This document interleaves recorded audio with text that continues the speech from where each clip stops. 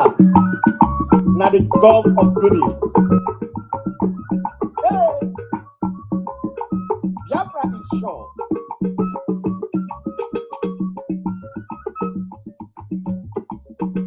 His Excellency Mazi Simon Eba Joko, the Prime Minister of Biafra Republic. Omogen anabata in Europe.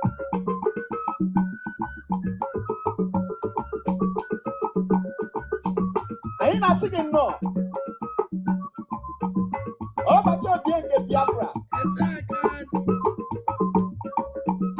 Onye Congo, Alpha Omo Biafra. Or try to read Biafra. Anun Kankamki. Make it back. Onye Rasin or the Ronco.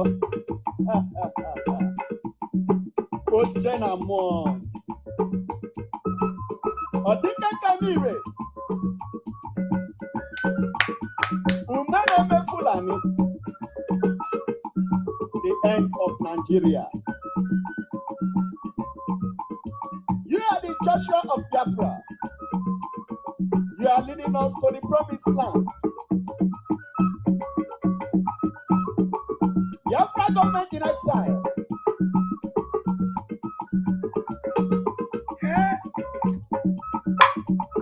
Cabinet members of the government in exile. The de facto government in the homeland. And you should do the city. Oga Barulu. Oga government is in a full. Now come for one another. This is the Lord.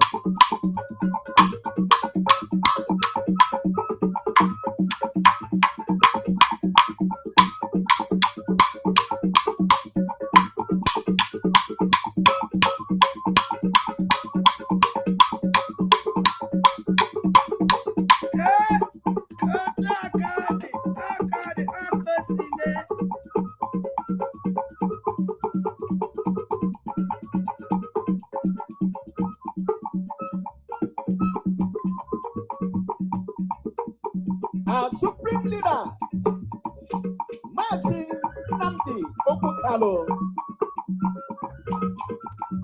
Ohamadike one of Biafra. Dike Ana Ogunanya, the Black Messiah.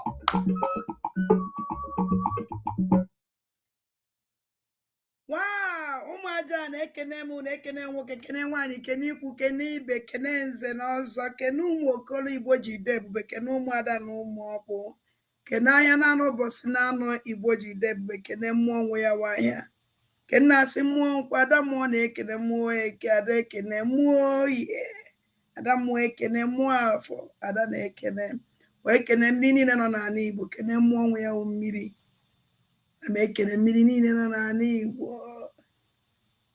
kene mmụọ nwe mmiri kene mmiri mmụọ ọnwụ m ji aba ụlọ asị gịnị wee kene nwangene gịnị ekene agụrụ leki amamore mma akpọdụ ana m ekene unu niile ana m ekene mmụọ onwe ya mmụọ mmiri niile nọ n'ala Igbo bido n'isi wee ruo na njedebe wee kene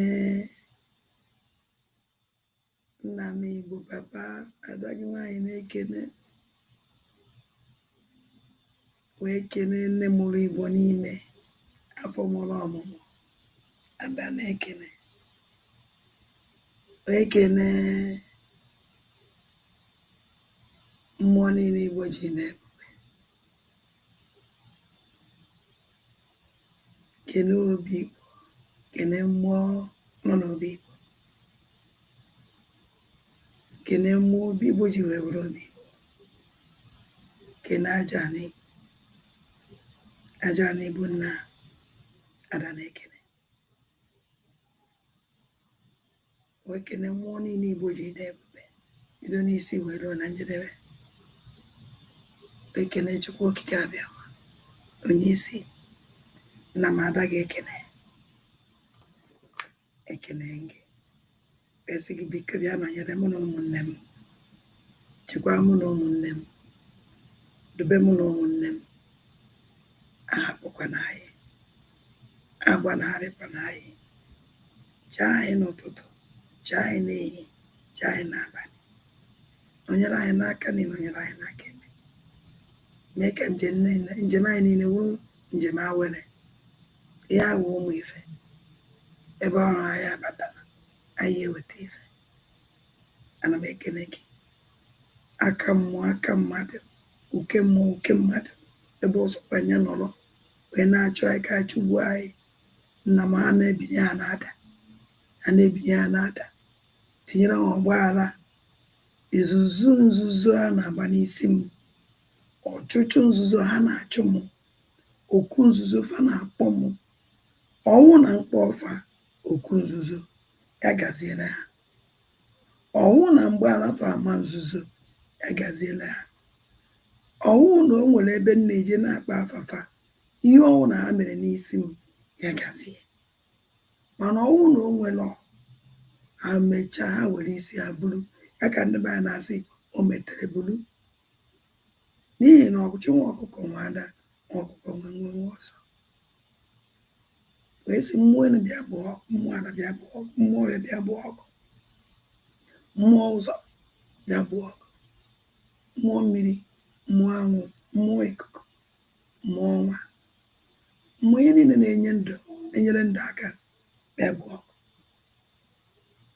ọ hụrụ m megide m ọ hụkwara m ebe ọ na ya eche megide ha tinye ọgbaghara ihe ahụ ha zubere m were enyechi abak maka na ọdụ ha mma ma wee chi nye m ya ọ ya adịkwa mma na ha jide ya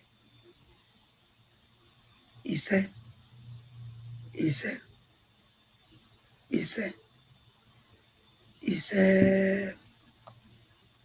ụmụ aja ego nọ enwere ike ọwụ na tata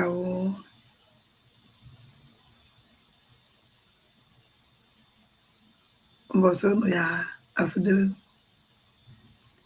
ahụ mbụ lions na tata Monday ka ndị France ya ga-akpọrọ m so and also that day emesịa m ife humble lion just golozie the case everything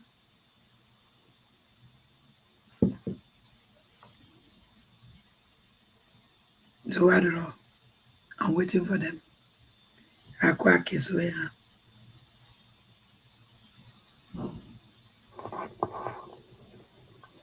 Good morning, good afternoon, good evening to all Biafrans that is hearing my voice note, that is receiving this voice note. I greet everyone. May the blessings of Chukwu Di Ya always be with you. And I want to commend all the people that are working assiduously in making sure that the land of Biafra is totally secured. I want to use this opportunity to appreciate the Triple General Igwe High Temple in the person of General Butozo, the chief armed forces of Biafra nation. I salute you, sir. And I also want to recognize the presence and the resoluteness of Major General Chukwu Di Ya, the Igwe Obatobie Nkizi na Lok Igwe, the General Ekenemenge Pamonsa. Eti mohorama wena ekenekwe.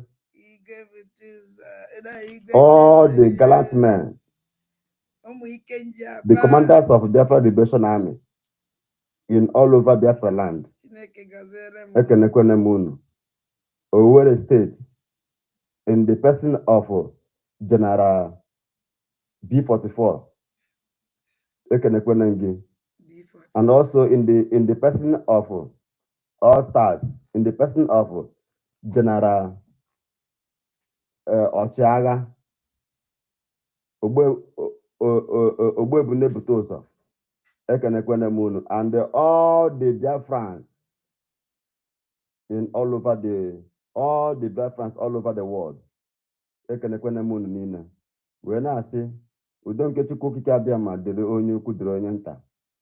Please, my name is I am Commander Eje Makeup, the commander that is in charge of Aronizog affair, Aronizog kingdom.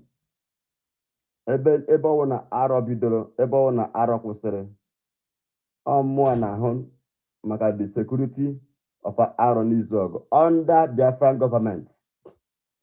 Please, I want to use this opportunity to enlighten Biafrans over the atrocities that is going on in Aronizog, on how our people has been kidnapped by the squad of Ikenga Uruago, by the squad of Ebekodike Arere, by the squad of Caterpillar, by the squad of Okisofaya, by the squad of Sapela, by the squad of Ema Powerful, by the squad of Benjamin Maduugu, and by the squad of defunct DOS, the people who rebelled against their own master.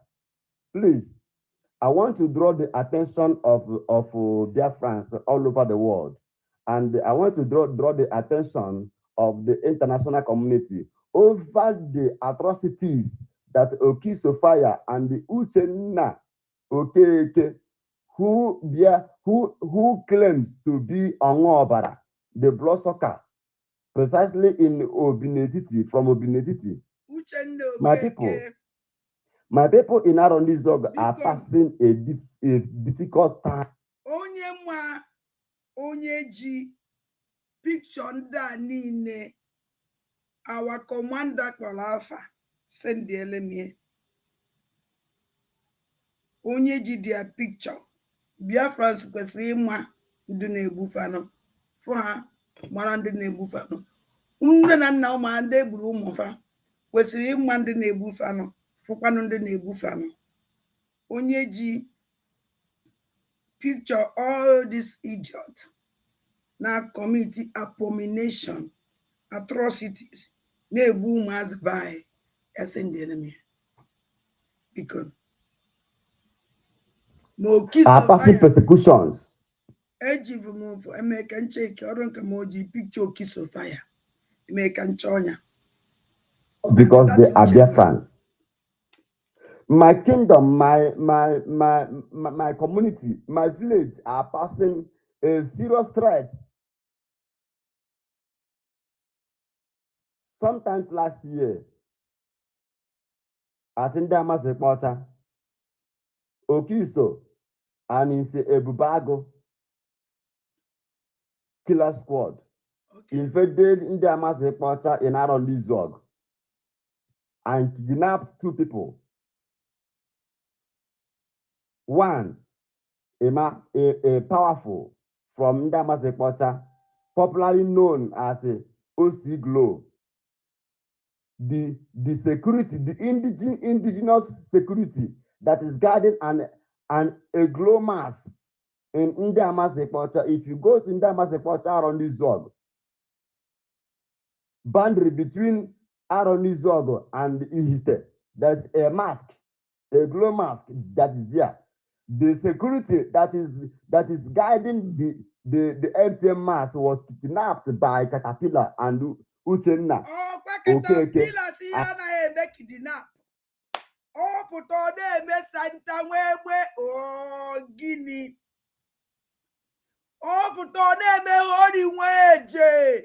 ọkwa unu na ya anaghị eme kidnapping, ọkwa katapila si ya anaghị ezu ohi, katapila si ya anaghị eme mpụ. Ọ dị mma. Okiso fire, Ebeko squad. Ebeko squad. No wonder Ebeko jikpụrụ ọbata obi n'ọnụ. Unu afụgo Ebeko si na a na-enye Finland proof. Ibe Ebeko na-eme squad ya na-egburu Ebeko ọchụ. Ebeko a na-ese foto. Ebe niile Ebeko jegasịrị ọsọ na-enwetagasịrị isi. So no squad Ebeko unu na-egbu ndị ahụ. So Ebeko dịka alịlị ya na ị nwere squad na-egburu gị ọchụ.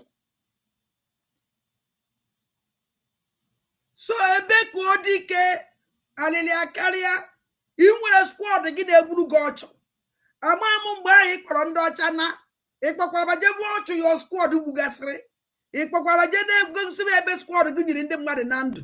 Ịkpọkwara je na-egosi ebe unu na-enyi ndị mmadụ onuru gbolu unu enyi Ebeko dike.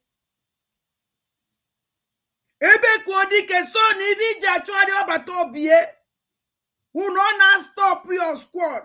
Ị na-egbu ụmụazị be anyị. Onye ka ọbata obie ji wee wuru your enemy.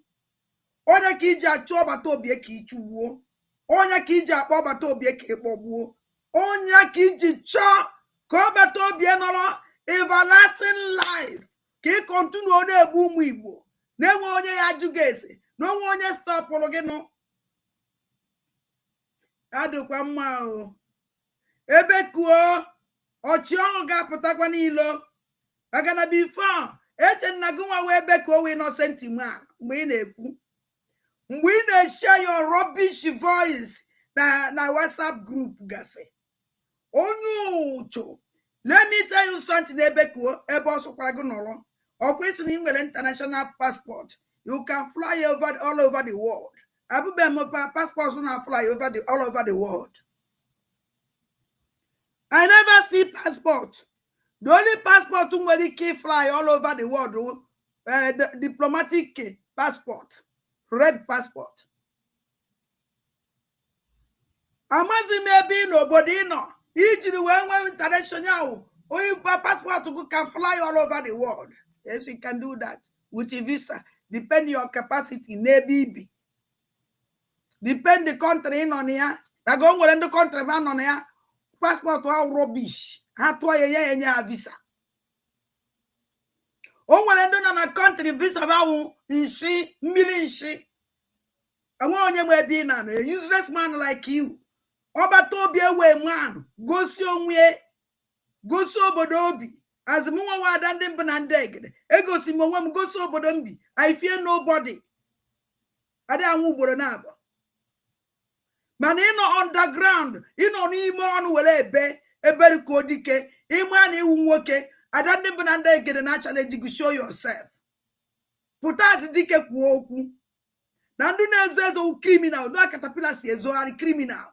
Yana Ezamu no be. Nobody knows Ezamu no be. Nobody know him. Man on a I told me put your commission. Shut up. But I don't even in an idea. I put too much. So, Ebeko dike actually go before. So, ni man you okay. Nina kuka pencil. No mamere. What your identity? But I don't worry. One day I'm identity. One day I am don't know. It's just know your voice. O talk your picture you see we pata. Also, I don't go 247 to call you also call. You know, I can comment section. Go 247 is like only also. Or to go over those who have you. Or to can amunia. No, this akokos ne ruini. O me se on were picture human jet in here. Odunka. Ugo 247. onye osu ifite ụwa.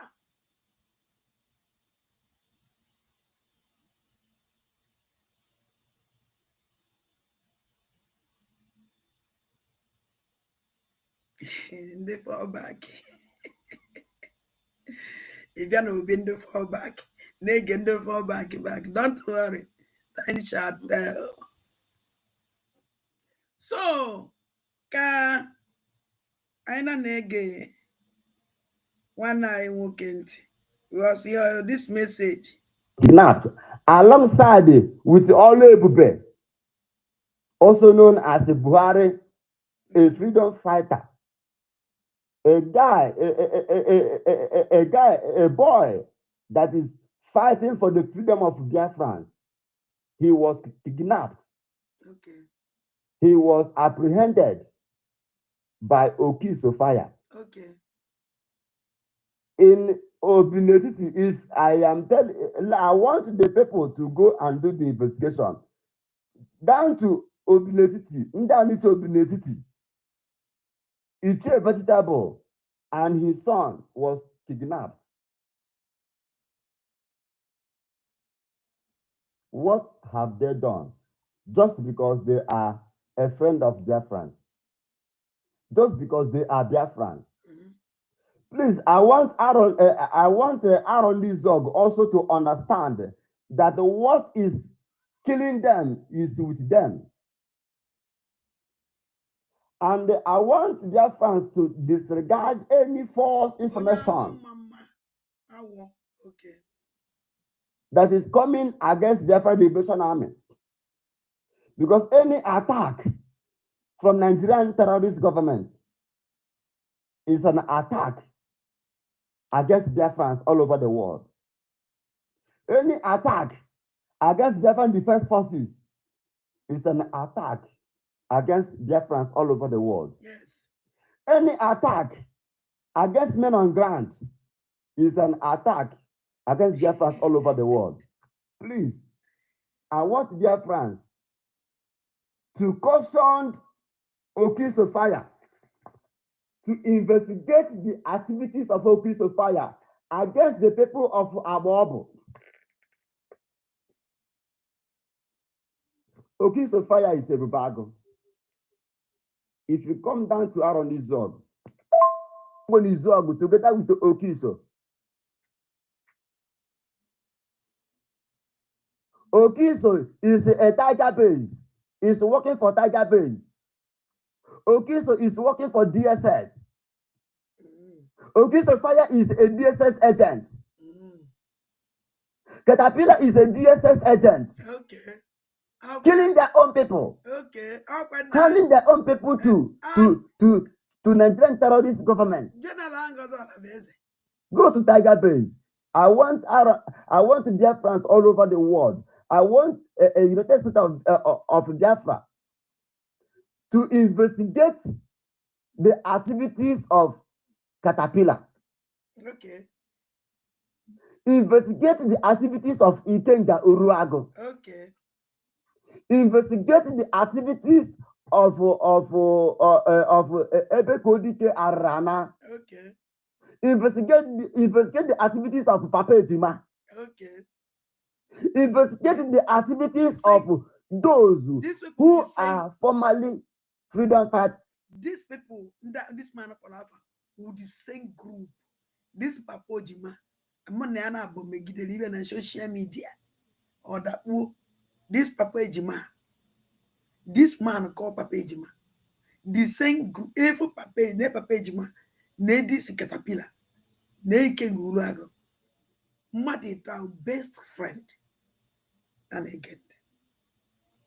Who are formerly volunteers, who are formerly ESN, they should be investigated by United States of Biafra. Gentle killers stood resolutely. The Biafra Liberation Army are standing resolutely, but they are recruiting our own people, so that when we will come after our, just like what is happening in around this zone now.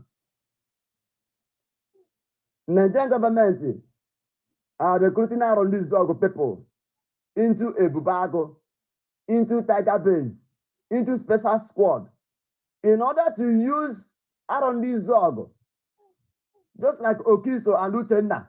Uchenna is from around this zog, and he is a bubago currently working under Hope Uzodinma, currently working under Musa, Christopher Musa, working under Nigerian army, Nigerian terrorist army, government. The same Nigerian government that is fighting against Biafra, the same Nigerian government that is holding Nnamdi Kanu are the same people that Uchenna from the Anicho Binoditi, that Okiso Fire from Ndobo Yoma around this Ogotuno, that the Caterpillar from Nnewi, and the Ifenguruago from Uruago, Anambra State. So Caterpillar wonye Nnewi. So Caterpillar wonye Nnewi. Ifenguruago from Nnewi. Nana again too. And the Ebekodike from other states.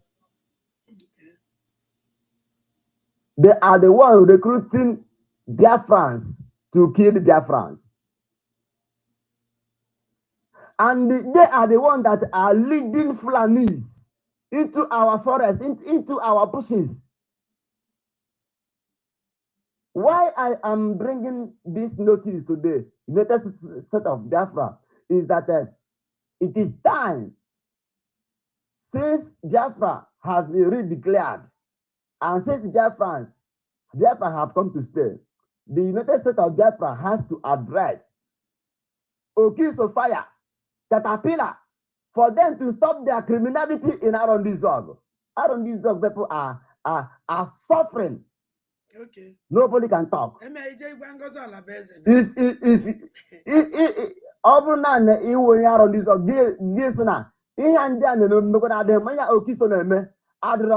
the next thing they will come and kidnap you.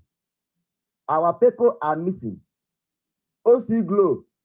I want Biafrans, I want the United States of Biafra to investigate Okiso, to call Okiso and ask Okiso Fire, where is he? OC Glow. And why did he kidnap OC Glow? Okay. All from here, Kumgeji will matter whether what I am saying, whether it is true or not. Their work is to kidnap people. And when they kidnap people, they will target the person that he is a freedom fighter, that he is Omoma, picking up Biafrans on daily basis just because they are Biafrans. Not just because they are Omoma, not just because they are freedom fighters, just because they are Biafrans. A lot of intimidations that is going on. Now, they kidnap Ibudogwe. And thought that nobody will talk. After all, they have dealt with so many Aronizog stakeholders. Nkwankwaka, ask Okiso, why did he kidnap Nkwankwaka? Oh, kidnap Nkwankwaka. When they raise all quite the same and Jamaica boy raised around alarm that the Nkwankwaka has been kidnapped. That's why Zoomers, Juga, Maranyo mere had to release Nkwankwaka mba. After correcting ransom. Akweji mu that Nkwankwaka we me program mba elelizi mba olelizi dem ya mputakwa eba tiwe kwa Okiso Fire tiwe. Thank God. Emesi elelizi the man. Onya ka information di important. Onya ka information di very very very important. Onwe case inu ife. See a create that you will key information without upon your name. You will key information nekwu onye wo. All the very important. Without information, I will with information a service on life. Because this in Nkwankwaka, during time they kidnap this in Nkwankwaka, nwunye Nkwankwaka na ebegharị. This man or Nonsonkwa. Or try for so much. Nonsonkwa try a lot. You was that man. I need a name no so na neti. What ya ebe a wepụta okis of fire, picture okis of fire. I wepụta picture of okis of fire. MSL release the guy. Information the very I can jagwan the buy. We walk a manner only go on your full ya wepụta ya. Ka na-eme ka ndị buy mala ebe fakwu, mala ebe fa na-eje, mala koronya na fakwu. Very important. And again. What these people are doing in Arondi Zog, what Okis of Fire, Uchen Ongobara, what they are doing in Arondi Zog is that when they kidnap you, they collect ransom and leave you. And some, when they collect ransom, they kill them. Just like 4 people, they kidnap at Ndobo Yamochuno, Nde Patraberia. I don't know the name of that family, but there are 4. Okiso kidnaps them together with the caterpillar. Ask Okiso. And some stakeholders, some men of Arondizoga is tracking the locations of that kidnappers, and the locations are pointing them. Ndobo Yoma Ochuno. In that same place, Okiso are controlling. When they find out that it was Okiso and Caterpillar, because of all of them are afraid of Okiso. All of them are afraid of Caterpillar. Because of intimidation, equal the harm of Brugu. So when they are committing these things and people are complaining, they will come on social media, yes, they will come on platforms. Yes, Caterpillar USB, Caterpillar USB. Yes, N, Caterpillar UBSN. I call Caterpillar UBS Nigeria, USB Nigeria, not our own USB. No. Hey, what put this B? Tinye a USN. Because if all Caterpillar USN, lead by Ngozo Alabeze. Kofu the Konofo, the Kanu, only ne kukwa engine makeup. Biafra liberation. Now, Konofu said the kind of people Ngozo Alabeze tinyele, le crew. Aye na egburu whistle. Men no kan jen gote whistle na whistle udachi kai wuwara ba whistle. Onye kpo anu ye je gote whistle. Unu kpo na wo whistle. Because now at least he was whistle, he go protected. And that's that now whistle never import from a special company. Special company or work when you have special company. None again. And labeling that it was Commander Gentle Killer, that it was NJ Makeup. No, I want to France to disregard any information against Commander Gentle Killer. That Commander Gentle Killer is working according to the templates of Ndichi and Ndegede of freedom fighting. So disregard the enemies of Biafra. Don't allow the voice of Asari Dokobo, because Uchenna, that his voice is going on now on social media, on our news platforms, on many platforms. So that voice that is saying that thing is a boy of Asari Dokobo, the same people that are killing their friends. Hey, if I can get the voice of this Uchenna. Because the voice of this Uchenna, can you send it for me? Come I malakere the voice of Uchenna. Okay, no ever. Ndebu pom nuno. Abapata fa joye na ebu. Kwadi ofa wan ebu. Kwadi ofa wan wundu nebu ya wife. So I am making this first note for Biafrans all over the world to disregard that voice. To disregard that voice. That voice is currently working with the Nigerian terrorist government. And he is one of the people that are now bringing in Fulanis in Okigwe. These people must be investigated. They are with OC Glow from the Hamas reporter as I'm talking to you in their custody. Go to the custody of Ebubago in Aaron Izog. Go to the Tiger Base. You will see Aaron Izog, youth and men, languishing in custody. Aaron Izog, using Okiso to kill and kidnap Aaron Izog people. And after committing these crimes, they will tag it and makeup. They will tag it Commander Gentle Killer.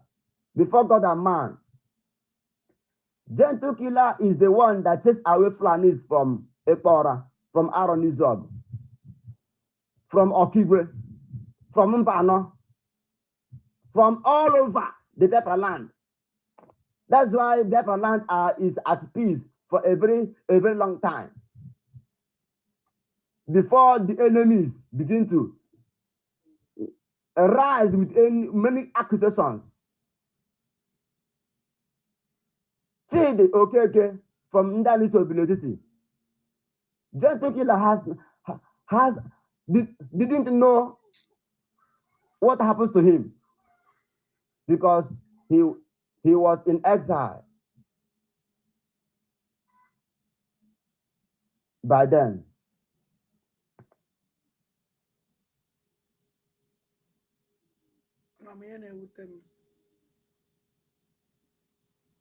Gocha Mazi and Gocha just because of now sacrificing their life to stop evil people who don't know Okiso fire. Kedonya amalo Okiso, Kedonya amaro caterpillar, Kedonya amaro Ikengurago.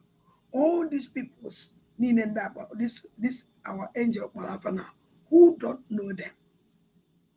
And Nina Nejide, Onwebe Wunye Jide apart from Mazia are our angels. Never one day. Never one day. Ejide de naked enough. Apart from Biafra angel. Ometube. Onye mara na ometula ya gosi m onye kpọrọ afafa. Never one day. Why Ngozi Olabeze jiziri ligolo? Ụmụazị a wee wuruzie ndị ọjọọ. Ụmụazị a wee wuruzie criminal. Ụmụazị a wee wuruzie kidnapper. Ụmụazị a wee wuru that na Ngozi Olabeze recruit all the bad people buru ndị be anyị egbu kwafulu ọbara amara ka esi akwafu. This Okiso fire. O nwekwara another man again. Nonsonkwa have cried. If you don't know what you're listening on Nonsonkwa self. Nonsonkwa tibes na ọkwa na onwekwa iwe mere nnekwu onye ji onye ọhụụ. Because of na ọ na-ekwu atrocities this man na-eme. It's like na my brother Nonsonkwa meches run because they are the Omariko down on Uno. And don't want a family. At least OJJ to break. Even in a man Kadaga is a langola, but on so to be sincere to you.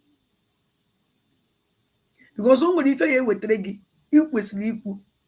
But because of your situation, because of what is in or because of sake of everything around you, I can't tell what you keep at a beggy, bag family guni noko. That mean very wicked people. Ebe kodike alele akali awore na kwasri jegare. A very US human being I never seen in my life. That guy called Ebe Kodike. And nobody want to talk. Everybody keep quiet. Mpuaneme. It's too much. It's too much. A threat to your life. And in that threat where your life, where your people, that's not gonna find a man as old thief, and that threat to your life. Ndi na-achọ ka egbuo gị, ndị na-achọ ka akwatuo gị, ndị na-achọ ka ememina gị. Oh my God. Ebe m ebido. Mbido ebe a. Agwara m unu na propaganda yebe esu maka ihe a ndị afụrụ. nenie ka anyị bidogoro ebe a ka anyị gee ntị. These our brothers at times nnecha ya anya I smile. Kedu afọ ya anọ Puti Ngozi Alabeze jere vajere face sign for egbe na mgbọ na fighter jet with Puti n'azụ fa enu ka wepụtara no the picture ọfụma before mbanye. Ana m abịa because let me show you what I'm talking. ịma na ahụ na agwụ na ihe ahụ propaganda, ihe ahụ ka ihe na na-akpa ya montage, Photoshop. Unu adịghị believe. Puti Ngozi Alabeze ha jere be Puti sign mgbọ, sign ọbọmbụ, sign ya ahụ n'azụ Puti edewele gị nke a na-atụ nke a na ma akpọ ya ọhụụ ndị ka na-atụ bọmbụ ya ahụ nke a ka ha jere jee saịnụ gasị ama egbe, saịnụ ma mgbọ, saịnụ ibe a ka ha jeje saịnụ n'azụ Puti o etinyechala God these things. Ya mgbe this woman na Puti na saịnụ mgbọ ejere eji wee gbuchasịcha amamndị ya egbu because nwere onye dị Biafra adịghị save na akafa. Amamndị ya egbu ama nọ ndị Biafra ka a na-egole. I don't know because we are not safe. Hence that na ayesi na ayeso na group Ngozi Alabeze. Therefore that na we are not I didn't work on Biafra land. So so anya mmadụ jekọ ije sign akwụkwọ or ije for recognition of your country. Even ndị a niile eji anụ ọgụ were dị n'azụ ya. So mgbe ba na sign ya bana because a na-achọ ime ka gosi na this picture real picture asesere mgbe a na sign ya wiwe. All this one nke nwoke onye Rosaline wepụtara Loza na enya yanwụ nke ọ bụ ụzọ wepụta wee wepụtakwazie ndị ọzọ. So maybe na o wepụtachaziele nke a agwabasi ya mba o ana nke a apụgonu, hey nke a apụgo, asị ya mba na nke a adịọkwa mma ya biko ya chenjie aka o wee wepụtazie this one. Ọdụ stupid. Somebody say na intelligent man very useless human being brain ya na-akọ akọ onweghị uche ọmụya data na onye oshi odogo m anya na this guy wey 419 na-anapụ ọ na-anapụ ndị mmadụ ego, onye nnapụ ka ọwụ. This guy called Oza for ya ije plan to bring out this kind of thing for serious matter. This man will just plan or will put out this kind of thing. Plan no put out this kind of thing. Or na Ngozi Alabeze mu ife ọ na-eme. O yele nye this man ya public serious warning. Public serious warning. Oyibo yele o kwesịrị inye. And ozugbo ahụ mechara o wepụtara this thing. Emo nwere ndị ọ na-arụ ọsịsọ ka ọ wụrụ na ha buru ụzọ bụ the news ka onye ọzọ hapụ ibie so that ka nwee followers before ndị ọzọ a na-enwe the followers. Kedu ebe na anyị nọ ozugbo wepụtachara ya because ọ chọrọ ka ọ wụrụ ya nwe onye izizi maka ọwụ na ọgba nkịtị onye ọzọ bu ha na ya onye ha agazi pam o wepụta ya ozugbo buo fake news n'enya ozugbo wepụtachara ya. O nwere ndị ọ na-adụ ọsịsọ anaghị eche ka negotiate efa mara na ihe a ọwụ fake ka ọwụ fake pam ọ mapụtago bụ onye Biafra. All hell Biafra. all must hail 1 hour after Biafra. Kaile is the Ekelekwa m unu, picture. ekelesikwa unu ike. Or Great Mapota, Biafrans all over the world. Ekele Buonya, m unu. Ono ma onu this Onye lady. chịkwa ya zelu. Adịkwala onye ukwu na This mma, girl dịrị name nwoke na Ofuma. mma, dịrị nwaanyị na mma. Ono eme Ofuma. There is an update coming Mana from since the banyere na Foreign account ya Affairs. o sign The lo United o States of sign no Biafra, through contract with its Foreign Ngozi Affairs Alabeze. Department, has When no officially emezi rubbish. notified the government of the Rubbish. United States of America at State Department, the Russian Federation. Ozigbo. So now, ka po here. Ka ije ni ba ji bia. Because I na bu so krikri all the time. Wow. Now, get on te. Depending on your time zone and location, Konye Chiri ya Zelu. Updating with Alono Tab, updates Biafrans, Biafrans all over the world have been pondering on this same thing. A lot of Biafrans that are commenting in the comment section, go up and I make it a post that it has come to a time I was video picture Putin na some of our posts. I was saying tag the president of Russia, Putin, na some of our posts because now the man help go some African countries and still helping and still even standing for some African countries recently. Even I know we go alliance Burkina Faso president and Putin. So one night we count for picture yana this screen and Arinze. I know a lot of you are following him both on Twitter, on TikTok, and Facebook, and so many other platforms. It would updates, it would updates or post to the Biafran government on the need to start having alliance with some African countries like Burkina Faso. Like some of these African countries believe in freedom. Like Burkina Faso number one or mention on that post. If I Killer Squad. A member of Killer Squad can a blow today. Can tact. Make repost. If this guy called can even not about this idiot. This nonsense now. Only if I make anybody, any group owner, can never be welcomed in my life. Also, we all know repent because there is no amount of repentance. Yeah, watch the life of these children back. Because when Bane Boomazia, Hana Chiochi, Nemangore, Boomazia na Yobiko, can save their life.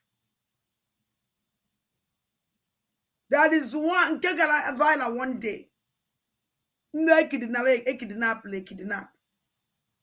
As one cause of awful. Kona phone can cause a label, Bajon cause of Baja Yoku. Not church name angole. Anytime for this guy, call her Lindsay. Do a little enough for all over him is blood. Obara. Kanafu. Won't for this Lindsay. Even now for Obala no Sisiana, Canano Sisiana, and only when we win for this idiot.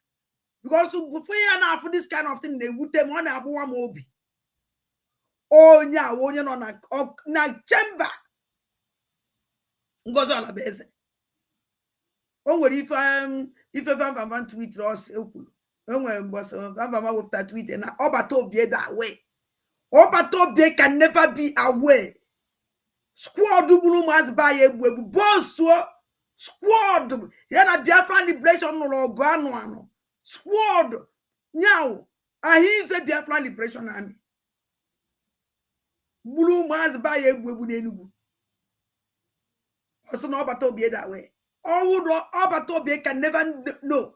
The only person with this guy who goes on a base. To be sincere to you, these people prepare this thing many months. We don't know. Goes on a base, build on way. Because all this alliance will respect Ebu Majanino. Oye did that thing. We boast. Oye that uniform we boast. That uniform which will mind and the by see and be careful. Do you know this cap? Muchetem by the bundabono. Don't mess up with me. If not, and then give him a dozen. Because nice now a small boy. And there's small boy call. Oh, because of nobody knows who should be the watch. Nangata. I don't see the reason why. Oh, you do go say identity here. John now decide who he is or such a thing. That's not what I can call Mazi. Because not the Quenya as almost not the Quenya Watch. Do you remember this cap? Do you remember this cap in Enugu? You know, advocacy, so all this kind of thing. This guy never talk away again. Anytime now I'm follow this guy, you fight Obia de Adamu Mato. Or Balon myself, Quafru Nabai too much. Mandina, everybody. Nda melampo. Special squad outside Dokubo. And they are can walk the road today. And this is a know all of them. Communicating with all of them.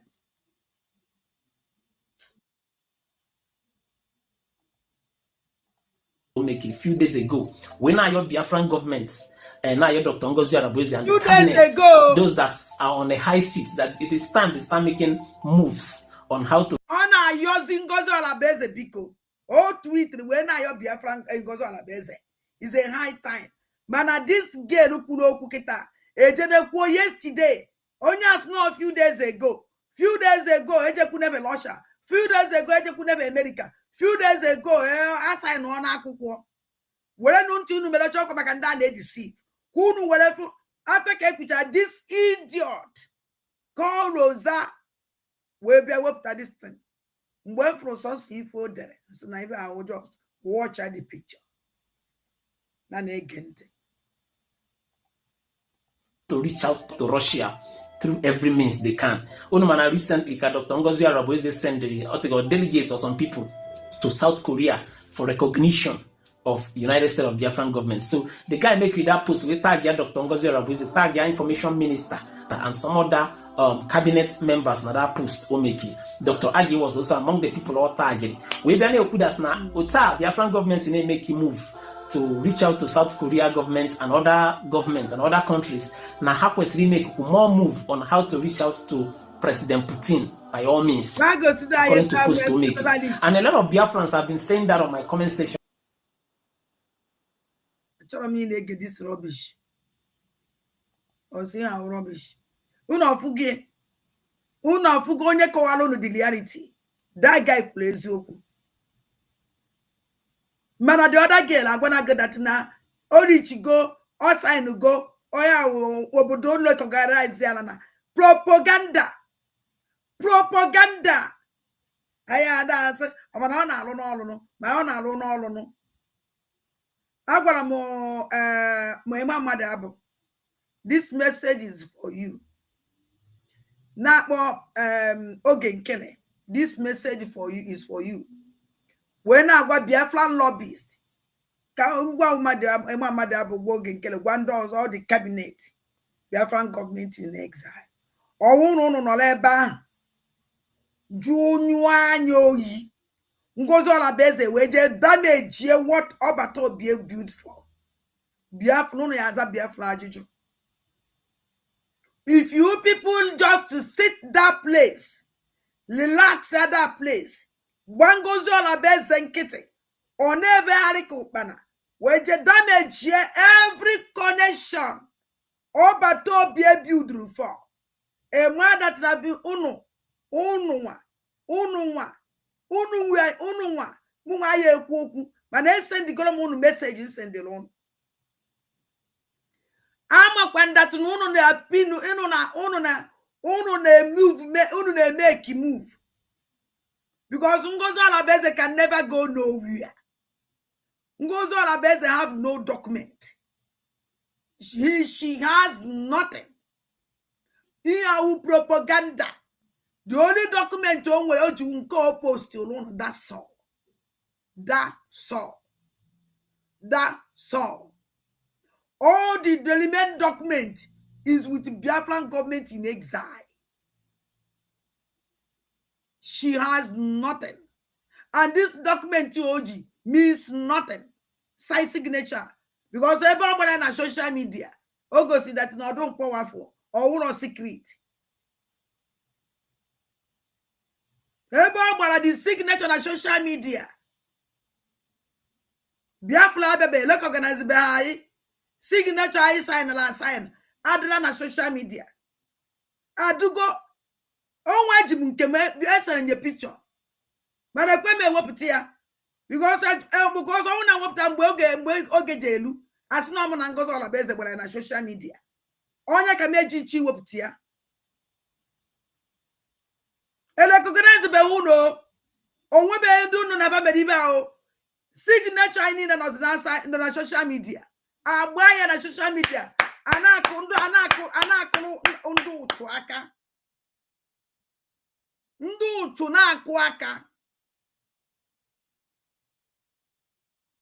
Obato bie wofta signature country. Ndị recognize ala na as a country. Ndị wụ na country. Which as a country we wopụta signature mmadụ one mere faji we wụrụ a nation.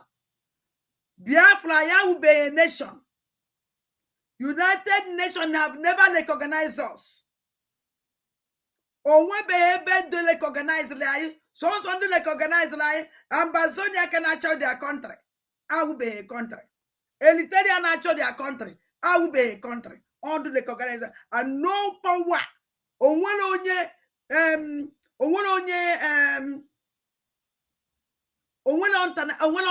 powerful distant bialambos I made a distant. No powerful distant bialamb I made a ogu. Ogucha. Ogucha. Ogukwanao. Signature unu niile. Do na social media. All over the world. Abuna nke ndị Abazonia. Okunu mana Abazonia na achọ nwere onwe. Unu ofugo signature ndị Eliteria. Okunu mana ndị Eliteria na achọ nwere onwe. Signature anyị niile nọ na social media. What a shame. Omeme expect ka wopụta nke boche na mamara ife. I'm intelligent. I don't do because of now somebody do. What I don't know, get the impact. Or even in a KG way, me. Or even in a can will prove. Did you prove something? You prove nothing. Well, if you prove that na a flawed roya, because you were right to sign 2 times. You don't have right. A business sign go. Why did you sign for the 2nd time? Is it not a fraud? Is a fraud. Onye kwomoti ewu. Ezoku wezoku. Kwari no gwa misim. Don't sign 2 times. Don't let people sign 2 times. If you do that and sign no try either for fajro majo. So I know. It was all instruction enyemu. Kedisika somebody were read as she claimed. Yes, he signed 2 times. And nobody is asking question. Nobody. Nobody.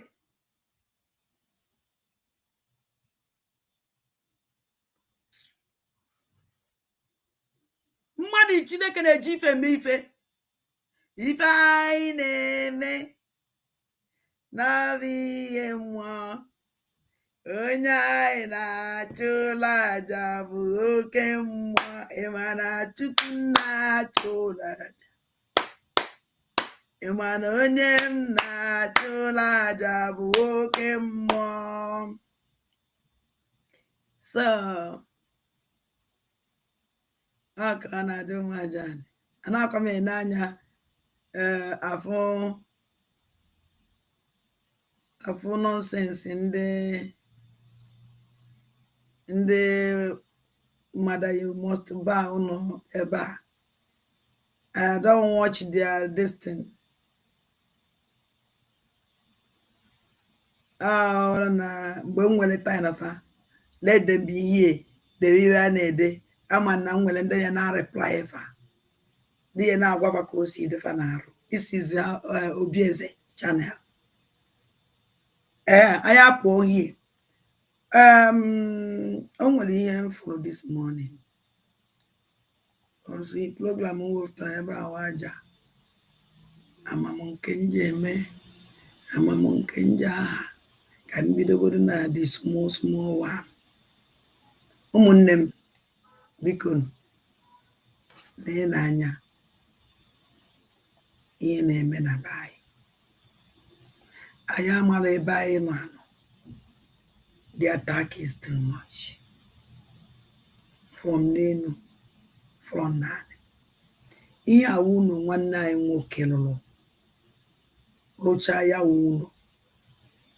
Nwa mmadụ sevele ego na agbata atọghị, agbata ọ na-atọghị, agbata ọ na-atọghị, agbata ọ na-atọghị. Ọ lụchazie ose aja mbara kpọrọ famili ya na kpoo na anyị femele ihe.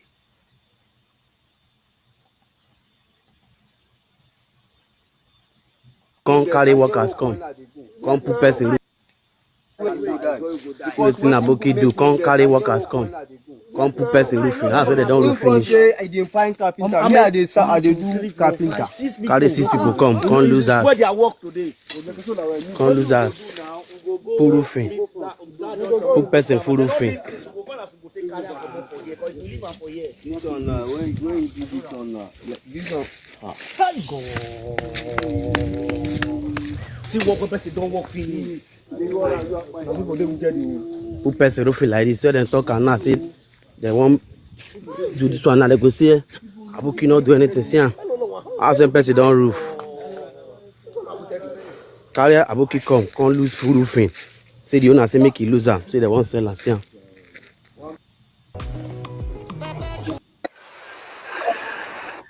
That's it. You see, one mother tala for look do no eno cha.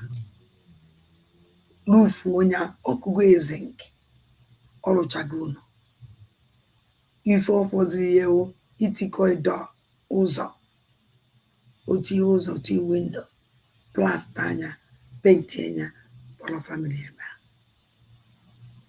Onya Aboki. Jelu for the house. Ke wele le bam na aluminium. De kedanya ka esi akoya. De kedanya ka esi ekwe. My God, my God. This kind of one wey female a blanket and you know the guna onya was another place konye flani. Guna that person is there. Guna onya na eba. Yeni na ye kucha. I won't even whistle. Anyway, with the whistle, I have blown no whistle. Hey, God. I know I got agenda go te whistle. I don't know me advertisement. At least guy na go on a phone or what? Tao.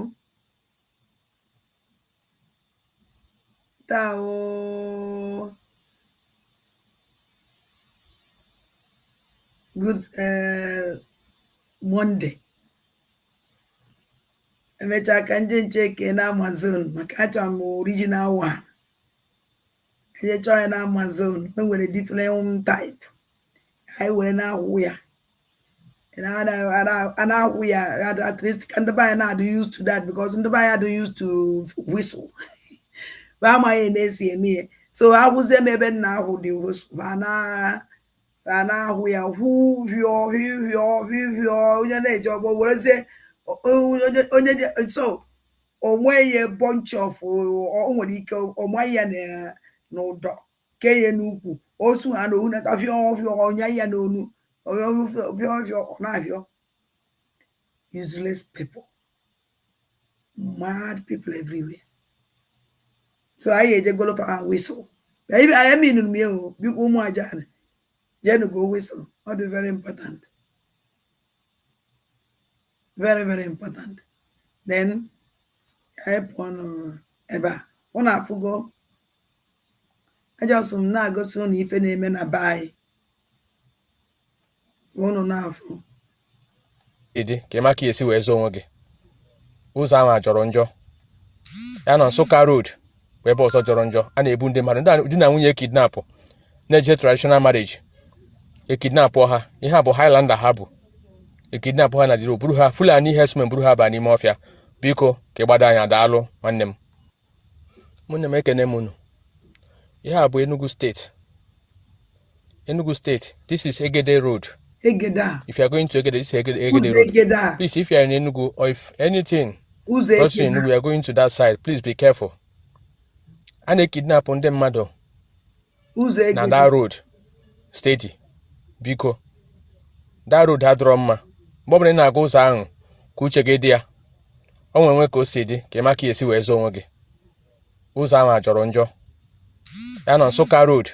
Webe ọzọ jọrọ njọ a na-ebu ndị mmadụ di na nwunye kidnapụ na-eje traditional marriage ekidnapụ ha ihe a bụ Highlander ha bụ ekidnapụ ha na dịrị buru ha Fulani herdsmen buru ha baa n'ime ọfịa biko ka ịgbado anya daalụ nwanne m unu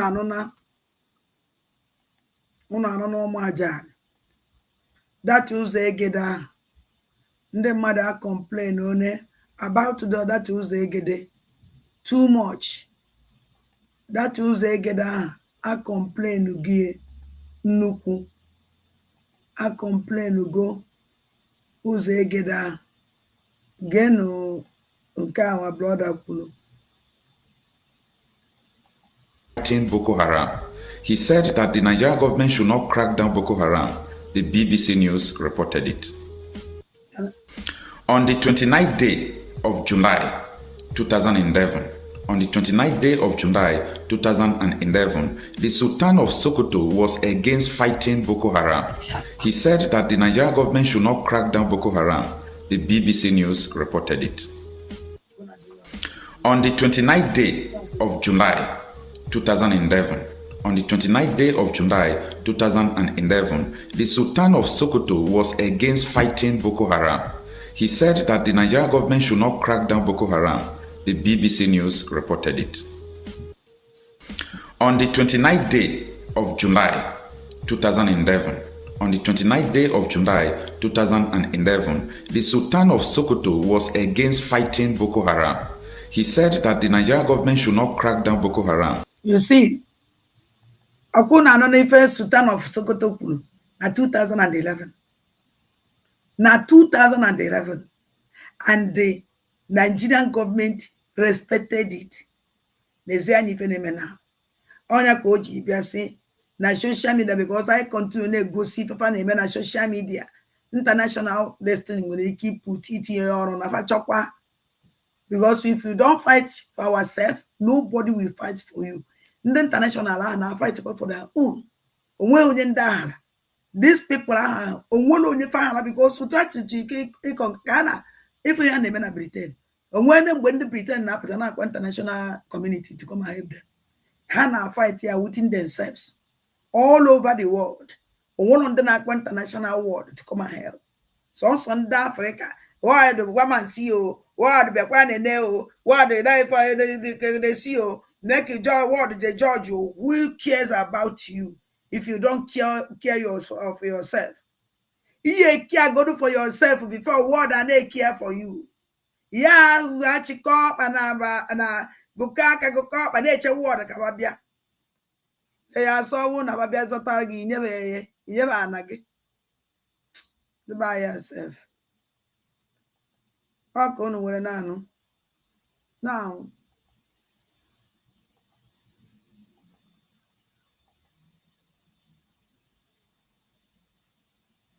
I get 12 minutes.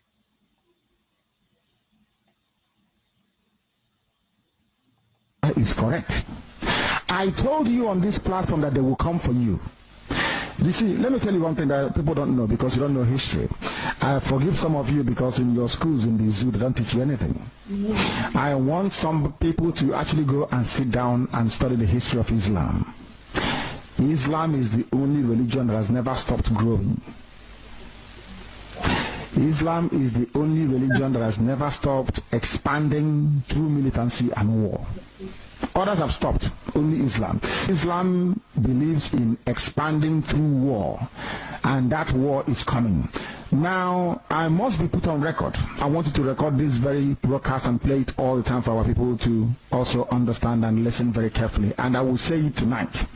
And if you come to me in the future, I'll refer you to the broadcast of the 8th of June 2015. And that I made this very comment I'm about to make now at precisely 10 minutes to 8 p.m. in the evening. If ISIS comes down into the zoo, of course they are part of Boko Haram anyway, if they forge, not if they, because they are forging an alliance already, if they launch any attack with the name of ISIS on the zoo soil, if you come to us to give us weapons, I will decline it. I will allow them to kill all of you before we mount any counter-offensive. Let me tell you one thing that you don't understand. Some of you claim you went to school, but you didn't go to school. Because if you went to school, you will understand how Islam works. Islam is coming for you. They must come for you. It's a M-U-S-T, must. There is nothing anybody can do about it. Only you can defend yourselves. ISIS is coming, not just Boko Haram, but the real... Wix vous propose la puissance de l'IA pour créer le site dont vous avez besoin avec des fonctions. Bad people that are coming. They need access to the oil, and they will get it to secure their financial base for their continued expansion within the whole of sub-Saharan Africa. The zoo is seen as pivotal, and Biafra land is where the resources that are looking for is lying in. Some of you cannot reason, you cannot see very well because you're blind, but at least you're lucky. You're listening to Radio Biafra. Very, very lucky indeed. I'm telling you the truth. Or else I can in your blindness. It is that darkness we've come to shed light on that you can see properly. If they enter the zoo, I will not command this army. And I need guns and I have the men. I need guns and I need bullets. That's all we need. And then we win. I have been sounding this warning. I've been telling you, you think we are joking. They are coming. Your mothers will be raped. Your sisters will be married off as slaves. I'm telling you that now. Right as I speak, write it down. Biafra land will be decimated unless we equip this army to defend us. If we don't equip our army to defend us, in other words, if we don't march this year, it will be very difficult for us to recover. Forget all this nonsense. All these so-called pro-Biafra groups you're saying, Awasa brought them out to confuse you. Okay. Awasa brought them out. That is why they cannot say what we are saying or do what we're capable of doing. These are Awasa groups, and you are not listening. That's now I want to. You are not listening because the devil has gone into all. Exactly. Even Nagwa Umwajan. Exactly. Even Nagwa Umwajan. Now see. All these mosquitoes ngozo la beze kuchuji na social media. No ka active uche. Aya nege rubbish those people na call our land anana. Aya ye chezi genti ife na eme na anaye mwana ka ye si were protect that land. Ni aukwa ko every fa uche. Can you get rubbish these people na come? Can you focus on?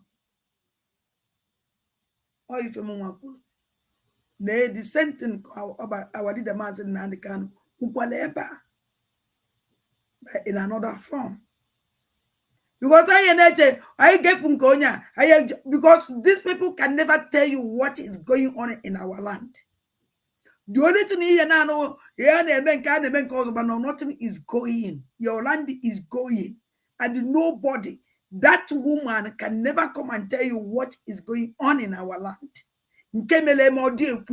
She don't even care. Empty promise. Na that is the end. If our leader Mazi Nnamdi Kanu didn't come out, Obatobie didn't come out, Ogen Kele and the Biafran government in exile didn't sit up more than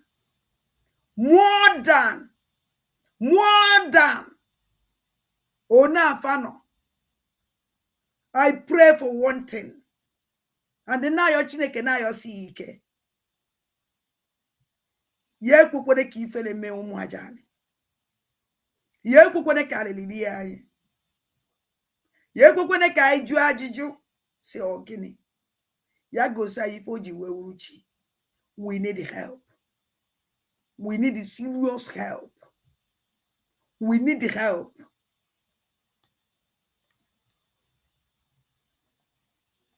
All this idol that you worship, the devil has gone inside you to harden your heart, to blind your eyes that you can no longer see. That day, I will tell you to remember the broadcast of the 8th of June 2015. I will tell you to go back to it. I need guns and I need weapons. If I don't have guns and bullets, the army of Biafra cannot defend your towns and villages. The sooner you get that into your thick skull, the better for everybody. You are black people, you don't reason, I know that for sure. But the sooner you take this very message seriously, the better for everybody. Or else you're finished. ISIS is coming. They will enter the zoo and Chad very, very shortly. Not as Boko Haram, they are coming in as their franchise and as their name dictates. Enough is enough. Thank you. They are playing politics with people like the Somos into this ground with that armor, with that ammunition. We are to pop this very particular area within a single of a second. I know what Kandavos can do. Good or fine. I know what Kandavos can do. Good to go. How many parties are inside this good? Good to go. They are playing politics with people. When this whole Fulani attack started, it started in the Tiv part of Benue State.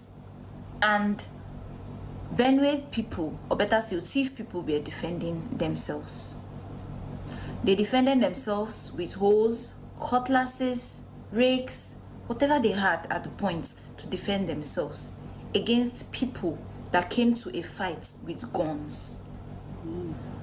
Where are these Fulani headsmen getting guns from? People that reside into a fight with guns, rakes, whatever they had at the Benue people, or better still, Tiv people were defending themselves.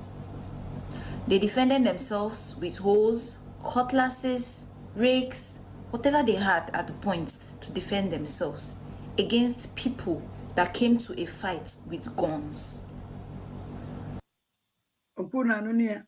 Benue people, or go the kind of thing Haji a protect over OCC Mwa Kaji defend over Nandubu machine. Oh maka bila pass alone. So no defend yourself.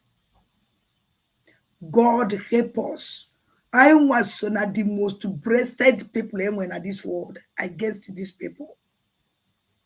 Chineke melaya inwe Biafra liberation. God. Chineke mecha gora ifo ye mela no wa. Nyai these people do ready. They out. These people, Benue people, and one of that opportunity. If umaja anyway. I will achieve one woman and get it to destroy us in this way. I'm sorry. Okwe fulakwa nebe. Udenasu. Akwa nebe o. Nani chineke namu marampamo. Udenasu umwibo akwa munebo mwajane.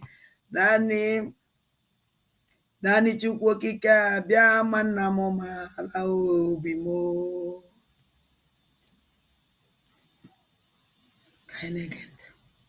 Where are these Fulani headsmen getting guns from? People that reside in the bush. So how do they get access to guns? Leave that aside. This battle has been going on since then, and is gradually, is at the moment it has infiltrated towns right now because they finished the villages. Okay. As I'm speaking to you, most of us, most people that are from Benue, most of us, don't have villages. Because if you want to go to now, this lady Neku, now he finish she go na village na Batazi town. Awadi da Mazi na the Kanu say this. He finish she go na village na Batazi town. Mgbe ha nọ na village, ndị nọ na town na asị nsogbu adịrọ kwa na village. Onye na-akpọla ahụla ndị nọ na village a na-ebe na-agba ọsọ ndụ ha. Mana chezo that na when they conquer the village finish, they will come to town. The last thing here does with that town. All from that village, yeah, kekwesị na-push ha, na-push ha, na-push ha. Okay, no give this lady Megan. To the village at this point, you're going to calculate how to survive in terms of knowing that 90% chance of you coming back alive is gone. That 10% of you living is what you have to hang on to, and you'll be very strategic about it. You can be traveling or walking on the roads of Benue State on a normal day. Or better still, let me not say Benue State, rural areas on a normal day. And that might be your last day. These people use newborn children, newborns of probably families they've killed as baits to lure. Au fait, t'as vu cette entreprise qui s'est fait attaquer? En 24 heures, ils avaient tout perdu, leur réputation, les données de leurs clients. Victims and kill them. We've been defending ourselves. But how long are hoes, cutlasses, rakes going to stand against guns? And every time these people come back, they come back stronger with bombs, explosives. Mention it. We're not even going to go into the topic of who are the people providing these things to them. We don't know. Terrorist groups, nobody ever knows their sponsors or whatever. It's not today we've been calling for the government. It's not today we've been asking for help. Nigerians, if you're a soldier, if you be soldier, where they serve Nigeria, where they in the Nigerian army as a soldier, this news, where they bring now, this particular news, supposed to make you resign as a soldier. Because if not me, I go resign. Personally, if this news come when I was still a soldier, I would have resigned. You know, because this news is very, very demoralizing. Very, very demoralizing. You don't understand, see? 390 BK boys, like BKH boys. New one. BKH boys. 390, they graduate today in Gombe State. Okay. They graduate, like today in their graduation. The federal government, they tell us that these boys now don't be repentant Boko boys. Okay. Right now they are okay and they are good to go. So now they are going to be installed into our community. They're going to install them now to the community. Not just that to now come close, because this is where this story gets very interesting. Not just that these people will be installed into the community, into the society, free, go. No, the federal government gave them 50,000 naira each. 50,000 naira each. They give them one bag of rice. They give them oil. They give them bag of salt. Oh boy, to be bandit for this country, they pay. To be a bandit in Nigeria pays. Bro, you see. And you that is a soldier, see you. They die, they murder you for nothing. They unalive you for nothing. But see them, when they unalive you, they get credit for unaliving you. This is what the federal government is telling these boys. You unalive these soldiers, you get credit for unaliving them. You buy them, we credit you for buying our soldiers. You understand? That is what the federal government is telling them. Buy our soldiers, we credit you for buying them. Unalive our soldiers, we credit you for unaliving them. See them, they get 50,000 each for buying you as a soldier. They give them bag of rice each for buying you as a soldier, for unaliving you as a soldier, for murdering you as a soldier. The Nigeria federal government is giving each and every one of them 1 bag of rice, 1 bag of salt, 1 bag of oil, 1 gallon of oil, and 50,000 each. Not just that, they even sew uniform for them free of charge. Their uniform is free of charge. You see them with a uniform free of charge. You that is a soldier, you sew uniform from your own salary. Like your salary, you take from your salary to sew uniform.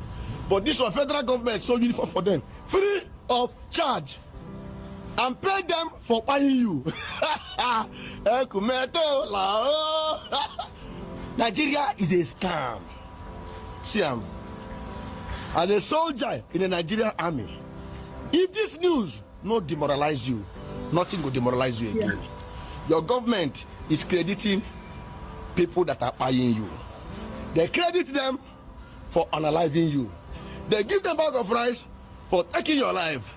They give them bag of salt for taking your life. Yes. They give them bag of a gallon of oil for murdering you.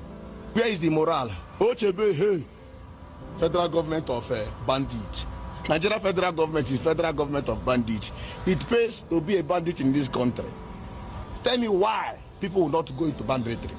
Because you get compensated for taking somebody's life. Only in Nigeria, this one they happen. You know the story. Forsake federal government of Nigeria. Forsake. More federal government agencies such as the National Emergency Agency have joined in the fight through the kinetic approach. At the point of their reintegration into the society, so the National Emergency Management Agency comes in and provides the necessary relief, which will serve as a support for them and their families before they are able to get a source of livelihood and then get properly settled in their various societies. We will have for the first time something that is smarter than the smartest human. There will come a point where no job is needed.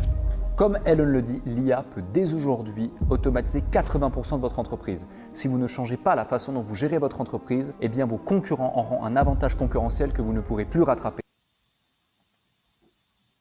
Ok.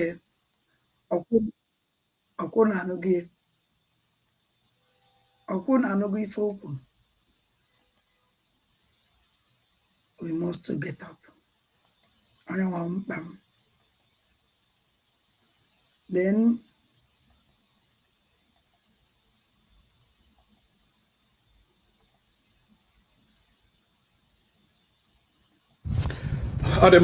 ụmụnne m o doola anya now na the next big war a ga-agba n'Imo State wu ndị organ harvesters. O doola anya na ọ dịla obvious that the next big war anyị ga-face in Imo State after unknown gunmen wu organ harvesters. The organ harvesters now, they are now seeing Nonsonkwa as a big threat. Hana Nonsonkwa as a threat. A threat they must eliminate. But I hear you for no onye dunyere m ọrụ a kwadoro m akwado. Onye zile m ọrụ a kwadoro m akwado. Onye m shi n'obi efuro ọkajara akaja. So we are ready for the war. We are ready. My hair sepo ha ka enwe n'ofe ọ ga-aghọrọ ha aka mmadụ. Last week, another victim escaped. These people are having strategies which we will continue to expose. We will continue to balahanau, whether they like it or not. Now, this interview get play now is already in the The guy went to Zisa FM to look for me, but but he met a presenter and he relayed and narrated his ordeal in the hands of Ndogan harvesters in that. They will come in form of iwu onye medicine, iwu onye plumber, iwu onye this, iwu onye that. Ngwa bịa enwere ebe m ga-enye gị ọrụ, bịa ka mkpọrọ gị jee ebe m ga-eji gị ọrụ, gị chee na ọwa ọrụ ka eji isi gị. Ma na-eji ịghọshi gị kidney na liver na mkpụrụ obi. Now, I would not like to waste time. Can I play a good deal? Whenever I get play there, then we continue from where we start. Okay, I'm Joshua. So, I'm here na Friday. Mbenga wara tano kanga rọra mmadụ ihe na town. So anọ m na moto akwụkwọ m ihe na ntị nwoke nọ m n'akụkụ ya na-eme kọl. So kọl ahụ mega uche m adịghị ya duto akwụ m ihe na ntị. So ya bịa tapụ m afta o mechara kọl tapụ m n'arụ. Mgbe ọ tapụrụ m n'arụ akwụ m respond ya tapụkwa m ọzọ ma atọ nọ. Ya sị m na ana m alụ maka nsị n'ọhịa m na-arụ. Ya sị m oke na ụta na nnọ na enye m ọrụ na nga arụfuli nsị ya ọhịa m na-arụ. Ya sị m oke na oge ole ka m ga-eji arụrụ ya ọrụ. Nsị ya o dipendiziri ọgịrị ọrụ ị chọrọ ka arụ ọra gị. So ya sị m oke ihe mere n'ụwa na ọ ga-enye m nọmba ya ka mele ya kwuo na fon. So ma nara ya nọmba ya. Mgbe m nara ya nọmba ya iruo na Saturday ya akpọ m sị m ele mgbe m ga-ewe chansị ka m bịa ka ị gaa meshọ ọrụ ahụ o kwuru okwu ya. So ma gwa esi mgbe m na-eji ewe chansị na Sọnde ma ngacha chọọchị. Ya sị m oke na ngacha chọọchị na mpụta na flyover akwa akụma. So mgbe m pụtara na flyover akwa akụma ma nọdịdị ya nọkwara m 15 minutes ebe nchegara. Mgbe m chechara nwoke ma ya hụkwara ya akpọ m na fon na o wee Highlander nọ n'ihu na ọ moto bụ na m bịa na moto ahụ na ka eburu m gawa ebe m ga-emesha ọrụ a. So mgbe ọ ruru di ya nwaanyị na-ada ma ahụ na ọya wa ma ekelecha ya sị m banye ma banye jụọ m na nchekwa teepu mmasị ya eji m teepu m ji emesha ọrụ. So ya sị draiva ya gawa draiva agawa. Mgbe e ruwere ka apụta ụzọ isi abịawa ụzọ Ọnịcha road ya sị draiva ya kwụsị na ka eburu onye mesin man ga-eme plastering ebe ahụ. So a nọ ebe ahụ na-eche nwoke echekwara like 5 minutes. Mgbe a nọ na-eche nwoke a ya akpọ dị mmanụ na fon bawara ya mba si ya kwa ọrụ abịala na akpọọla gị na ka ị bịa n'ọrụ igbuwela oge ọnwụ mgbe ọrụ na-aga abịa na gị si na na-akpọ gị ọrụ. So a nọkwa nwoke ma ewere ma ọsọ ma nke na-ede ya bata n'ime moto si wee ọga biko ewela iwe. So ya watọ na sị m biko na mmụọ ewekwala iwe na ọwụ onye ga-aplasta ọrụ ndị a ga-arụ ebe ahụ. Ya nọkwara ya sị onye draiva ya gawa. Draiva gawara onye mesin na-emepe akpa bikos ọ nọ m n'akụkụ anyị na mmele ya abụọ nọ n'azụ. Ọ na-emepe akpa ya ma na-asị ihe a nwoke ma na-emepebu n'ụkwanụ gịnị. Ihe ọzọ ọ nụrụ ya wepụta handkerchief red. Handkerchief red ahụ ọ wepụtara uche m adị ya dutu apịga m fonu. Ya nọkwara n'ime m zam ya were handkerchief ahụ kpuchigide m n'ime gbachigide m. Ọ gbachiri m handkerchief ahụ n'ime ma na-etighị aka na adọdọ ya wụ na ha lọkọla central lock moto. So mana strọgụl nkwana ka hapụ ikwuba datin na but the pressure dị too much. So me kwuru datin isi agba m 100. Amaghọtazi m ihe mmega amazi na ebe nna nọzi m na-ele anya ya dịka eliga m anya m nazi na-emechi ma a na-afọskwa n'anya m ka hapụ imechi anya m. Ihe ọzọ hụrụ m ụra eburu m tetezi mgbe m mepere anya ha akpọwa m oboy wake up so mana atụ strọgụl nkwana ka hapụ ikwuba datin na but the pressure dị too much. So me kwuru datin isi agba m 100. Amaghọtazi m ihe mmega amazi na ebe nna nọzi m na-ele anya ya dịka eliga m anya m nazi na-emechi ma a na-afọskwa n'anya m ka hapụ imechi anya m. Ihe ọzọ hụrụ m ụra eburu m tetezi mgbe m mepere anya ha akpọwa m oboy wake up. Mgbe m mepeziri anya m ya hụrụ na n'ime ọha ka anyị nọzi ma ndị bụ mbịa dị ahụzikwe ma moto wee ihe hụrụ ihe hụziri fesi azị mmadụ abụọ hụrụ ama m ndị ha wụ ịghọtara. So ha bịa sị m na m mepee fonu m ha jụ imepe fonu m ha agụwa m ihe sị m na ka m mepee fonu m ha sị na m na-emepe fonu m ele ihe m mere na ele ebe m nọ. Ha sị m na nka na-ekwu okwu nke ọzọ emepụta egwu si m na eme emepe fonu m ya were fonu m gawa na ihe ndị nọ na fonu m mepee ope m si m na ntị ga ope pin m ma ajụ ya were isi egbe sụọ m si m na mmepe ope pin m na-emepe ope pin m ya ga ama m akaụntụ ndị otu ihe ndị otu chere ati si m na nga ntị ga pin m ji eme transfa ntị ga pin m ji eme transfa ya pụọ na ope m baa na money point m mepe money point na ka mepe ya nti ga pin money point nsi am na team pin money point me what did I do that's no okay na mo ka na emene ya mepta mma oge juma na PCC mo na mepe money point yeah because even ka me go on my holiday ko ile na sebe ba kan na desa o men ji show na ka mepe money point so mbe me tara bia mepe money point ye ti kwa account ndo tiri tiga asemo na nti ge pin nje me transfer ye tiga pin ben ti tara pin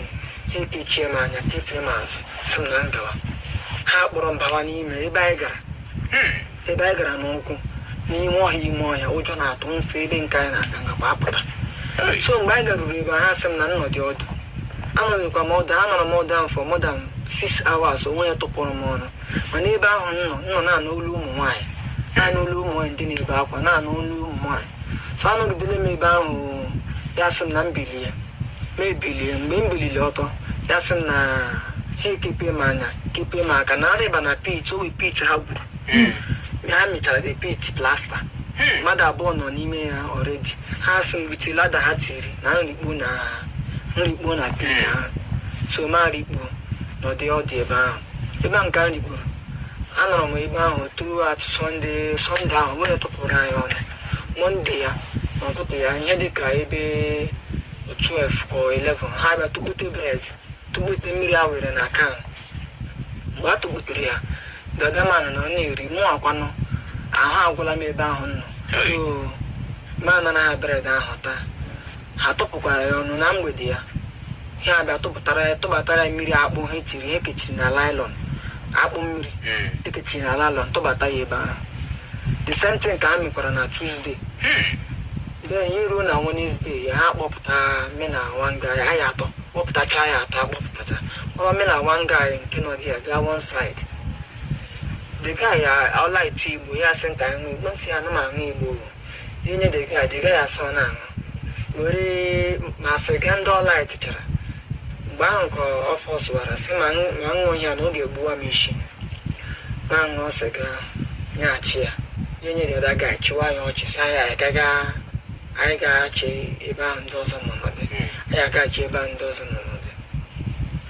ewere anyị niile kwatighachi n'ime pit ahụ before you know it akpọrọkwa mmadụ abụọ ọzọ bi ebe ahụ kụwa ha ihe akụrụ ndị ezigbo isi oke unu baga anya ọgụ kụwa ha ihe so mgbe a nọ na-akụ anyị ahụ nwa na-anụ ma olu ụmụ nwaanyị kemgbe niile anọrọ m ebe ahụ Monday na Tuesday anọrọ m ebe ahụ Wednesday na-anụ olu ụmụ nwaanyị mana onwe nke nji anya m na-anụ olu ụmụ nwaanyị mana onwe nke nji anya m so ya eruo na isi ụtụtụ Thursday because ndị Awụsa nọ dị ya ma naanị ndị Igbo abụọ ka a hụrụ bọtụ ndị ọzọ hụ ka dị ya cha ndị Awụsa so ya eruo na this early morning ofu onye n'ime ha bịa na pit ahụ gbaa ọkụ nke onye Igbo anyị gbaa ọkụ na pit ahụ flash agha niile anya n'ọkụ ahụ mepe anya ya eme ya ụta sị m na mbịa nrigote na ala daa rigote ya sị m na nnọdụ ebe a Thursday Friday na ndị na-ego mmadụ ndị hotel na ndị na-eshikete na-ego ndị mmadụ ha bịa tụọ m aka na nke m agaala because anọ m na-ete mgbe a na-asị m nweta nọmba ka a mee kọ ka a mara ogo ole a ga-enye ha mana nke a ha nọ na-asị m ihe dị ga gwaga m nnọdụ ebe a ndị họteelụ na ndị ketere bịa ha tụọ m aka na nke ha agala ha na-egbu mmadụ nọ ndị ahụ ndị ga-egbu m so ya were dis bulletin chọọchị nọ n'akpa pọsụ were ya nye m fekọọ ya bulletin ndị Freedom of God International Grace Assembly nye ya chọọchị m n'aka were ụta fekọọ ya tim n'aka sị m na ụzọ a na mgbawa ya ogologo oyi mụọ ya mana na mgbawa ya ogologo ebe ọbụla m gbapụtara na m were mana ka m pụọ from this premises that ihu ohie ndị họteelụ bịa ha tụọ m aka na nke m agaala so ọsọ ahụ ka m gbawara gbagide ọsọ ahụ mgbagideziri ọsọ ike nji agba ọsọ adịghị ma agawazi ije a ka m gawaziri hụ na-azi ahụ ọkụ na-agafe ofu fobịasị m nọ ihe a ga-awụ roodu so that can she gagide ma pụtazie na express na-efetu ndị moto because ụtọ ndị adị m ka onye ara na-efetu ndị moto a na-atụpụrụ m ọnụ ha na-anya shidi even azụ brek speed ha ike tuma abịa hụ onye tipa nwoke tipa ahụ mgbe m hụrụ ya onye na-efere ha aka ha ewere waya slow down sị na ebe a na-akwụshi ebe a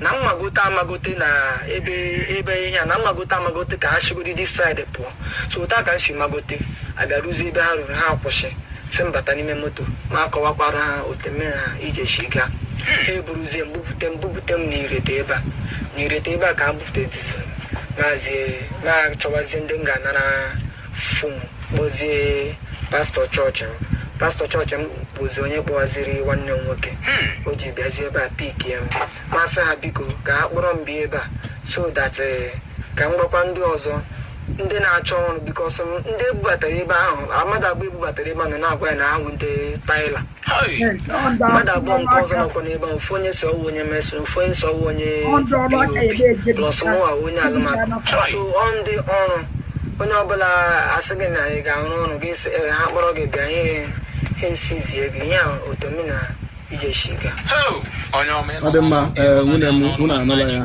n'ọnụ nwanne anyị nwoke survivor ndị organ harvesters and the human flesh eaters unu anụrụ ya ndị hotel ndị restaurant ndị caterers ndị na-eshi nri most of anụ anyị na-eri n'ala Owerri nga awụcha anụ mmadụ especially ndị na-eri hotel ndị na-eri nri restaurant ndị na-eri nri mama put ndị caterers most of them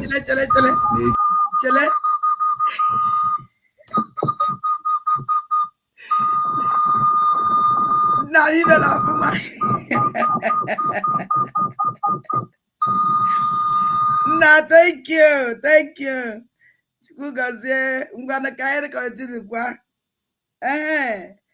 ego nke mechi onye ọ na-eji ego whistle anyị ya hụrụ ya na ọga ije abụ ekweta na ọ na-eme onye ọ na-eji download jenu go whistle ka anyị wụọrọ ya anyị ga-enu na nso ngwa ji anụ mmadụ eshi nri anụ mmadụ from the horse's mouth onye ihe a mekọrọ mgbe ọ nụrụ mgbe a kpọrọ na ndị họteelụ bịa hịa na atụọ ya aka ejizi anụ mmadụ esi nri egbuo ya bụkashịa anụ ya biye ndị họteelụ ha eje na-eshi nri biye ndị caterers ha eje na-eshi nri biye ndị restaurant ha eje na-eshi nri n'ala Owerri ka ọ na-eme nsogbu anọ we are still doing our research. We will come up with a very startling revelation about the organ harvesters. But hold one thing. Organ harvesting is an organized crime in Imo State. We will come up with a startling revelation. Onye nwere ntị ya nụrụ. Onye aka ọrịa asị gị bịawa ebe a. Don't go. Don't go. Ọrụ maka ilose ọrụ ahụ lose oye and save your life. Onye nwere ntị ya nụrụ. Ndewonu.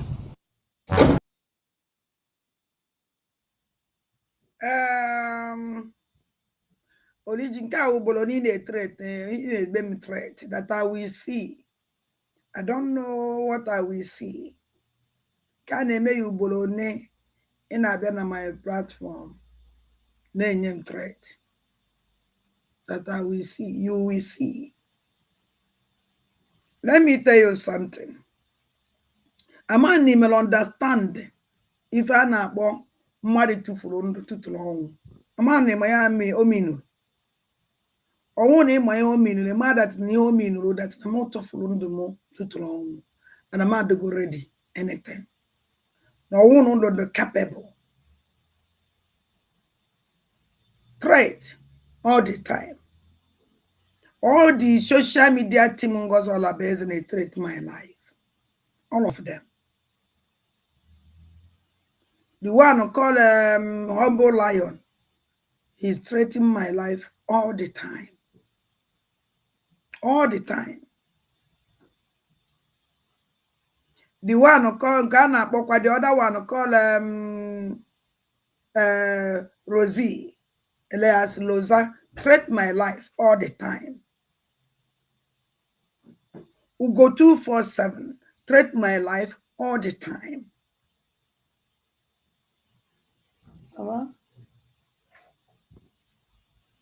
Ka na-eme ya ugboro na this guy na-abịa ọsọ Oliji Daniel na threat ma ka na-eme ya ugboro na ọ batakwa n'ebe a life threat ọ na-eme m that is my ụzọ ọnwụ na Chineke dele m mma esi wee nwụ otu aka m esi wee nwụ. I'm not afraid and I can never. Onwe na na Chineke medowele n'ụzọ ndụ m mama ọnụ na agitation o mama na on agitation Chineke me align golo my life otu ya dị and agbata m ya n'ọsọ mmadụ n'ụzọ ndụ m Chukwu dewele m mma enwetie njọ dị n'ụzọ ndụ m Chukwu dewele m mma enwetie agbata m ya n'ọsọ maka na Chineke golo m ya like that.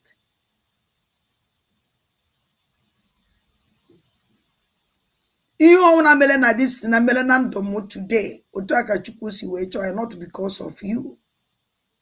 Ọ wụrụ otu isi chọọ ya.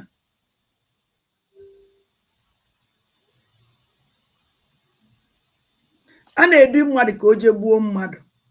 Ọ bịalụ igbu mmadụ onye ahụ eduru ya je egbuo ya na ya na-aba agafe kene ekene sef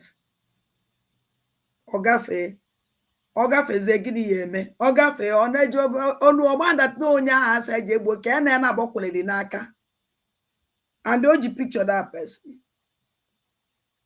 before mmụọ ya echiata azụ onye ahụ ejewarago ọwụ na Chineke edere ihe n'ebe ahụ ka ya nọ. Enụrụ akụkọ one guy kọrọ ebe a ọkwa ịnụrụ akụkọ ọkwa watch this program m plere na by Nonso Nkwa.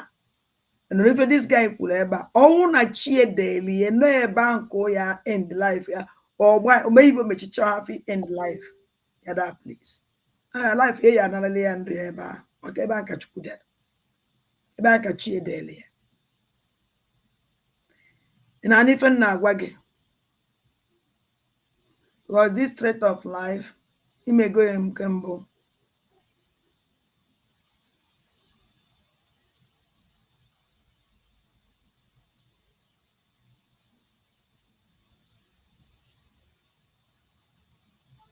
So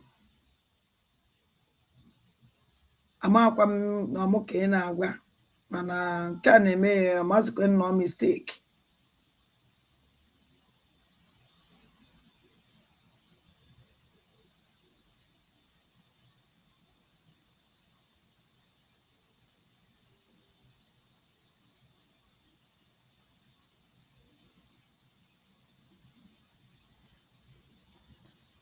So now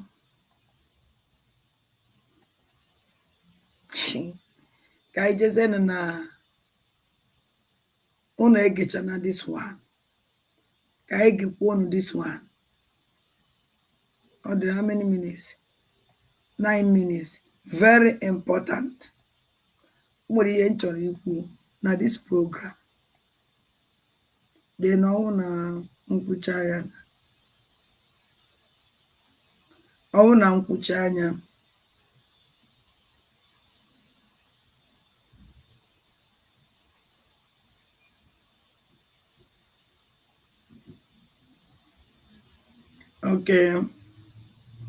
okay nna be anyị adị m sorry amanụ m onye na-agwa because ide afọ onye na-agwa na afọ m ebe idere yosha ọ nwere na reply to somebody make sure na ị na-ede afọ onye na reply because ọ nwere ide afọ onye na reply m nwa ya eche na ọmụ ka ị na-agwa so adị m sorry n'okwu mkpụrụ nna be anyị adị m sorry. Ụmụnne m na-anya ife na-emehie just na-anya ihe a na-eme na be anyị na ana Igbo na aja ana Igbo na aja ana Igbo na afụsiga anya ana ahụ edidi ka o ya esi do happy gwakene m ka mmụọ nọ na ana Igbo ya esi dị happy ka aja ana Igbo ya esi dị happy ọkwụnụ mana na mmụọ ana mmụọ ka na ana Igbo onye ka ya asị mmadụ ya gbasịa shu gị kwụrụ naanị olekwa okwu a ụfọdụ mmadụ ya ekwu okwu sị agbasa m show apụ n'aja anyị ole ekwu okwu a gosi that na ana Igbo mmụọ ka mmụọ a na-emelụsị ya a na-emebisi ya geenụ ntị ka unu nụ ife ekwula ọba. They used us to kill us. That is the fact. Because all these killings was not done by, you know, these people, they conquered us. They used us to kill us. That is the fact. Because all these killings was not done by a Fulani man, a Lagos man, a Yoruba man. No, it was the Wisdom. A brother killed brother. I summarized to them in our platform in the community. Brother killed brother. Because people who came to pick my brother was people I knew, I saw their faces. That was what I was from able the to. Same community. From the same community, but they were men.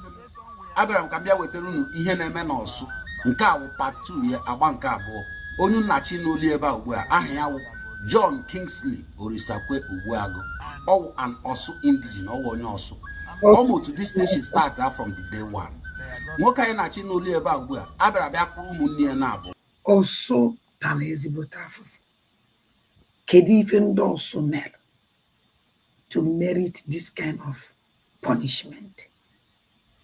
Kedu ife this land mere to merit this kind of ọchụ ogbugbu ọ gịnị mere na ọ na Ọsụ? Ana m ajụ ajụjụ sị kedu ife mere ndị Ọsụ ji wee lụọ ebe a?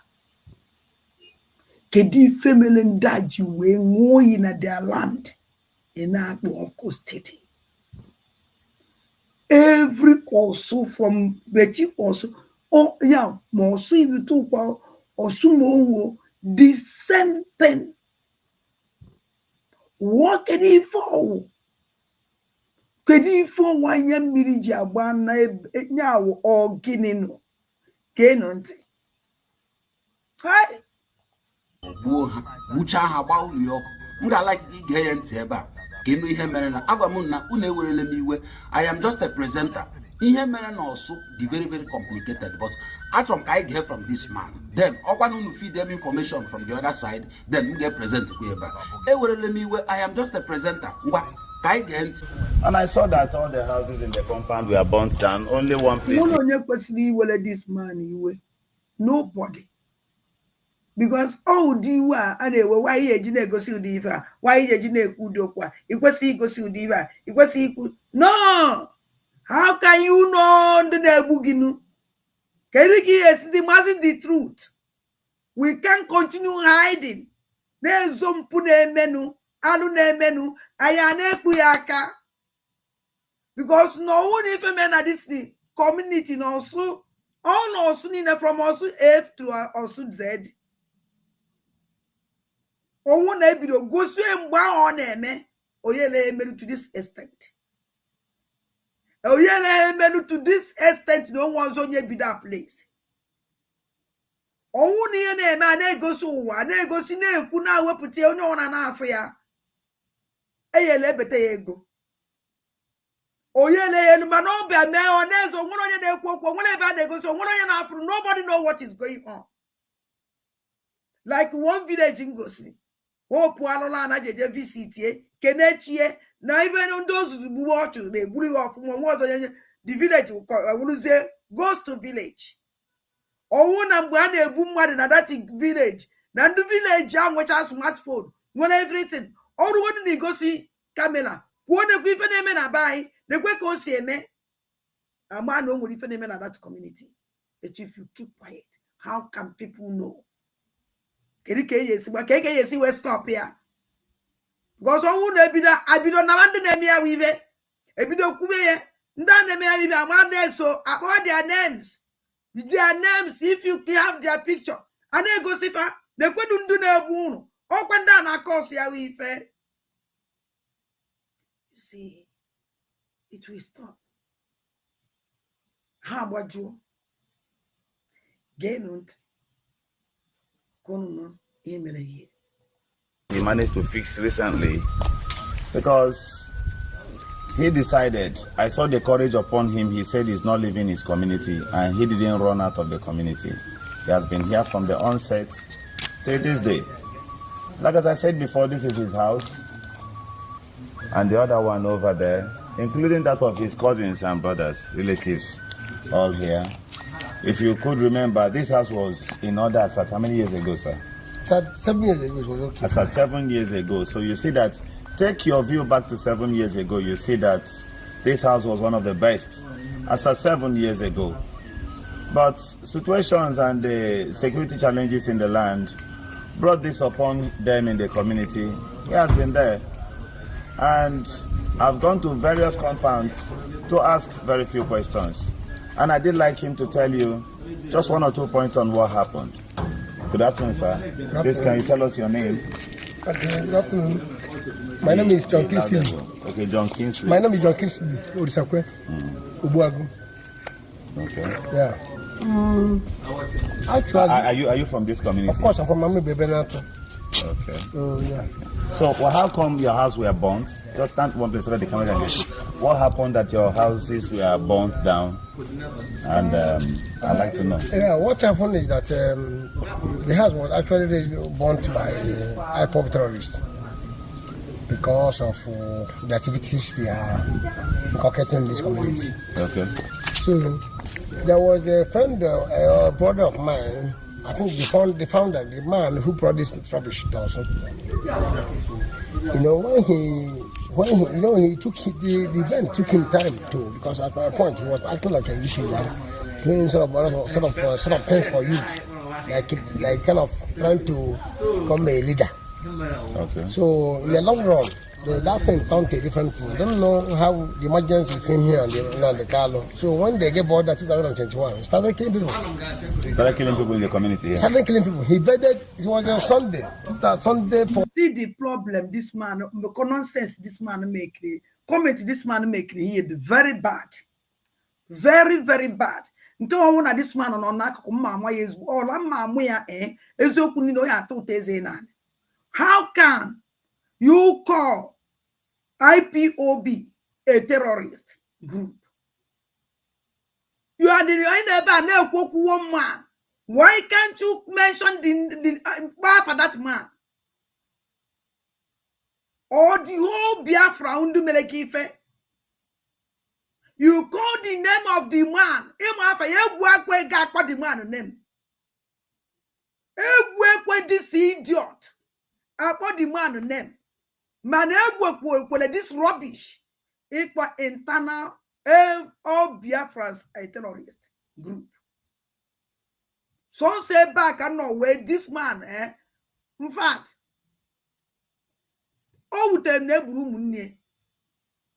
man, this man, because corporate IPOB, a terrorist group, are them involved. Or the whole Biafra, internal Biafra involved. Man, the person Melegife, you know his name. We believe Brozu Munegi, if one man nabo, and they capable to call those people's name. Man, need proud to stand up and condemn all the whole nation. I hope that this man, you know my message. I hope that this idiot, you know my message. I hope. I hope. Adoku kodalo, ya puta kuone adoku, and they collect this rubbish okru here. Because for this man calling IPOB terrorist, or everybody, including our leader Mazi and the Kanu terrorist, now fighting for his order man. Man, the person made the man, or they capable to call that man's name. Or they capable to call the people of this Buru nabo, or they capable to down Buru Nabafa. Nan agent. 2021, around 11-12, I was here. I was washing my car here. He invaded us. He asked his soldiers to come and apprehend us. He didn't miss. But unfortunately, I could make a chase. I run. They couldn't catch me. They caught my elder brother. Subsequently, they took him to Valley, where they call Valley now. So he was killed. He was used for all sorts of rubbish. Your own elder brother? My brother. She brought us the second.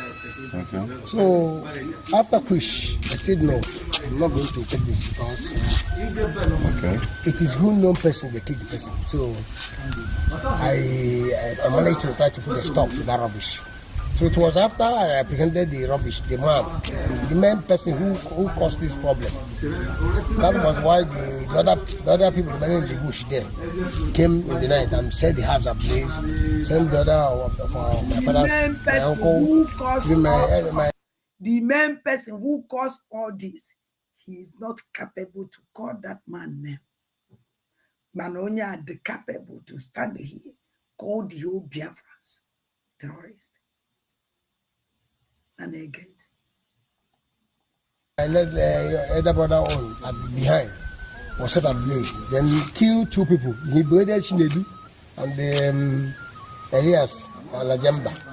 So Wawuru Abaka. All these people were killed. You know.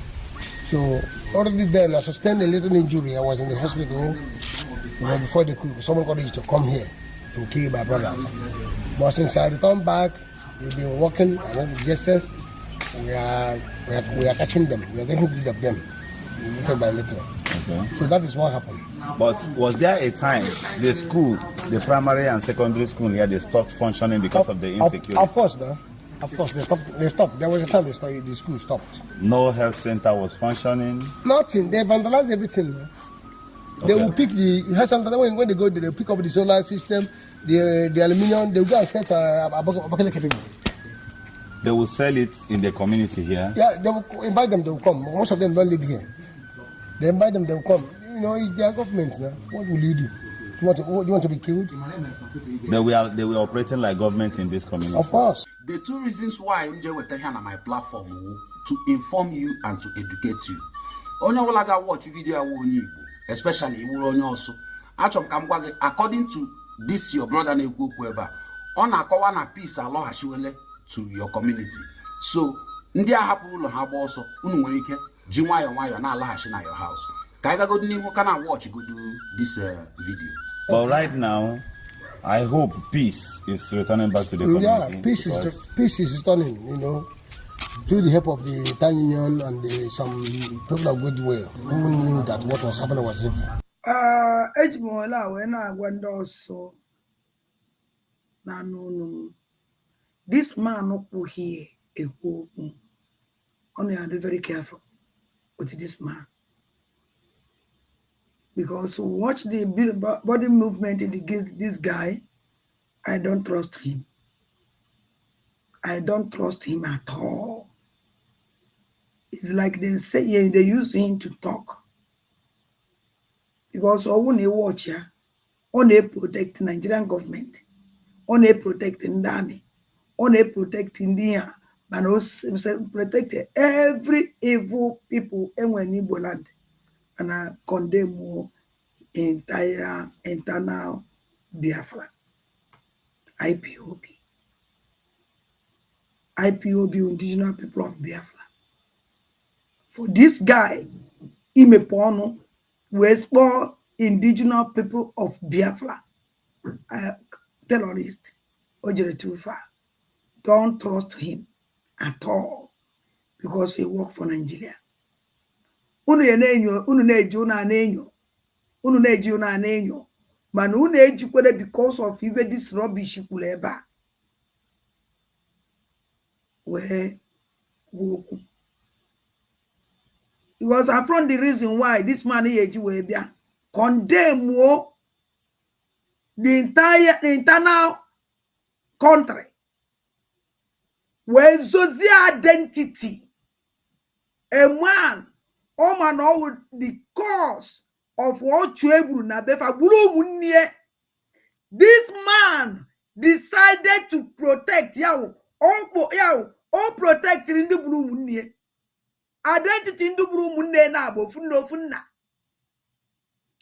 identity in the blue mera osuni na ji we po ndi gbara ọsọ osu we da owu de da na osu owo akwa na ofu osu owo akwa na osu na abo no osu niile every distinct color osu from air osu to be osu this man decide to protect the name of the only cause of all this. Now, cover that's only Oyiba on Abba came with Uchiafa. Onye that man. Uchiafa. Ndibulu munye nabo. Man on stand there strong eba. Boy, you need a terrorist. Then again. Even I myself, because at a point my community was like, they don't know what's happened. But now they have understood everything that has happened. You know. Now we don't, because you know these people, they conquered us. They used us to kill us. That is the fact. Because all these killings was not done by a Fulani man, a Lagos man, a Yoruba man. No, it was using a brother kill brother. I summarized to them in our platform in the community. Brother kill brother. Because people who came to pick my brother was people I knew. I saw that.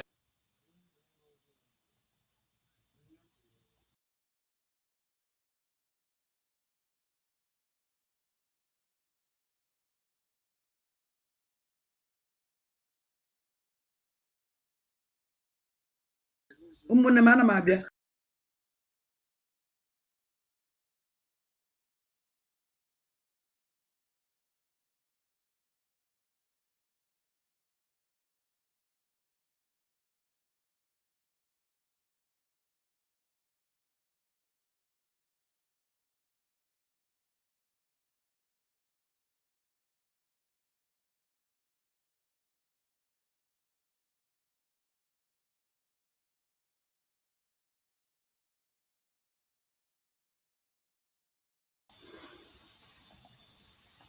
Faces. That was what I was from able the to. same community. From the same community, but they were member. They are member of IPOB and EAs and the terrorists. They took oath. So they decided to pick some names, some big people, some prominent people who are educated to kill them because they wanted to rule the community. That is what they did. Okay, so what message do you have now for your people? Are you advising those that are from this community? Let's get closer.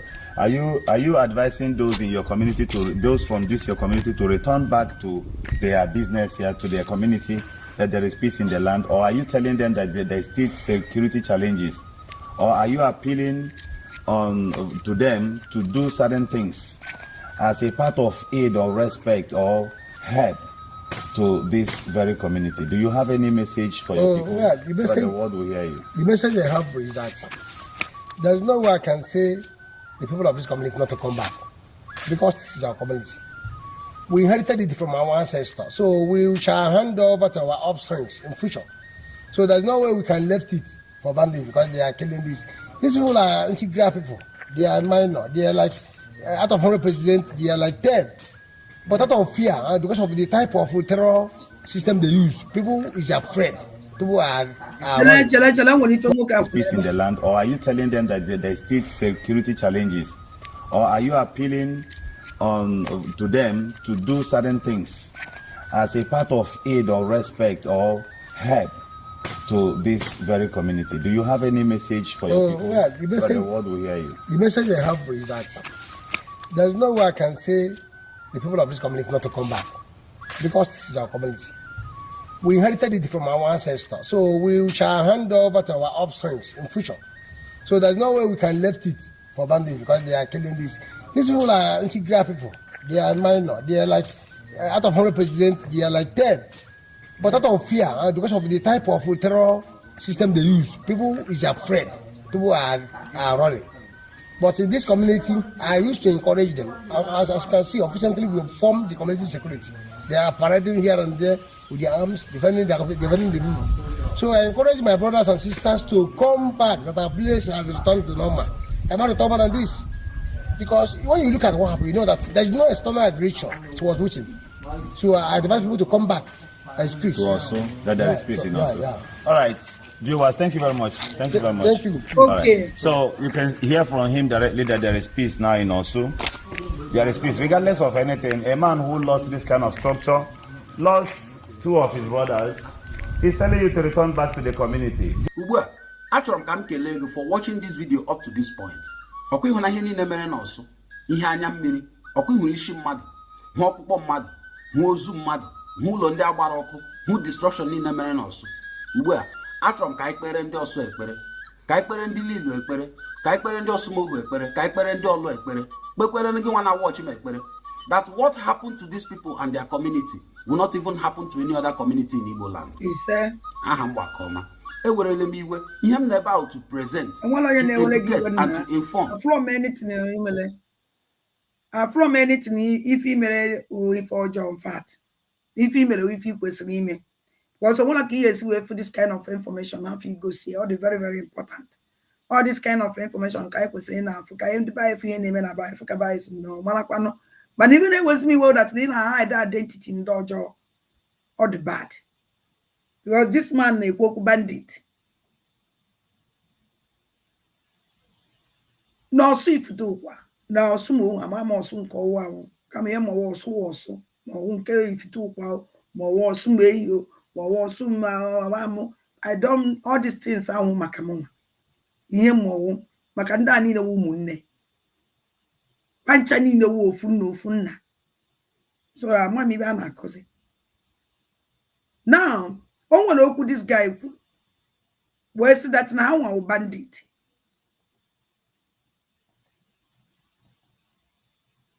I'm coming because achọrọ m ka m gee okwu ahụ okwuru ọfụma ka m wee nwee ike use it to address something.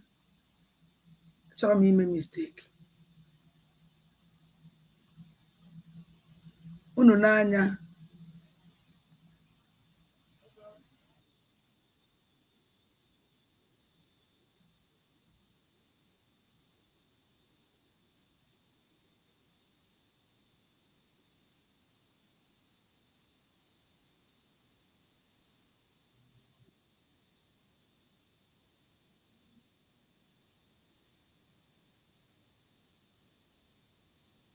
a Lagos man, a Yoruba man. No, he was using.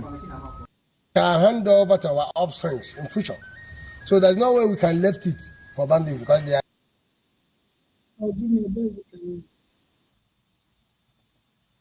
There is no way Fayeji will leave their land for the bandit. There is no way Oyeji will have land there for bandit. Yao. Amasimunyo bandit. For him. Ebona hide the identity of the criminals. Burumunye. Mmadụ na-abụ mgbe ọ bịara ibulu ozu nwanne ọ fụrụ mmadụ na-abụ ọ ma ndị fawo. Geenụ ntị o. Mgbe ọ bịara ibulu ozu ụmụnne ya, those people ka bulu ụmụnne ka nọ that place. Ama na unu mere understand iwe nwoke a kwuru ebe a. Mgbe e gburu ụmụnne nwoke a mmadụ na-abụ ọ bụ ibulu ozu fa. Osniale organized the madna shows that na mgbe ahụ egburu ụmụnne na ndị a gburu ụmụnne chọrọ igbu ya nwa maka na ọsọ na ya gbara ọsọ achọrọ nke unu were ntị unu mere oche ọsọ na ya gbara ọsọ nọ ya ka ezi nwetie ọ bịazi iburu ozu ụmụnne ndị a gburu ụmụnne ka another place o ji wee organize ya mmadụ na and those people happy. Onye ka nji si, don't trust this man. Ana m enyo ya enyo. In fact, nje okwu okwulu. You know na way ndị bịara igbu gị. Ewejide your elder brother and your baby, your junior brother. Gbuo fa. Ime nwe escape. Then you go watch ya zi buru ozu ụmụnne gị. And ndị gburu ụmụnne gị still there. Ile organize mmadụ na-abụ ndị gburu ụmụnne gị. Hapụ gị. Iburu ozu nwanne gị pụọ. And you hide the identity of those people gburu ụmụnne gị. Hide the identity a man caused the whole atrocity. Eji wee gbu na different types and the different community guys. You hide the name. Man, they stand there strong here. Call all the whole Biafrans terrorists. A man no will understand.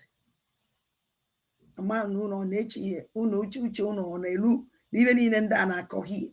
Onya can just send off so open your eyes. Ondo sunine. Bepe na nyon. Don't trust this man.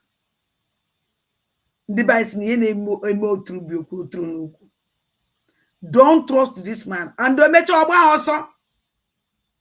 Upon no see we took one this community, but also still all the up that place. And in that chorobia ibuye metoyaka, yana still not at the community. Still not at the community. I don't know if I was Rigi. I was in the vigilante. The vigilante they protect it. Upon that, Oji went on denounce for that man. That man also kunesriana kawarida mazinando, which now I know who that man is. Because that man na been and shush na lady old Biafra, na warning, warning. Ne kumaka that also. He's not one the man after Muaya Boyafa. But we all know Onyoya de Kumakia.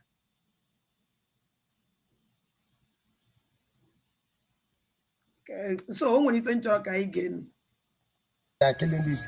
These people are integral people. They are minor. They are like out of 100 presidents, they are like 10. But out of fear, because of the type of terror system they use, people is afraid. Oh no watch ya. Only this man is a woku. After this woman, and one of fear.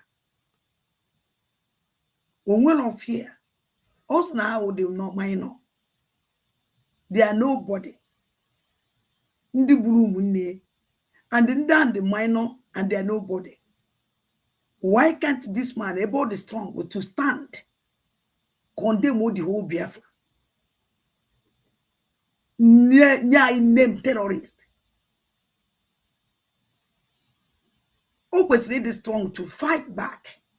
And the after Kebucharamani, yana those people, no can that community. After the whole community, but also he's there. And nothing happened to him. Ebe this man no mejidu nchi mele ebele na this rubbish on ako aki on ko about rubbish. You can never put everybody in your problem. Me awuri internal nation. Nigeria call us terrorists. On a wutai na agbambo keke yesiwopu afa ya tag owuru nwanne nke mwa but not possible now. It's a picture that person. Not impossible. This man is idiot. And the call to this my video. Send the alien on the moon. Say I know we won't fat. And don't need written apology for this thing. Always written the apology. We Biafrans, we don't know. If a man also on also A from Z, I am a raw. And I saw her name backward. I saw her name. I saw her name. How hide there? Hide there. Nobody. They could do come no matter what is going on inside that this many communities. No picture coming out from that place. And they actually need a smartphone. Oh, good need video here. Who go to ne kwa nyife na emenu.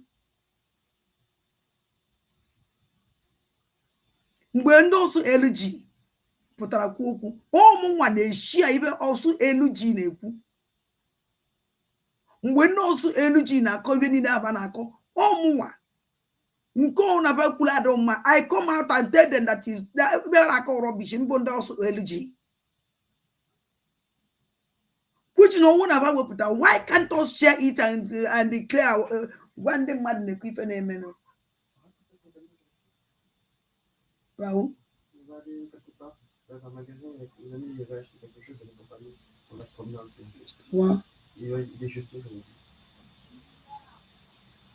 On va aller à Saint-Denis. Donc on va se promener un peu. Bah voilà. Mais tu veux pas blabla, hein? Est-ce que d'accord? Est-ce que d'accord? Oui. Sûr? D'accord. Tu vas pas quelle heure? Hein? Tu vas pas quelle heure? Et quand je vote, ça commence à terminer. I didn't know. Vous êtes là? No. Est-ce qu'il y a besoin ici? Ouais.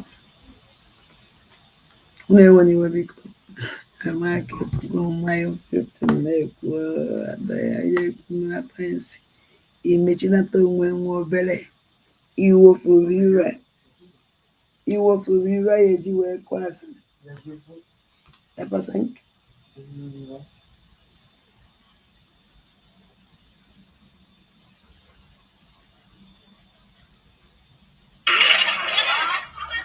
So, this is what is going on in Jaw right now. I'll try many money. I can go soon here and make it. So, now I can finish here this man. People are running. But in this community, I used to encourage them. As you can see, officially we form the community security. They are parading here and there with their arms, defending the rule. So I encourage my brothers and sisters to come back, that our place has returned to normal. Cannot return more than this. Because when you look at what happened, you know that there is no external aggression. It was written. So I advise people to come back and speak. Megidele community where also. Ihe megidere and this man standing here we na sikwa no kwande befa ki were fo and this man no le ba that man now hide identity ye biara bonda egbu making sure na also from A and to Z and rest of mind na ya finish umu ikorobia no na this community. That man Kanu, all the group that man use ebu no nejari ejide and the young hide here the ade all no putako de kwenu ebo nwele all stand one nke ka say kuna or wuruzie ignorance identity of those people with the problem. And also can be another. I like it can also.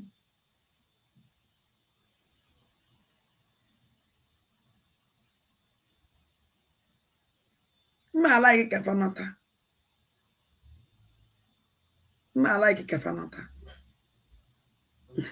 We go 247 name a program with my name.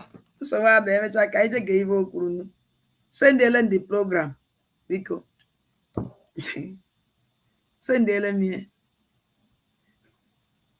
Man, these people can never distract us because they can't show you. And maybe I can program. I have what you did in it.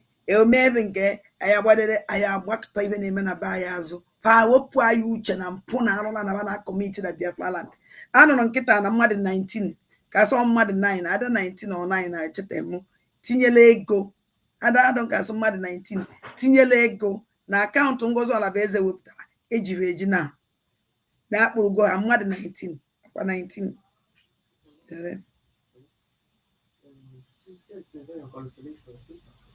My pen.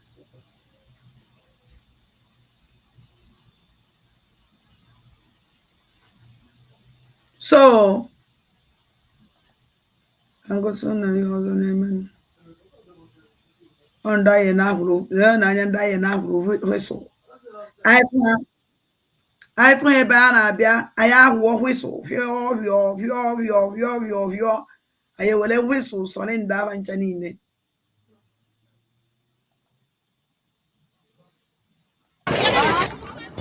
So, this is what is going on in Jaw. So, this is what is going on in Jaw right now. People are running away. So, this is what is going on in Jaw right now. People are running away because Fulani are about to enter our village. We don't know what we have done wrong, but people are dying. People are busy running. You can see me, I'm in the picture, so I don't know what's going on. I'm inside the picture. You see people are running with their children. Right now they are shooting guns in our place. Never. Abatago and this community. Working also, wine also. Asaya ije go whistle. While nine when the people here protected the land. Asaya ije go whistle. Or walk what that na ndaya ndowa ye ndaba mbas no muddy not a muddy 19 muddy 11 people make it a be 11 aye belly. Hey ewo emele belly share their program when they jide ha eshi anya na aba why ejide ha mana gị nwa n'onwe gị bịa na social media ime ka anyị mara that na anyị nwawa idiot ime ka anyị mara that na anyị nobody. You know this rule.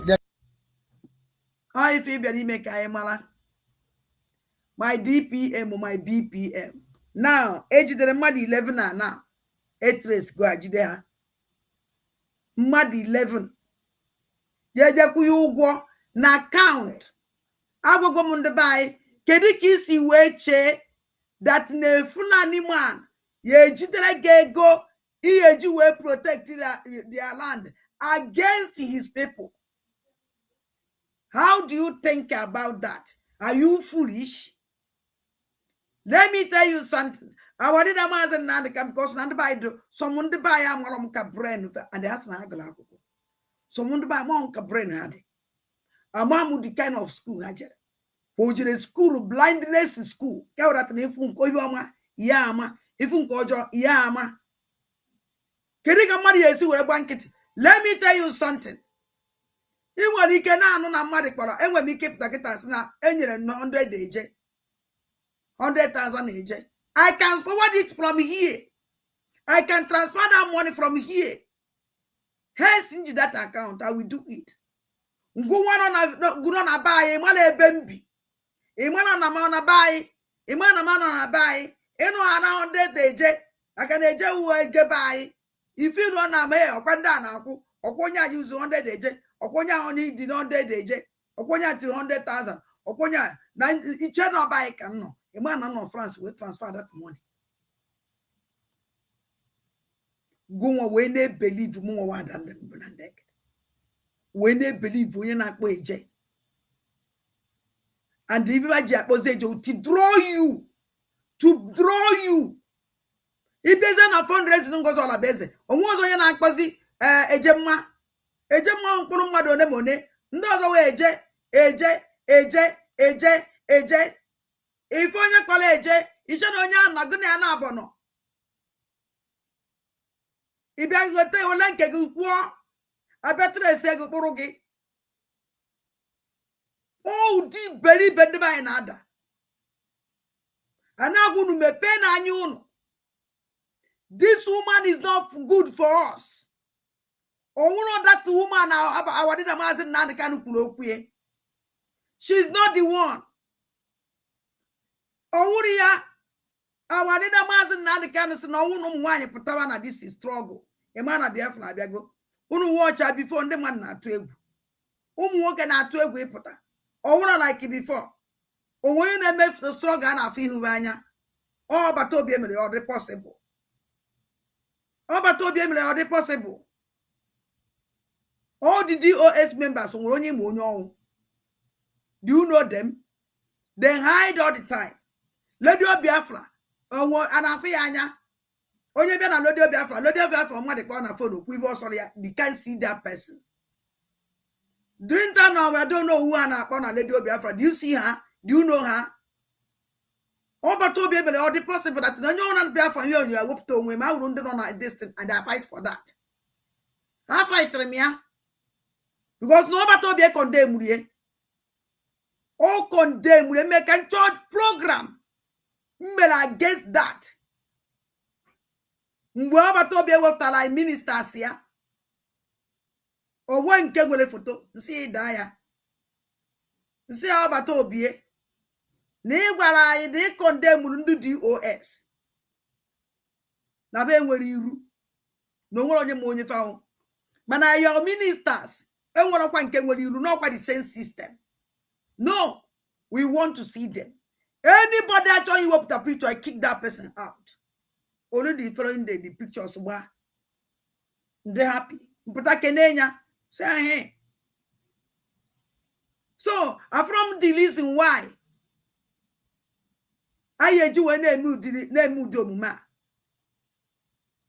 anybody if we real but for reason bolo geje ma or bolo geje na ya kwizie imara onye owu don't follow that person even if you see the picture of that person imara ebobi anybody no obodo you can transfer money na naira na buy onye ono security cover ya mana gunwa wo onye iberibe na-eso mmadụ nkinyo ọwọkwa na ị na-eso because na ị chọrọ iso that person ị na-eso onye ahụ for revenge for something mamaro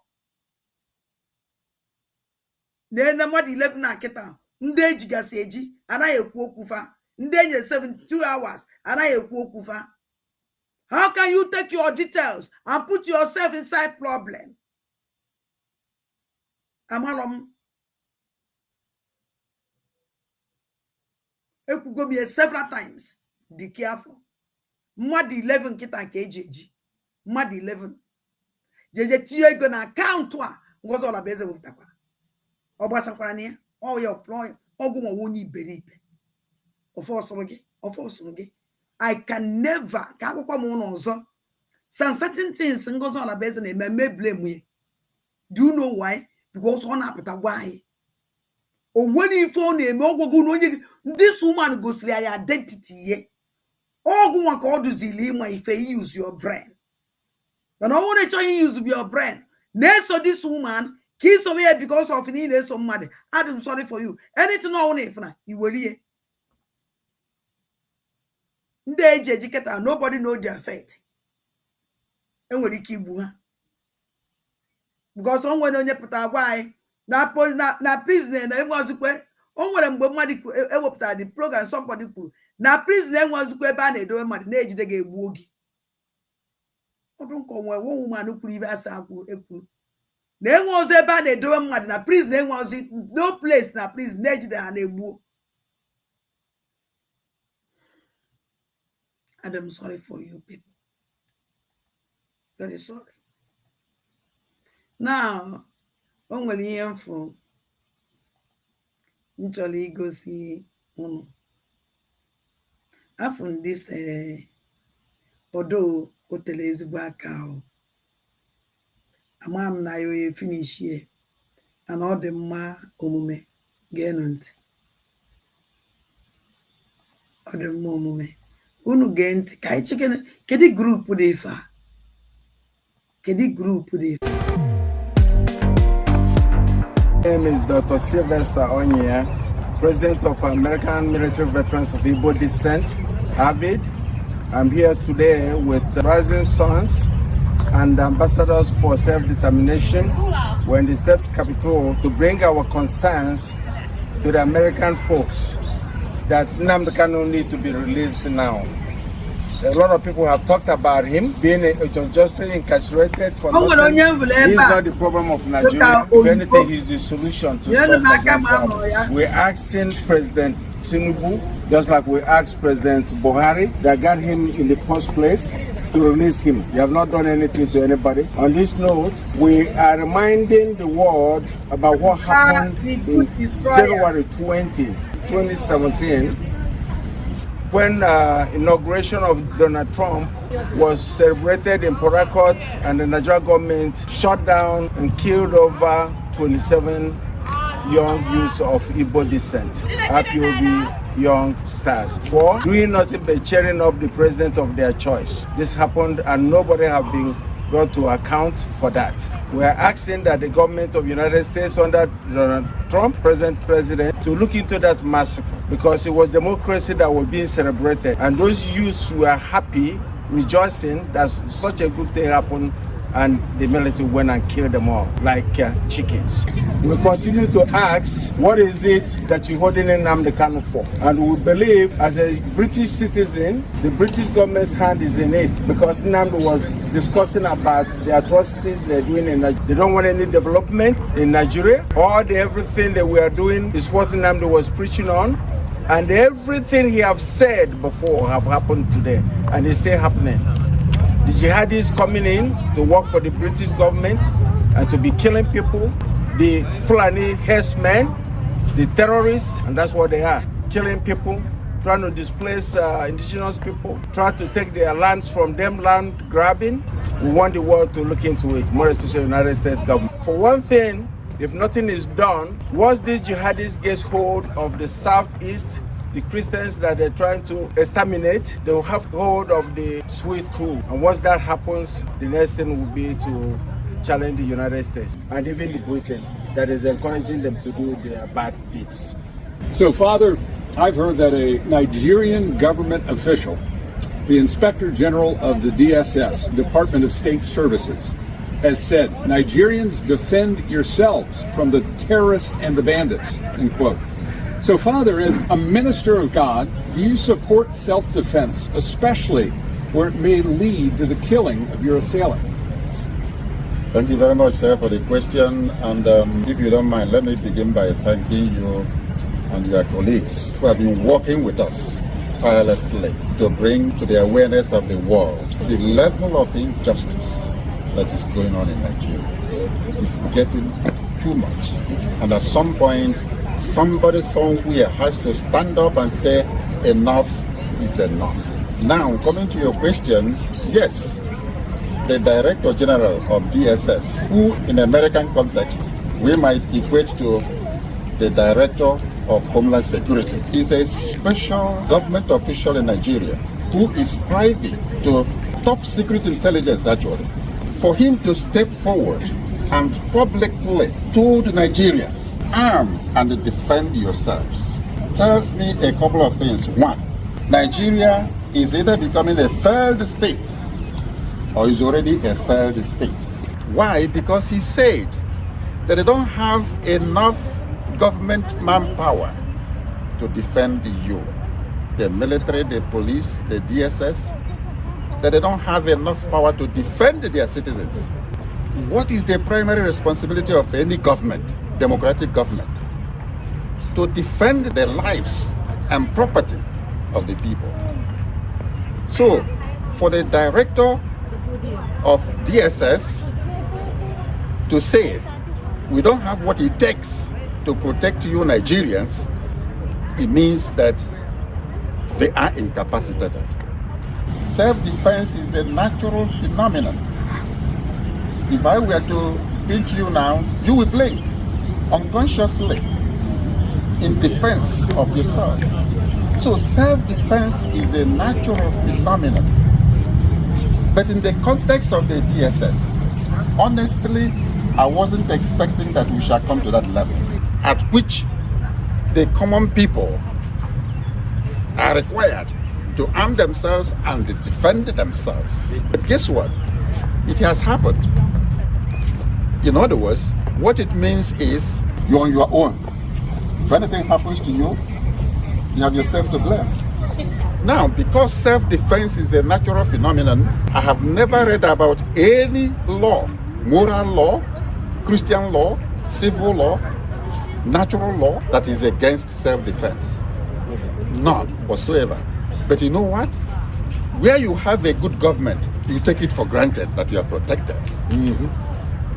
And so it's not even a question of whether I support it or not, or whether it is legal or not. And then for the government to say, defend yourself.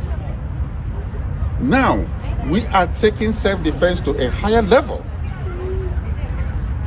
The level of you have to do everything possible to protect your life. Your life is the most precious gift God has given you. Very, very precious. God has given us a precious life to take care of, and we should guard it judiciously. But what is happening in Nigeria is that a group of bandits, terrorists, have taken it upon themselves to be massacring people at will. They carry arms all over the place, unchecked, unhindered. And they are decimating ethnic groups. In the name of herders, farmers, clash, rubbish. There is more to it. There is a hidden agenda. And that is ethnic cleansing and religious persecution. That is what has been going on. At this point in time, I will actually go the extra mile to advocate for self-defense. And people should defend themselves. And I'm asking my people, you cannot waste the life, precious life God has given you. You must defend it. Because there's no way. It has come to that. If the government tells you to defend yourself, defend yourself. That's what I will tell my people. And then I will ask our brothers and sisters in diaspora, especially here in America, who are from Igbo descent, Igbos here in America and Europe, organize yourselves, raise money, and make sure that your respective communities at home are protected. Have a very working vigilante group. Vigilante groups. And make sure that your communities are protected. The time to pretend that everything is okay back home in Nigeria is gone and may never come back until that country disintegrates. Because honestly, a failed state, the only solution to a failed state is disintegration. To your thanks, O Israel. Everybody should go and take care of themselves. From the local communities, maybe to the regional level. And guess what? This is exactly what Mazi Nnamdi Kanu has been preaching for more than 10 to 15 years. That these people are coming. These are mercenaries sponsored by the Fulani hegemony to decimate the rest of the ethnic groups in Nigeria. And the government has done little or nothing to stop them. And to our greatest embarrassment, or even being fair to them, they have now told us officially that there's not much they can do. So, Bruce Fine, as a constitutional lawyer and the International Council for Mazi Nnamdi Kanu, and you visited Nigeria many times. Your client has served over 5 years in prison. What is Mazi Nnamdi Kanu's current situation, and how has the current state of the Nigerian Constitution and the rule of law affected Mazi Nnamdi Kanu's freedom? Well, thank you for that wonderful question. We're really gathered here today to pay homage to Nnamdi Kanu and his unsurpassed courage. Very fast. Obinna ezaga n'obi. Obinna ezaga n'obi. Obinna ezaga n'obi. Obinna ezaga n'obi. Ndi mwa akwụkwọ ede. You write very well. But let me tell you something. Obinna ezaga n'obi, you're under siege. Obinna ezaga n'obi, your life. Ndogi, kita, iji yenaka. Ine ebari, inakukete kwe pota, etre chukwa ge pota, because eji geji. Eji magono yorogoro. And you can do nothing. I want that in a day, if in a day. Try ya poor careful. Try ya keep walking fool. Obinna ezaga n'obi. A shameless man, not under siege. I know your amamukosi wedrege kita. Amankosi drege kita in a bed. You can't go back and you can't go front. You have engaged go yourself. You see, Romeo one if that we. Before I know that we make sure that no say any apata. Obinna ezaga n'obi biakegwa ya Biafra kosi deregeketa. The only person with a freedom. Ni munu ni no will go 247. That's only person with a freedom. QTV, I'm one of my born. Since how many days now I have been QTV? Nobody see QTV now for a moment now, for a week now, or tweet me. I haven't been anything from him. I hope QTV are all right. I hope QTV ebe na ino ofuma. Because no nwa wundu so ele ngozo ala beze. Nye even unu nwele. Unu chena ko na adi. Don't do rubbish. Be careful. Ine so mad panya nane. He's only ine so marakene who is that person? I want to know Europe. Upon them with security here. Order her easy. Order her easy. Me awurizunu wa mara me bonu no. Obi nezaga no bi. Shame on you. Shame. Maybe na beji de go your wife and your daughter hostage na buy because you when you keep put an this woman. You can't try careful. Oh yeah, what in you go in there? What in even in a hungry people. Oh no, akpere do what akpere. I know na where akpere you go to akpere. I dey me struggle. Oh, when anything eat them, I can't do them because someone in under siege. In a jockey, yes, see where puta, a monarchy, yes, puta, because the threat is too much. Is that all putano? They useless man in a job, apple. Charlie Papu Bobby. Charlie from country on here because of Nana Nyang or Oji no Yorogodo. Eji no Yorogodo. Nabe would tremono. Let me tell you something. Asin nangozo la beza sign. A withdraw nanya, a withdrawal. Then you go see no sign. A little was sign ubolonabo. A boss sign. Why would you sign also? All my question is if I never sign 2 times. Because I could go la beza Georgie sign. I would have can sign. Na kengozo la beze sign on temuaji. Why would you sign the eba sign kweba? You don't want to ask question. Na asin na sign. Unu jawo eka ebema. Gese eba sign. Na sign. I know what I'm talking. Obi nezaga no bi. Shame on you. Your life no under siege. Ejigeji. No yorogada they can never. You wanna take kepota. Ma ana ebu go do gebu because ni who could go nwegi.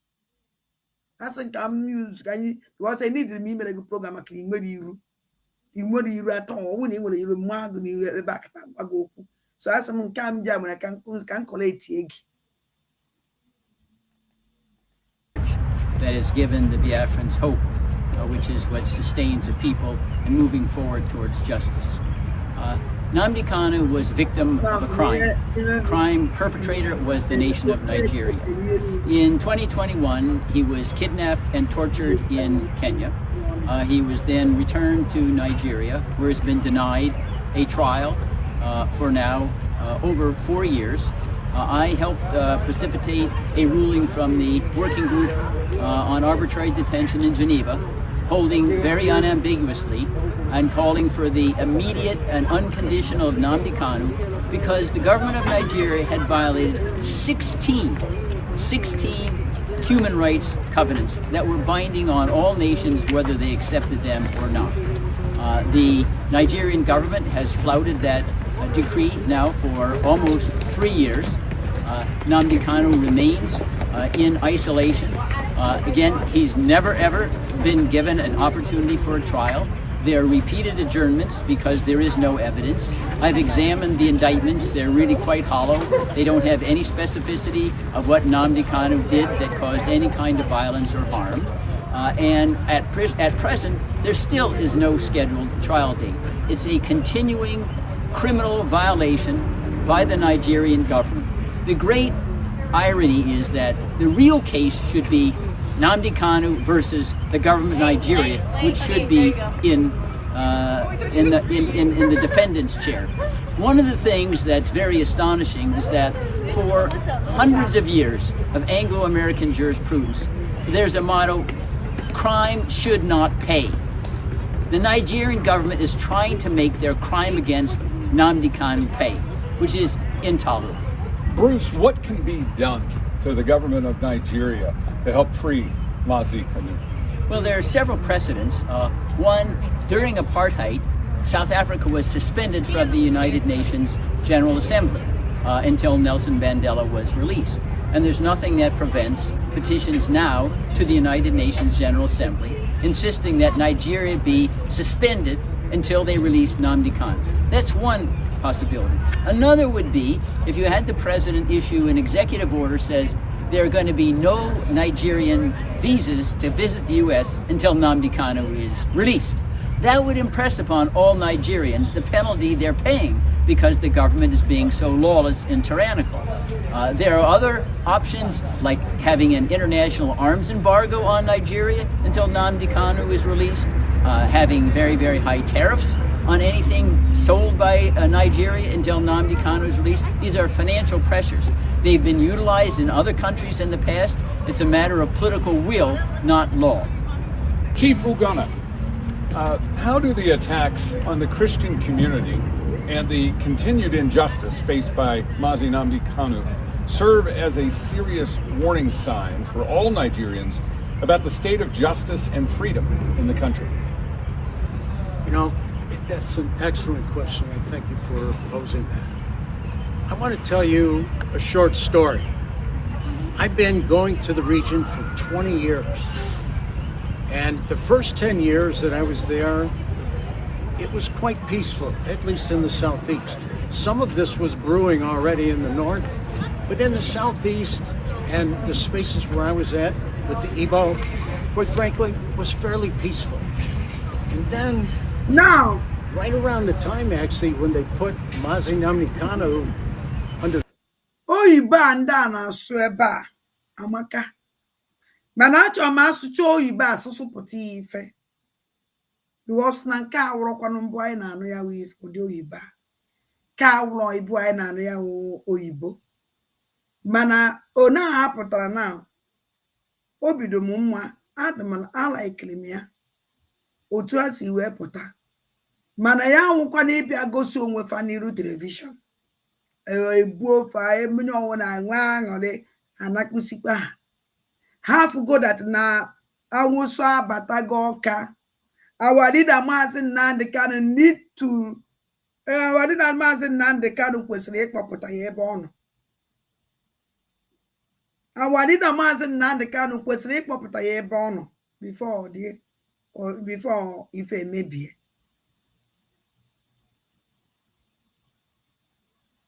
Mana sụcha oyibo niile a o nwere ife famelu anakpụsikwaba nke awụ ọkwa mbụ ndị a na-abịa asụ oyibo a.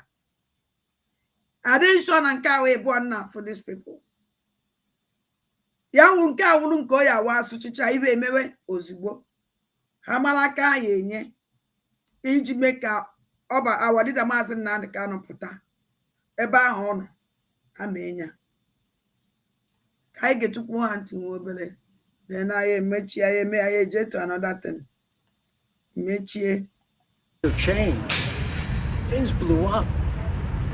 And more than that, I think when people in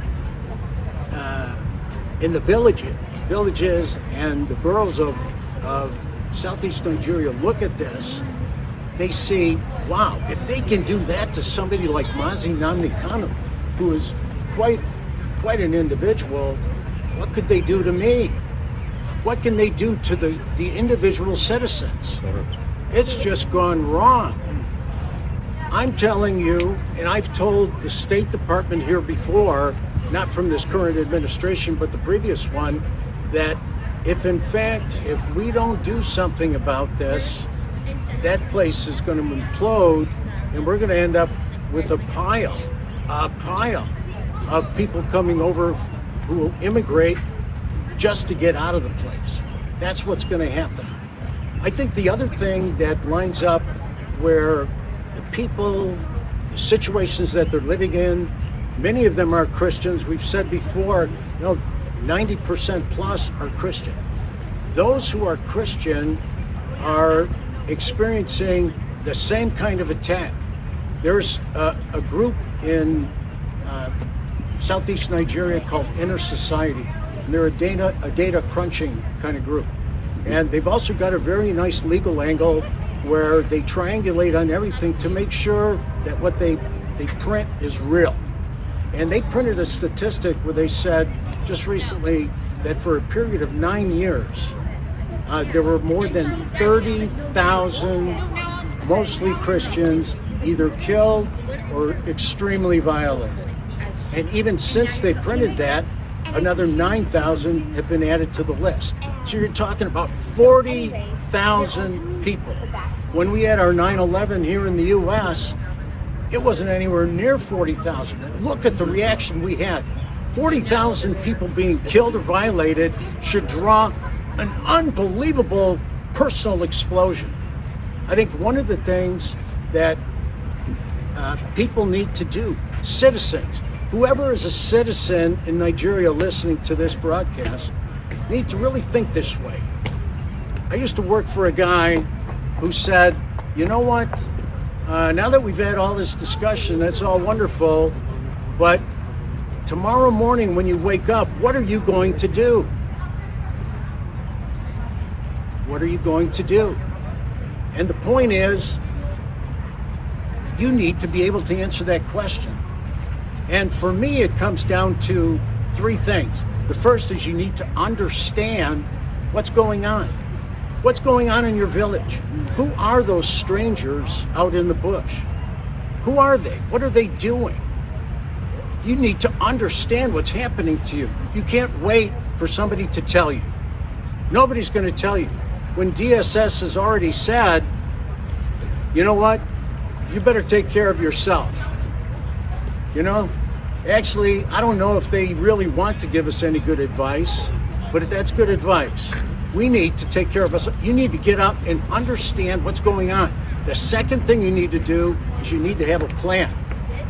You need to start to think about, what am I going to do tomorrow morning? What's the plan? I need a plan. And the third thing you need to do is take it personal. Now, you might say, what's this white chief? How many white chiefs do you see with a red hat? Not too many. What's he doing? I want to tell you what I'm doing, okay? What's important to me? You know, when it comes to understanding what's going on, we are all about, I spent 20 years understanding what's going on.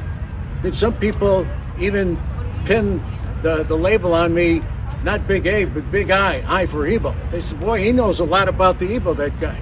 Because I've spent 365 days on ground. And in so doing, I learned what's really critical to the Igbo, to the ethnicity, to the ancestral Igbo. What's important to that person? Why are they the way they are? So I did that. I started to understand by working with the people around, standing here and many others, I've learned all the ins and outs of what's driving, what's the history. What did the British do? How did they fumble the ball so badly when they set this place up? How did that happen? And so I've learned about that. So I know what's going on. The second thing is I've got a plan. One thing I learned from my dad, and God rest his soul, my dad was a Marine Corps staff sergeant. And so you can imagine, as a young boy, I was on the run. My dad, he said, son, you're either going to be part of the problem or you're going to be part of the solution. And you know what? I've chosen, I think wisely, to be part of the solution. Part of the solution is critical. And you know what? You as citizens need to be part of the solution. And you need to come up with it yourself. You know what? Just like DSS, they're not going to tell us what to do. Nobody's going to tell you what to do. You need to figure it out for yourself and then do it. And then the third thing is take it personal. Now, what have I been doing? You can tell just by the way I am. I take things personal. And when I come to this place behind me, and I spend a lot of time at the State Department as well, and as a group with AVID, AVID's a great organization. AVID, with that group, we've spent a lot of time in the halls of Congress, knocking on the doors, talking with people. When we're with those people, what we're doing is we're taking them through the same three steps. United States government, you actually don't understand what's going on in Africa. Listen to us. We'll tell you what's going on. It's an ancestral place. And what happens is when they abscond with somebody who's iconic in the society. I mean, Mazi Nnamdi Kanu is iconic. When they put somebody like that in chains and just throw away the key, which they've done, they've thrown away the key. We should be taking that personal. And once again, if they can do what they're doing with him, they're doing with us, and that's when the 40,000 Christians that they've got on the run. There's another little bit of data you ought to know about. You know, all the people, and I bet there's hardly anybody in the region who hasn't been personally touched by a disappearance. You've got family, friends, fellow villagers who've been absconded with, they've been stolen. Everybody knows what I'm talking about. You know what's going on. Well, what happens is we need to tell the people in these powerful places, because they have a lot of control. I think you've heard quite a bit of wisdom about what the U.S. government can do. But for sure, the U.S. government needs to understand that if these three questions don't get answered also by the United States, understand, have a plan, and take it personal, one day it will come to our shore. One day that place will just turn into a mess. And we need to make sure that it doesn't come to our shore. Evans, a lot has been said about what is wrong in Nigeria, especially the illegal detention of Mazi Nnamdi Kanu. What are your thoughts? Well, I can tell you that we've heard an earful about the evil and atrocities going on in Nigeria. But one thing about evil is that it's really perpetrated by a few, because there are all good people everywhere. There's good people in the north, there's good people in the south, but few bad apples that happens to galvanize the masses to commit evil against their own citizens. I'm telling you that evil may live for a while or may even live for a long time, but evil will never live forever, because every evil has an expiration date. It always does. So I'm telling you that the time of massacre of Christians in the north and south has expired. Right? Expired. Right. Expired. The genocide against the Igbos has also expired. And the incarceration of Mazi Nnamdi Kanu, the Mandela of our era, the Mandela of Nigeria, his incarceration has now expired. You've heard me describe Nigeria as a dark nation. And the only thing that can overtake darkness is light. So I'm asking the Congress of the United States to be the light and enact the laws that will stop what's going on in Nigeria. Beginning with designating the nation as a country of particular concern. I'm also asking those in diaspora, like myself, to wake up and do something to help your citizens back home. We can always do something individually, but we can do much more collectively. This is a cause that I'm willing to die for. And I will continue to fight until my last breath. Tell me about the Nigerian government. Have they adequately protected human rights and enforced their laws regarding the protection of lives and property of her Igbo and Christian citizens? The question of human rights in Nigeria ought to go directly to a few people that I will mention. Okay. They will talk about that. I'm talking about the person of a young lady called Leah Sharin, that was kidnapped by Boko Haram when she was 15 years old. 15 years old, she was kidnapped. Yeah. Until this day, she remains in the custody of the terrorists. Yes. She cried out to her government, and they did nothing. No rescue, no help. And I want to surprise you. This young woman today is 25 years old. 25 years old, having children for terrorists. while the federal government of Nigeria ignores her cry for help and assistance. So you ask Leah Sharif about the fundamental human rights in Nigeria. And she will tell you the rest of the story. Another person that is worthy of note is another young lady by the name Deborah Samuel, a young college student in Shangari College of Education, Sokoto, Nigeria. This young woman was stoned to death in broad daylight while people stood and watched, while the government stood and watched. The army and the police, all the security apparatus, they stood and watched an innocent girl mowed down in broad daylight, and her body was set ablaze. Chances are this young woman was still alive while she was in flames. Things that you cannot bear as a father, as a brother. These things are happening in this country called Nigeria. And people expect us to be proud of the country. This man who now, this man also asụsụ akịta one Igbo man. Na anyị Igbo ji wee mad ihe mere na North. Do you know why? Because na the picture jere viral. Because not on social media. Because na post where everybody know about it.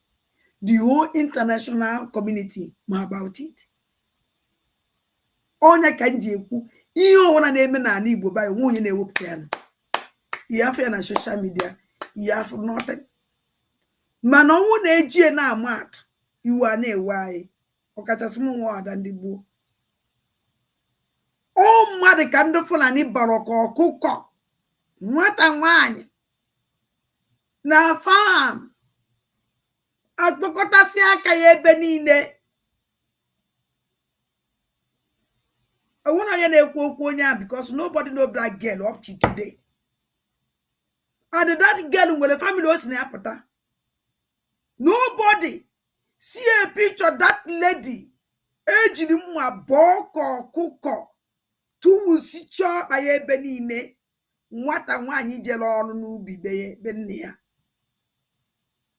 The family of this girl didn't say anything. The family of this girl didn't bring now what you up the picture yeah, or that here. Many things like that. Many. The baya nezo. Ndi bona to kuru. Iwo nezo kuru. Iwo puta ibe neme na befa. Ezonya zota ya miri. Onya ki jejifu community madi ebi ozi. Onwere onye nwere idea. Onwere onye mu ife na-eme that place. Because ndị community ahụ nwere onye na-ekwu okwu. How can you cry out? You watch all the pictures say wepụtagasị ebe ihe mere n'ugwu Hausa. Onwere nke si na anyị Igbo pụtara here. Because ndị Igbo don show ife na-eme na befa. Na-eyi amufu. Na Ebonyi State. Onwere onye mu ife na-eme that place. The Kenanya nke gosiri yesterday. Mele na 2021. Nanyo osu fitokwa. Osu moyo osu from osu A to Z. Nobody know. And they will come when they who victim. See na that community. How can people to help? If we don't shoot, I want to work the enemy na buy. Owuna ya na ewepụta ihe na-eme na be anyị anya na-ezo ihe mmadụ ka egbuo nwa ya onye nwa ya n'abalị mechie ọrụ sụsụ ekwukwene ọ nwatakịrị ka abịa na chapel ofu nwa ka abịa na chapel gbuo onye ebe o jere ikpere chie ndị ụka zo onye zụta anya mmiri up to today mama the girl the boy egburu ekwubeghị papa the boy egburu family the boy onye ọrụ agbachie nkịtị kedu ka ihe esizi wee save life. Kedu ka ihe esi wee gosi ụwa na ife na-eme na be anyị ebe anyị nwa ndị be na-eme na-ezo ibe na-eme anyị no Fulani egbuo ezo onya oibe ọnwụ na na-eme onwe nke a na-egosi ndị Igbo jikwa aka fa eme onwe fa ka ngwa ga eziokwu ihe etie mmadụ ife si ya ebe na akwa mmadụ ya asị gị ofu onye n'ofu ezinụlọ bịa ọsọ echikwa ọnụ ikwupụta kịta na-abịazi egbuchasị onye ọnwụna ka ebekwa na nke egburu egbu onye ọnwụ na-erie n'ude o mere ya life dị save no onye gburu mbụ ka ya abịa gbukwa ebụọ a na-ezo ọkwa mmadụ 14 ebube agụ nke a njere pụtara nnọọ akọcha onwe onye fu na-ekwu okwu ya nobody nwụrụ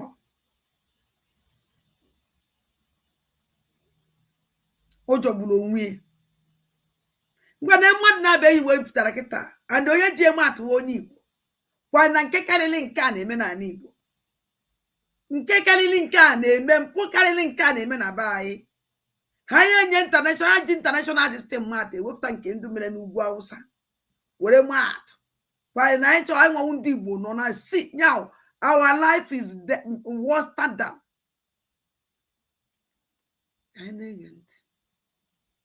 you watch all these pictures on the fly throughout all these pictures. That's why we're here to talk to lawmakers over here, those that will listen, and I'm glad that they're paying attention. They're taking note. What do you wish that the lawmakers would do first? First of all, back during the days of the Trump administration, Nigeria was in the list of CPC country of particular concern. Yes. Then the new administration came in under Joe Biden, and they were taken off. Now, both houses of Congress, the House of Senate, and the House of Rep, they're coming together to put Nigeria back as a CPC country. Country that needs to be watched. Yep. Country that violates fundamental human rights. Yes. Country that may be sanctioned. Yep. Until they change their ways. So, for the folks who are hearing us for the first time, what would you hope that they could do? What I hope that they can do is to take the message to their respective constituents, to talk to their lawmakers, their reps, their senators, their House of Representatives. Tell them what's going on. Yeah. Tell them what's happening to other people on the other side. So maybe at least they can learn some voice when they're in session here at Congress. That's why we come here.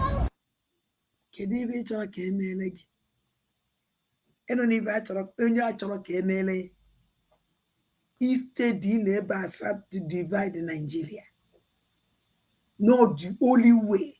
Ladies are our leader, Mazi Nnamdi Kanu. Oh my God. And again. Yes. This country holds the record for beacon of democracy in the world. That's why we're here. That's why we're here. That's why we're here. Yeah. It's simple. Yeah. One more thing, and the legendary of human rights violation, okay, ought to be referred to a man in the person of Mazi Nnamdi Kanu. Mazi Nnamdi Kanu's continuous incarceration is the primary reason why we're here. We are here. Le problème avec mes dents, c'était qu'il m'en manquait plusieurs. En fait, j'ai eu une fracture de la mâchoire il y a 20 ans. J'avais les dents vraiment... To call for his immediate and unconditional release, as already decided by United Nations back in 2022. For people that do not know Mazi Nnamdi Kanu, today he's being referred to as a secessionist. He wants to divide Nigeria. But I want to let you know one thing, how this young man started this whole thing. He did not start this whole thing by calling for Biafra or calling to be separated from the nation. He started in the year of 2012 and 2013 in London, on the streets of London, calling for one Nigeria, for unity, for the government to pay attention to the suffering of the people. The children are suffering. There's no job, unemployment everywhere. Our young people has taken up to criminality. So Mazi Nnamdi Kanu saw this and he began to preach, to talk about it. He wasn't calling about secession. He wasn't calling for Biafra.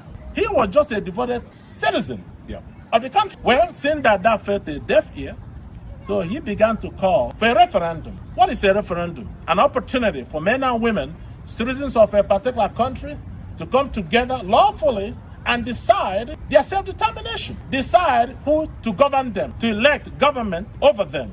It's called government by the consent of the governed. There's nothing wrong with that. And for that, this young man was arrested in 2015 and put in prison. And 2 years down the road, he was granted bail and was allowed to go home. While he was enjoying his bail, preparing to come to court, consistent with the bail conditions, he was invaded by the same government that granted him bail. A combined forces of the military, the Air Force, Navy, all of them invaded his home on a planned assassination attempt. They called it the legendary Python dance. Python should be dancing in the forest, not in a village. Okay. Where there were women, children, and elderly. That's where the Nigerian military came to operate their Python dance. But at the end of the day, when the Python has finished dancing, scores of human beings were left dead. Properties were destroyed. Where's the justice? Where's the government? Where's the right of the people to be protected? And miraculously, Mazi Nnamdi Kanu escaped that very assassination attempt. And in 2021, June of 2021, they tracked him down and kidnapped him while he was on official duty in Kenya. As far as we are concerned, there is no democracy in Nigeria. One key piece I want to mention with people and citizens is that it's the subject of fear. See, when you don't make a plan, when you don't understand what's going on, and you don't take it personal, all of that gets replaced by fear. See, what happens when fear takes over, all the bad operators around you become temporarily successful.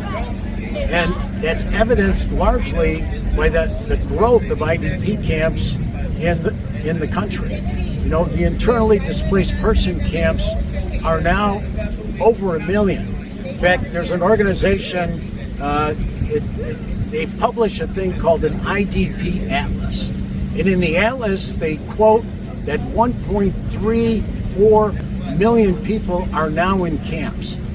And on top of that, there's another statistic that they keep where they call displaced person movement. And those are people who are about to be in IDP camps. They've been chased out of their environments, out of their homes, and there are about 3.3 million of those. So when you add all this together, it's 4 or 5 million people who either are or are about to be in an internally displaced person camp. They're like prison camps. There are pictures all over the internet. Look in the internet. Look up IDP Nigeria, and you'll see pictures all over the place. You know, there's another area, maybe I could ask Chief Onya to speak about it, about the nature of security, and it's like a message that we want to send. Yes, thank you. There's no society that can survive on anything without security. Building all those roads, building new malls, and all those things the governors in the Southeast claim they are doing is not helping anybody because nobody is secure. So they have to think about security first. Save the lives of our people first, and they can build those monuments. They can build those malls. Those things will come second. So the most important thing they would do is security. Make sure that there are bushes, nobody is living there, no Fulanis are there, no jihadis are there. Form the strong vigilante that you can have, not the vigilante that you use for your own personal gain when you run for elections. Form the one that can protect the people and guide them. By the way, the IDP camps we're talking about, who displaced who? Why would people be displaced? So security is important, that the governors of the Southeast should come together to do that. This is exactly what Nnamdi Kanu was telling them. Evans, a lot has been said about what is wrong in Nigeria, especially the illegal detention of Mazi Nnamdi Kanu. What are your thoughts? Well, I mean, I can tell you that we've heard an earful about the evil and atrocities going on in Nigeria. But one thing about evil is that it's really perpetrated by a few, because there are all good people everywhere. There's good people in the north, there's good people in the south, but few bad apples that happens to galvanize the masses, to to commit evil against their own citizens. I'm telling you that evil may live for a while or may even live for a long time, but evil will never live forever, because every evil has an expiration date. It always does. So I'm telling you that the time of massacre of Christians in the north and south has expired. Right? Expired. The genocide against the Igbos has also expired. And the incarceration of Mazi Nnamdi Kanu, the Mandela of our era, the Mandela of Nigeria, his incarceration has now expired. You've heard me describe Nigeria as a dark nation. And the only thing that can overtake darkness is light. So I'm asking the Congress of the United States to be the light and enact the laws that will stop what's going on in Nigeria. Beginning with designating the nation as a country of particular concern. I'm also asking those in diaspora, like myself, to wake up and do something to help your citizens back home. We can always do something.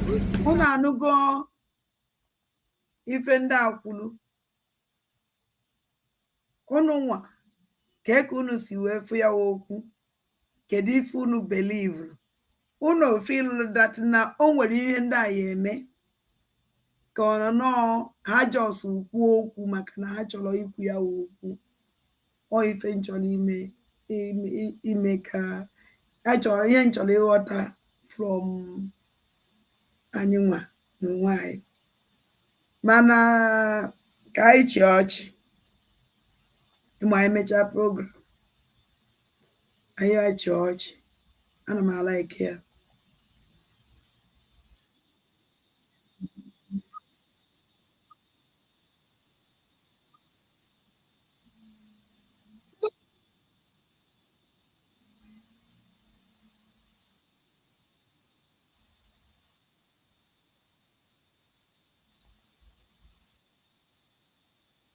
ya wepụta ya eji ndị copy ya gosi ya ebe signature dị. She didn't sign. Omunwa wonya handle, that is the signature. Munwa wonya handle the ano. And Kedafi ano. Agwa munu mboge nkele biabia sign no. Ama mundu na that hall sign or that declaration. Malanda sign no yano. Munwa gwa onu mboge nkele biabia sign. Jenu John goes all based on sign of the declaration. Agu declaration or declare or sign here. She didn't sign. Hello, my listeners. I welcome you to the Society Moment with Chukwu Di Ya here in Kowif TV. When you recall, I once told you that this Okoko here is ranting, has no basis for his allegation against Ogenkere. No one jegida Ebedi Siloza Buruna anyere Ogenkere na ego na emisi from the government in Enugu state. A trace in account Ogenkere 150 million become my like because ndị mmadụ ejene chọọ ya half ọzọ ebe o kwuru okwu a o dere itige ka o wee mee ada accuse gen ntị. Ogenkere, what is your problem? What is your problem? Why are you deceiving Biafrans? I didn't want to talk to you directly before, but I think we can't keep quiet anymore. You've been attacking Madam Ngozi Orabueze, our DPM. You have been attacking her left, right, and center. We want to ask you, Ogenkere, what is your problem towards Madam Ngozi Orabueze, the woman that declared Biafra on the 29th of November 2024? I hate Ngozi Orabueze with passion. Akpọrọ m ya asị. Akpọrọ m ya asị. Ma we nwere mmadụ ịkpọ mmadụ asị. Akpọrọ m ya asị. Akpọrọ m mmiri n'ọnụ were ekwu ya. Because you don't know anything. Ana m abịa o. It was in the social media when he made a broadcast, that Ogen Kere was paid 150 million US dollars, that the money was traced from Enugu State Governor Pichamba, wired into the account of Ogen Kere, and this have indicted Simon Ekpa. It was all rumors throughout the social media. But today, how far, how market? The same person who made this deceptive propaganda, who pushed it out to create a different narrative, is now trying to hide himself. Exactly. Of course, I have searched for that video. I couldn't see it. Oh, that and I it's again. discovered that Ada Diorama could not also lay hand on that video. It went viral. It was on the news that Ogekere was paid 150 You see? million Oh, that it's again. to sabotage the cause of Biafra, working with the Nigerian government and Enugu State Governor precisely. But all these things were just mere figments of his deceptive imagination. He coined out, he crafted those words, those deceptive, destructive imaginations to deceive majorly the gullible audience hearing him. Some people bought into the idea, begin to spread the rumor. They were spreading the rumor, but what I was asking, for you to convince me that that is true, and you said that it has been traced, it was traced to his account. That's why he did not want to give account, blah, blah, blah, blah, blah. What are the evidence? What are the evidence that 150 million US dollar was wired into Ogekere's account to betray the cause of Biafra? Today, he's trying to shift the blame. He's looking for a window opportunity to blame a different person. Of course, Ada Diorama also lent her voice to that deceptive propaganda while she was with the other group known as Ngozi Orabeze cabinet. But today, the truth is staring at them. They could no longer stand the test of time, what they have once spoken with their own words, deceived the audience, the Biafrans. Today, they are trying to hide up, to cover up their shames because it has been exposed. I told you that the time will come that these guys will be exposed, because you can't make such claims without any substantive evidence to that. That would have convinced everyone beyond reasonable doubt. But you don't have it. It was conceived out of the figment of your deceptive, wicked imagination. They're smart. Today, he's trying to shift intelligent people. On Ada Diorama. I have listened to Ada Diorama's response regarding that allegation. She was very excellent in dislodging this Okoko you are seeing here, and she did a very nice and beautiful job to exonerate herself. Yes, she did not deny, she re-echoed that voice in a bid to tarnish the image of Ogen Kere, who, as of now, is presumed innocent on that particular allegation. It has not been substantiated. And Ogen Kere have not made any statement regarding this, perhaps seeking for legal advice on how to go about that. That could have been the reason why the so-called Rose or this Okoko has to delete that video. You see? Yeah, my own delete. Man, all the go rate. Dragging traffic to your blog and the rest of them. And some people are so gullible that they chew anything they see, they assimilate, they take in whatever they see without their own sense of reasoning, without asking questions. How could this be? What are the evidence? They begin to sell it. It was all over the social media. Today, we are right there. They are not denying the same ways, the same broadcasts they made. In fact, have brought down that particular video because I searched for it, I could not see it. But many people had him, many people saw the way he presented it, that this is the reason why they don't want the declaration of the Biafran restoration that was done on November 2024. Now, another issue that was raised by Adadiorama, that Ngozi Orebeze do not sign the register for the redeclaration, and she said she has the copy of those who signed. Now, if Ngozi Orebeze truly do not sign such documents, such important documents, to assent to the redeclaration of Biafra, could it be said that she is so busy on gross with other activities and ignore the most important thing, and she still claims she declared, single-handedly declared the restoration of the Biafran territory? Now, if that is to be true, I think that lends credence to anyone doubting her sincerity. I like how this man see a message. I like in aligning her program with that of the Prime Minister of the Biafran Republic, government in exile, Mazi Nnamdi. So, if that is established to be true, that she did not sign such important documents while in Lahti, Finland, then that is another concrete evidence, of course, to let Biafrans know who she is and perhaps who she's serving, whatever be the case. Let's listen to Adadiorama. Now, by wait.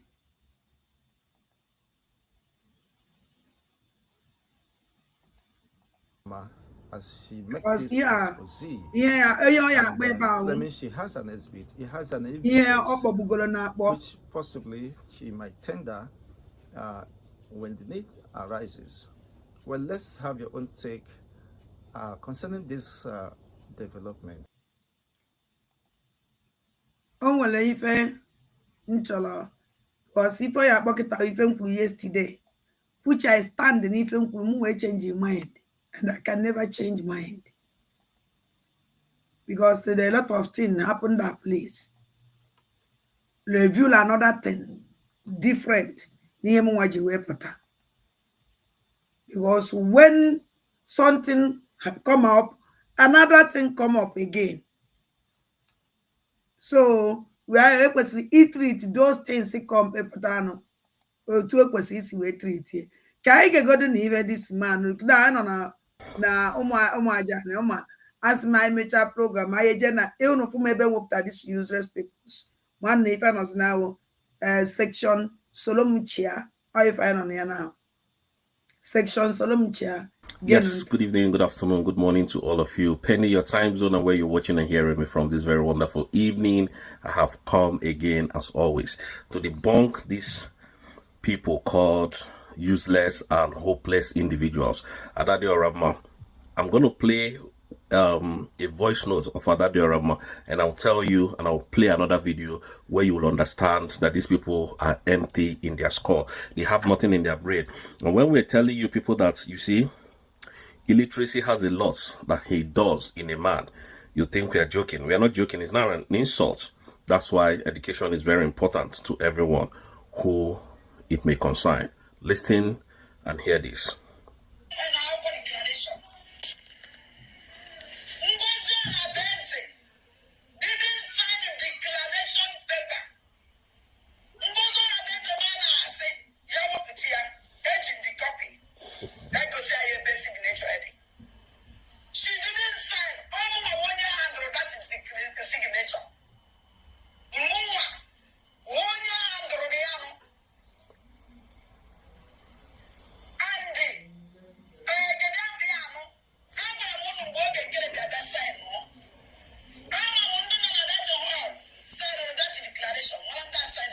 Okay, let me just stop the video there so that I won't make it to be long.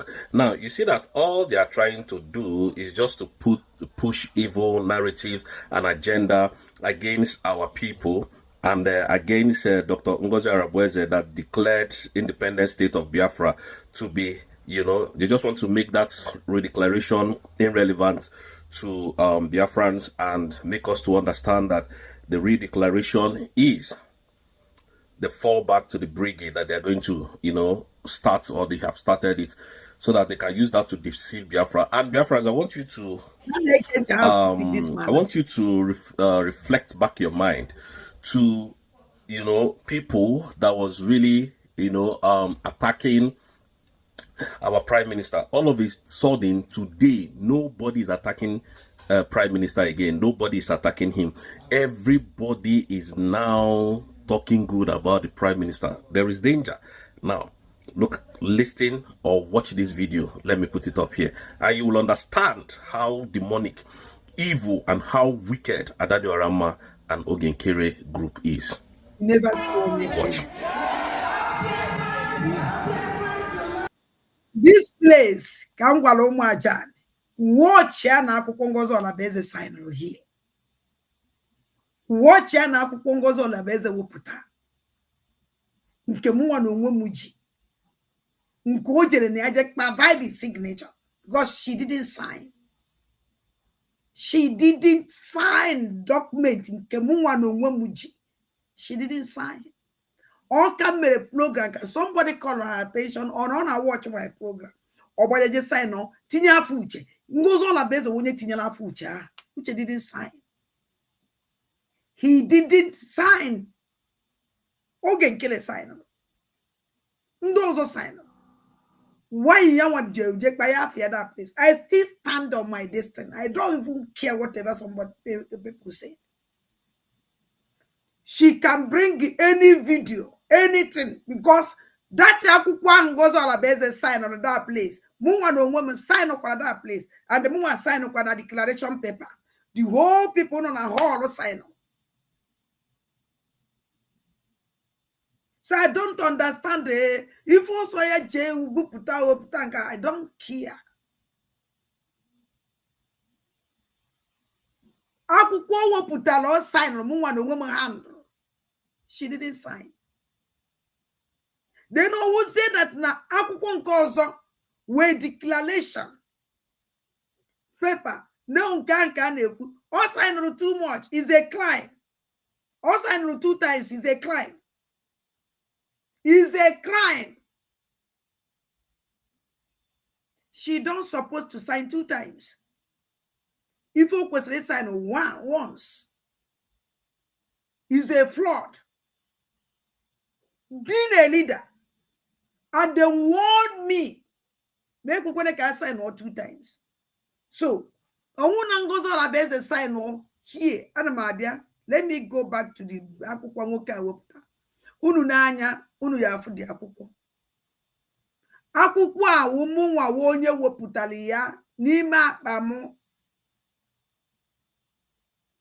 Mgbe ndị mmadụ Ngozi Olabeze chezọrọ the declaration paper ndị mmadụ na sign na bihe ojighị bịa. She didn't come with it. O chezọrọ ya echezọ n'ụlọ. Because akwụkwọ eji sign the board na ndị bịara Finland mma ife mwa na-ekwu sign la akwụkwọ. If no nwere onye jụrụ m sị m why mmeji sign Mazi na this one. Kedu ka esi were this signature na this akwụkwọ transfer na the other one. We say with this thing not be possible. Nature is on cause on moon. Has sign one at this one. The following day or berazie and say because ye chezokwana ya will be very important. Only one day can sign on here. Only one day. Because the other one which is rare. Because I hate of was try here. Bia with your and I later call her on phone. Said, don't forget to bring Yachezokwana. You with our signature, not very important. Can the mother have a continue now signing and Kobela? Makoji Kwalakana. I want our signature I knew away now. I sign it away now. So no coaches oziri but how coaches ora ya ka me kwesi inye ya were na asa ni ta were ze na because coaches oga the first time mu nwa cho nke chezokwa ya ozo. So to avoid that mgbe o weziri nke nnukwu ambia I didn't give her again iji were na because I make sure that everybody sign akwụkwọ. Everybody sign akwụkwọ. Gwadezi anya then akwụkwọ nke ewepụta nya nwa onye wepụtara akwụkwọ not me. Nenu nke o sign nke dị n'elu table atọrọ akwa red. Awepụta ya ka ichi azụ na that place. So there is something going on here. Dear Francis Wesley, what is that?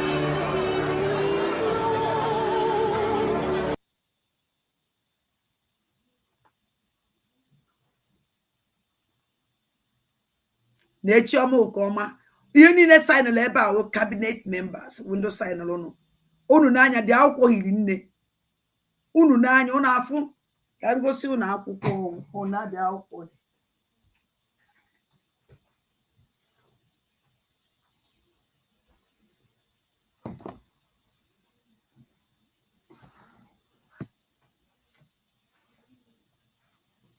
The akwụkwọ sign okita ọ na sign ebe a na wo na unu n'anya unu ya afụ. Akwụkwọ ọ na sign ebe a kita na otu aka ọ dị. Otu aka ọ dị. Akwụkwọ etiko gasịrị ndị mmadụ n'ime akpa. Akwụkwọ etiko gasịrị ndị mmadụ n'ime akpa.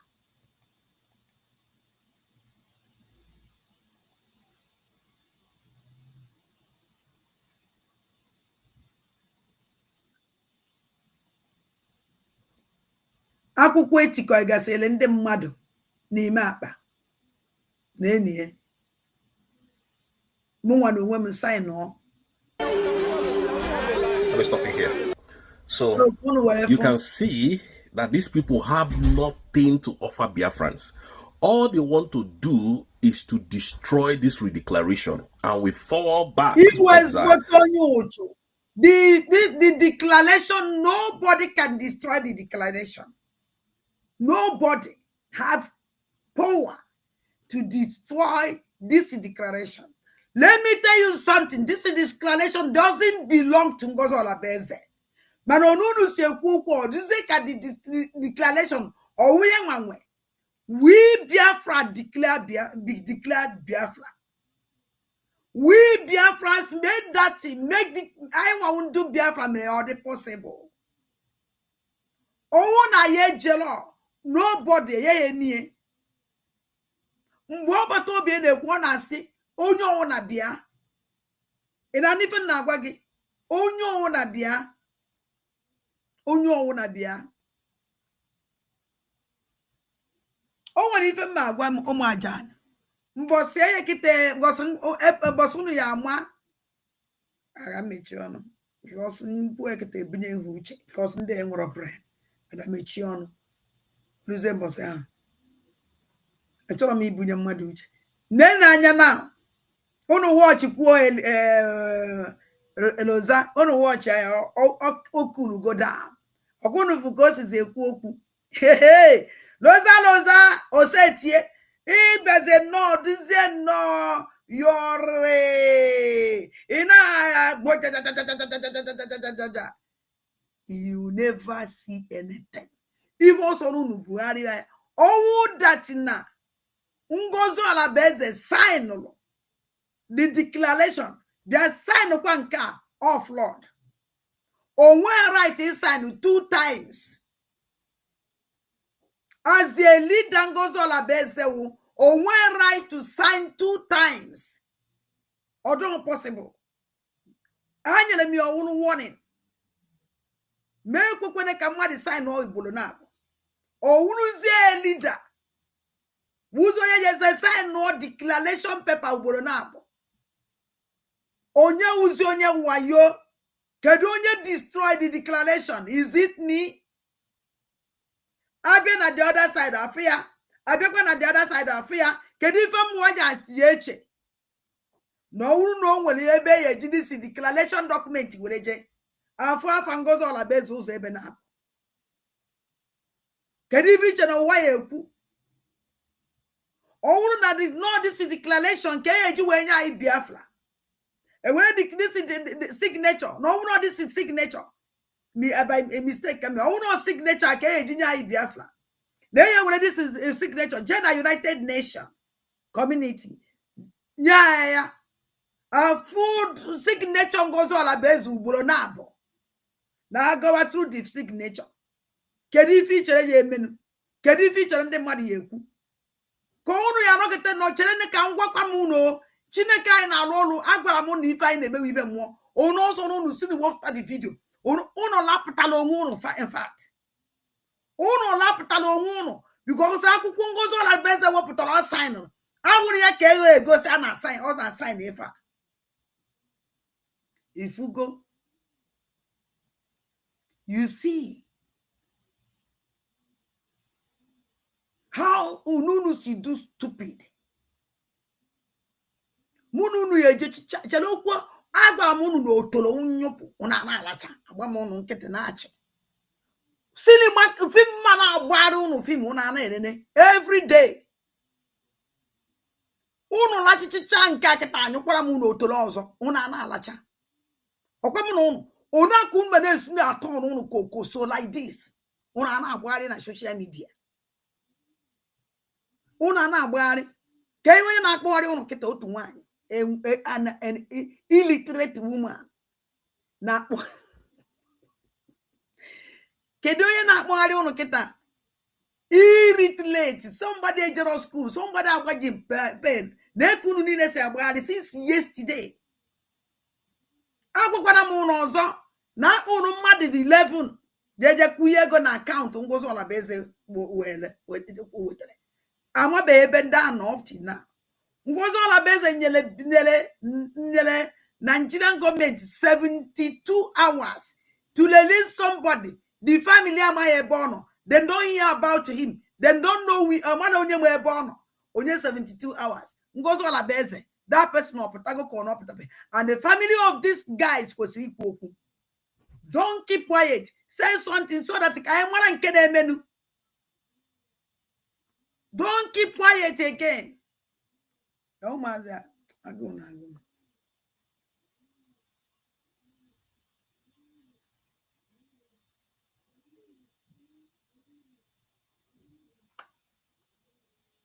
Nane gente. Loza. Like the paymasters of the Nigerian state told them, and that is what they are trying to portray. But we are very smart and intelligent. We cannot back down on this mandate for one bit. We will continue to defend it until our prime minister comes out. And I want to tell Adadi Rama something.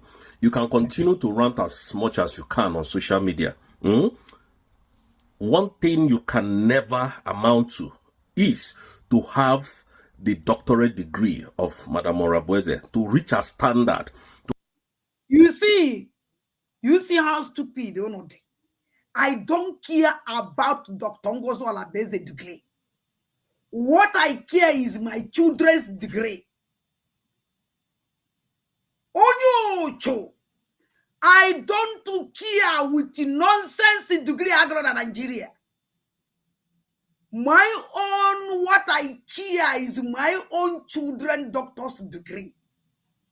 Hence, my children have that doctor's degree. I have many I want.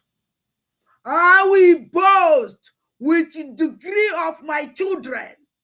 I will never boast with another person's degree that I don't know how you get it. I didn't ask you that.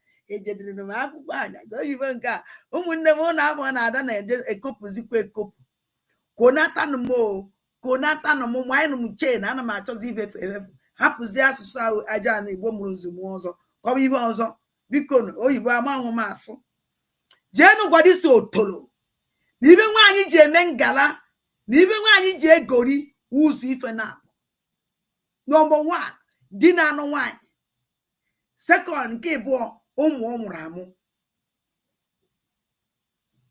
first one o udi na ya no o gori ụmụ azitoyicha o gori ụmụ ya na stage nnọkịta o ị na-egori ụmụ m nwa ibe nwa ibiri achichi awụrụ nwatakịrị ahụ machigo m chi akpụọ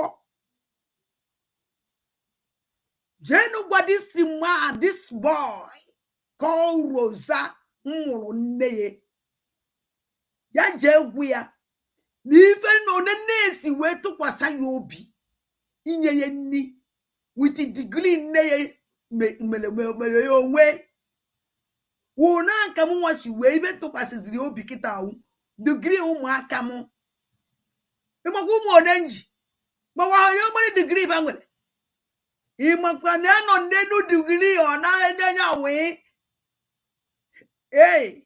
degree n'ụlọ m idobe ihe dole gị nzọ 100 step ihe adịgo nwere ebe ọdụ.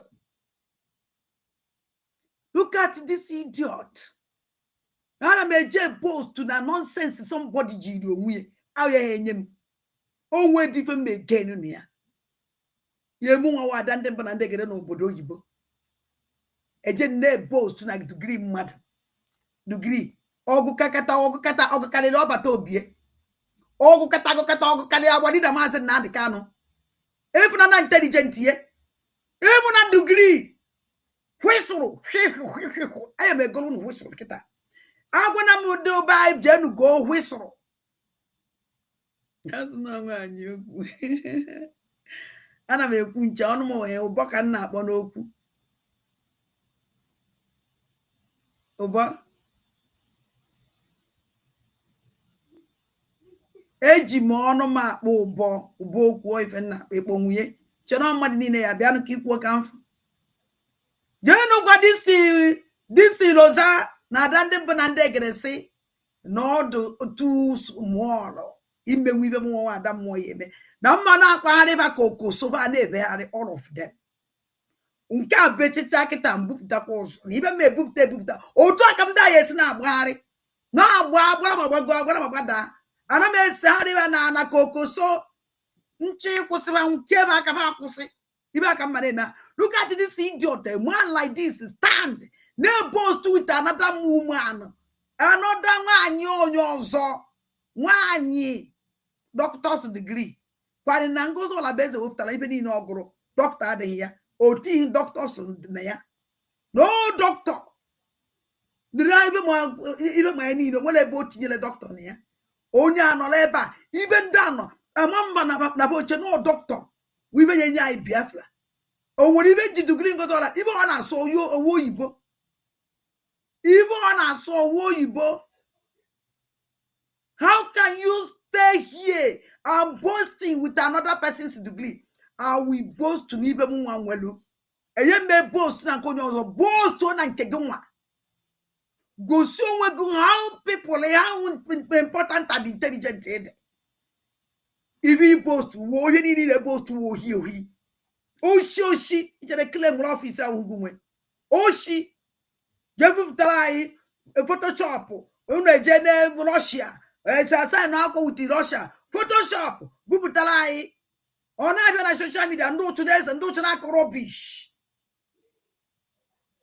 With the signature, Kunu Yajija Russia. I have declared my country. See the signature. In your signature. In your country. Umwamosu. Then I be one. Somebody so now okay. Very dirty something. Now so ye. Upon now we be a che. Wapụta godu nwaanyị na anụ ka ifu ka ọ dị akpụkwa na m ụza onwe igbade ibiri achichi tu star ibiri achichi kpụọ iwe nwe ike na-ewetara m ọnụ mụ na-ekwu obodo na-ekwu ta gara nụ this idiot foreigner adande mbona ndegede kwa foreigner ina-achọkwa okwu Oles ni so pori na ko iwo popo instead o ya balo onwe ulu je gụọ akwụkwọ na London ndị mmadụ nwere opportunity bata na London gụọ akwụkwọ nweta ezigbo ọrụ o na-eje chicha toilet dị mkpa ya niile one jeshi mmadụ ni ebichara nya alụrụ nya nsọba mba ibe ji ma nwa aja nsọba ya ahụ ibe mmalụ mbinye ma nweta ife nchọ nwee dị happy that me ọrụ ihe na-alụ iniwe a na-eweki. So happy na my job, very happy. Look at you. Then again, I like to this enter place. where she's entering, to talk the way she's talking, to copy her, to run or rule over her. You can't. Copy who?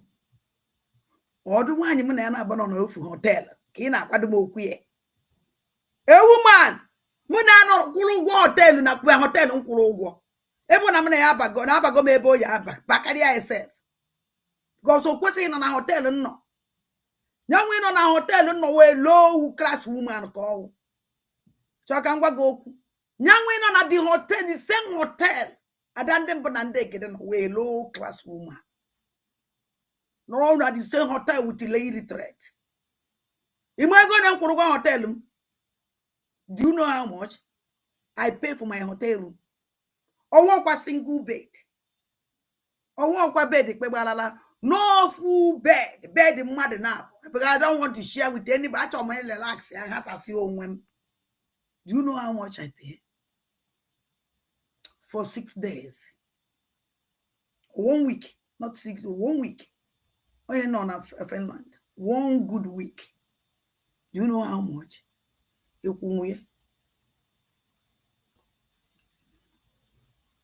Una ha ke na phone mungo ọzọ eflia 16 just pụta this year imemuye so ha ke na phone okita itia if ngo we gote mu stream yard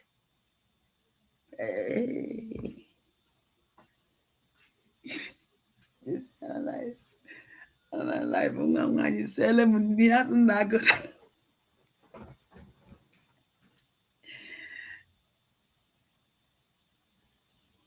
Biko kuchinele nye mecha ndo nwa mchumgozele ngezi nwa chimgoze ndo nwa kpuchi onye amụta ya mụtakwa o mkpughara nye m ibe nchọrọ so na na-ege ntị ebe dimkpa bini loza na a post na degree or my NSC nwete. Owu na onye a nwere high class degree. Ama ebe o kwesịrị ịnọ. Ndị nwere a high na ifukwala wali na Mazi Nnamdi Kanu how he speaks. Otu si ekwu okwu. If na ana m alụ ọrụ n'isi ifu na nke ọ bịara life mbọsị na ọ modulate onwe because ana m enye ya ana m awụ na-ekwu na-eke na practice a class woman ọgụlụ akwụkwọ gụchichicha gụọ ihe niile ọgụlụ nwee degree na agụọ Biafra oge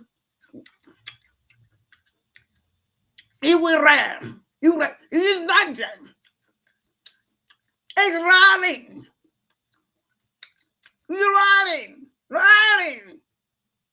Are you not ashamed of yourself? One a woman, a very ndị one mesikwe nwaanyị nwere ugwu ye na-attaching gum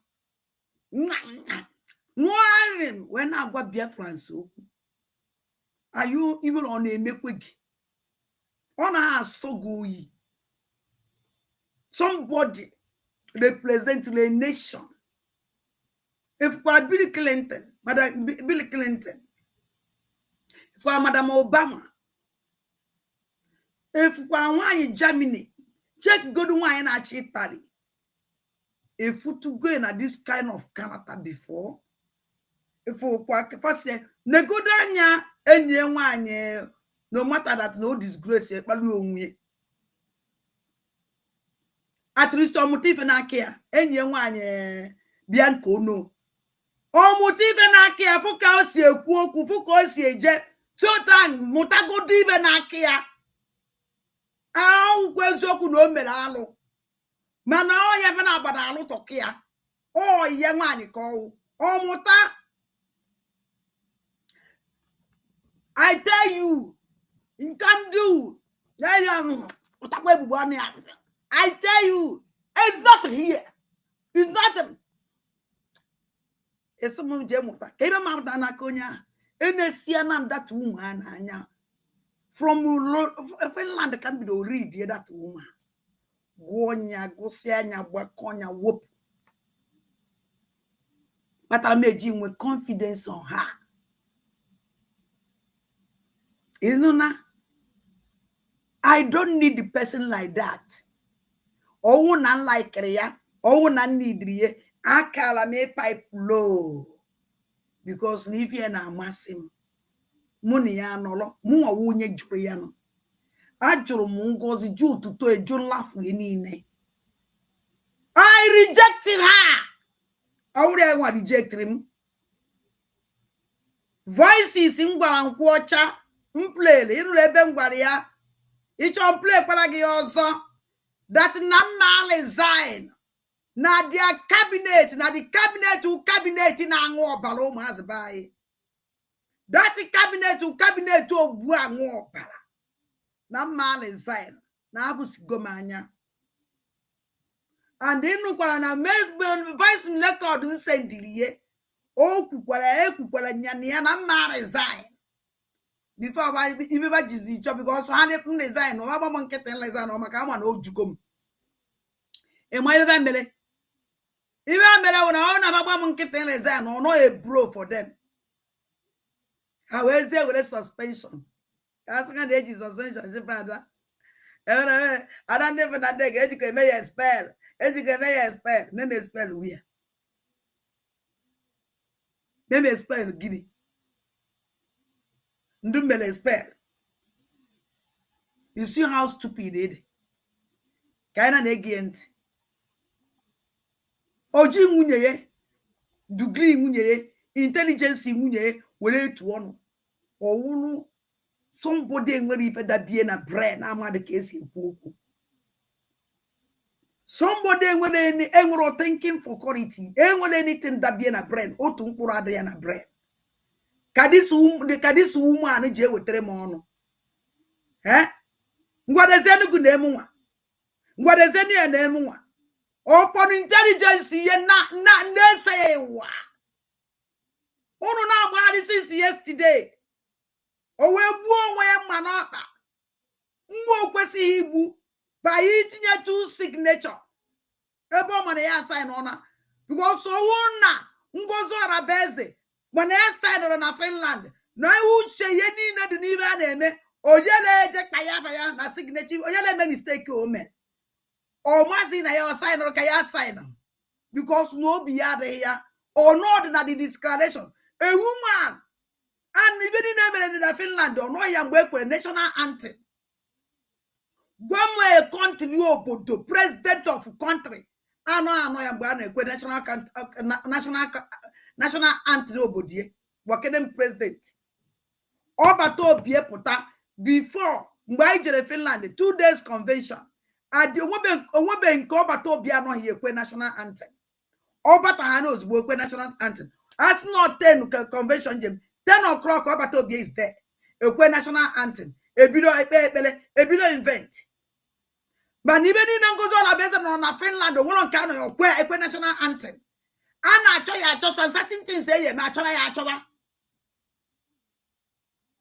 eno ya mgbe na-ekwuye an intelligent woman kedi country na-eme ona ebe Ngozi Arabeze chọrọ declaration of Biafra don't like Biafra ọ chọrọ inweta onwe who is the feeling who are you stupid igwa m okwu like this egwu ọ na-atụkwa gị igwa m nwa adande mbụ na ndị egede oji uga na awara eze igirige mmiri ndị Igbo oji uga eze mmiri ugo akpa aja ebukata edota oibenwu imakwa ibe onye gị na-ekwudu ọdụ mmọnwụ na-ekwu obodo na-ekwudi small boy egwu ọ na-atụkwa gị ịnọgide nnọọ ije bụ onye mụrụ nne gị ma na mmụọ ada ndị mbụ na ndị egere mụ na gị awụrụ ọgbọ ma wee we ada mmụọ ime ngwibe na mmụọ ndị Igbo ma nwere ime ngwibe dị na adị ya otorogbobukwe gị ka anyị get this idiot ntị. You cannot achieve what she have achieved in life. That is one thing I'm going to promise you. So as long as you like. Achieve by scamming with the Nigerian government. I will achieve. Come on, man, achieve. Even go to all the best will achieve. What can the men no power? Achieving by what? If you're going to go see achieve, scamming. Every door, not scam on the man on a fundraising. Scam on the man identity card. Any baby. And I know quick a man that na a bekala this robber chiko in that son of family identity card. I am scamming one. I am we will achieve. Can you come achieve no no funny? Man no money. Muman won't do 12. The 12 home one jan and dibo. Umu ding people man and to say na ro dizzy general. You didn't boy. What can even want a football team? Or even when a natural man is have when man is have everything. No phone your dizzy. I may achieve one you sort of work on your friend of Flani. Can you achieve a fear for Wole? Then I get this woman and Make noise, shout, deceive Biafrans that you are deceiving. You cannot deceive us. Oh, shut up. You know I shout to see. Make noise and shout. Man, I'm gonna shout. It wasn't shout. Oh, I'm not need to come like this. I'm not need to come like this. If una ne supu onegi, since supu chalaki onyoshi, put up war propaganda, bumadi begoshi.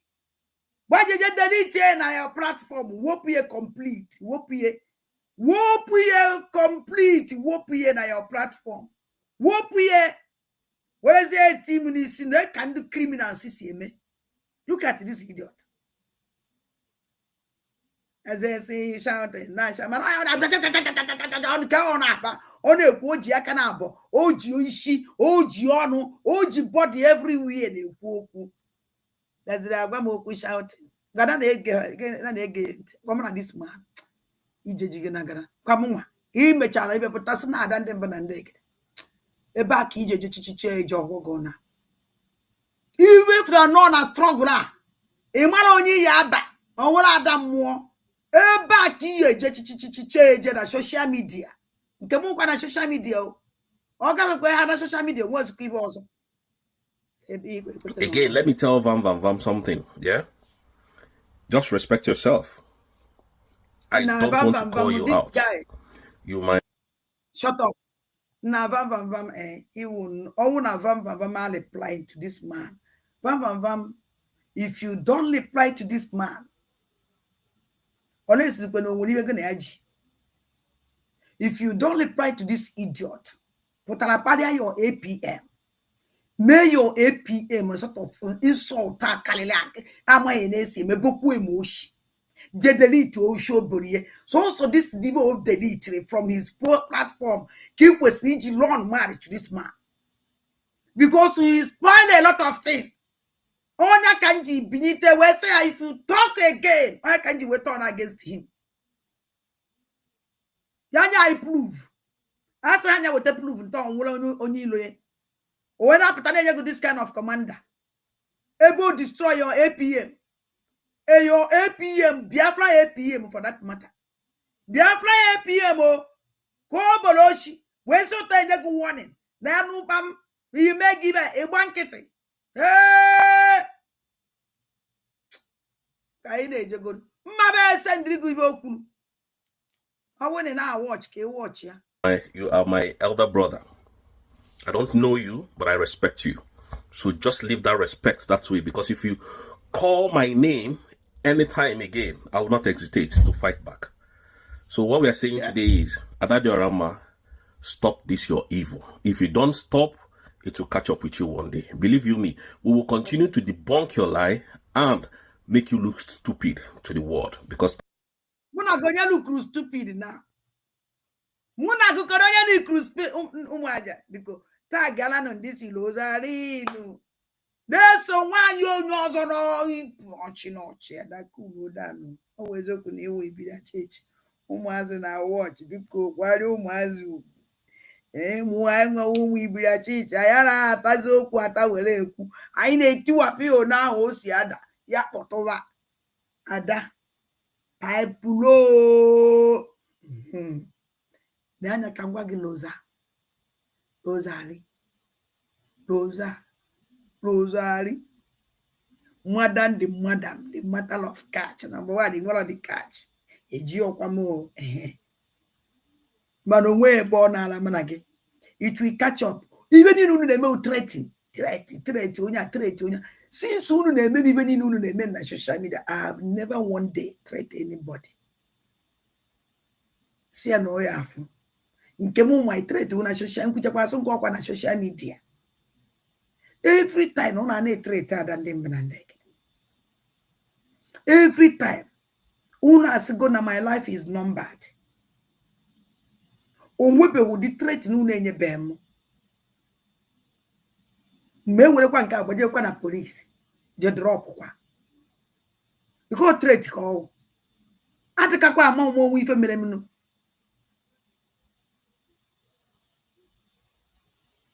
adịkakwa ama ụma isi wa ma afata m n'ọkwa unu nwa ndị otu ngozi ọdụkwa nka m onye ejewekwa threatening of life una na-threat ndị mmadụ na nke a na-akpọ nke a na-ede ibe nkwulu aba kịta because of threat ka this guy ji wee nọrọ na bondage ọwụrụ m ka o ya abịa dere rubbish ndị na-efolo m che na ibe nkwulu na ụlọ pụta wepụta picture mgbe ọsọ na ibe nkwulu ebe mma na datị na akwụkwọ nke o wepụtara ọsịa saịrị agwụrụ nke o dara na tebụl na datị nke a na-ekwu maka esi na igbe amaka na-ekwu na ọnwụ na ọ sị na ya saịnụ ma na ọ saịnụrụ n'obodo na abụ na flọd mmiri na ọrụ were ekwe ụrụ ọchara ga-apụtasị ewu ọkwa eziokwu amakwa na ọsa ọwụ dat nọya otu ahụ ma apụtasị na ndị nsọrị na-eche na ọsaịnụ mana ebe ji ekwu maka nke m nwa ji abụ m ya ọbịa saịnụ akwụkwọ nke nji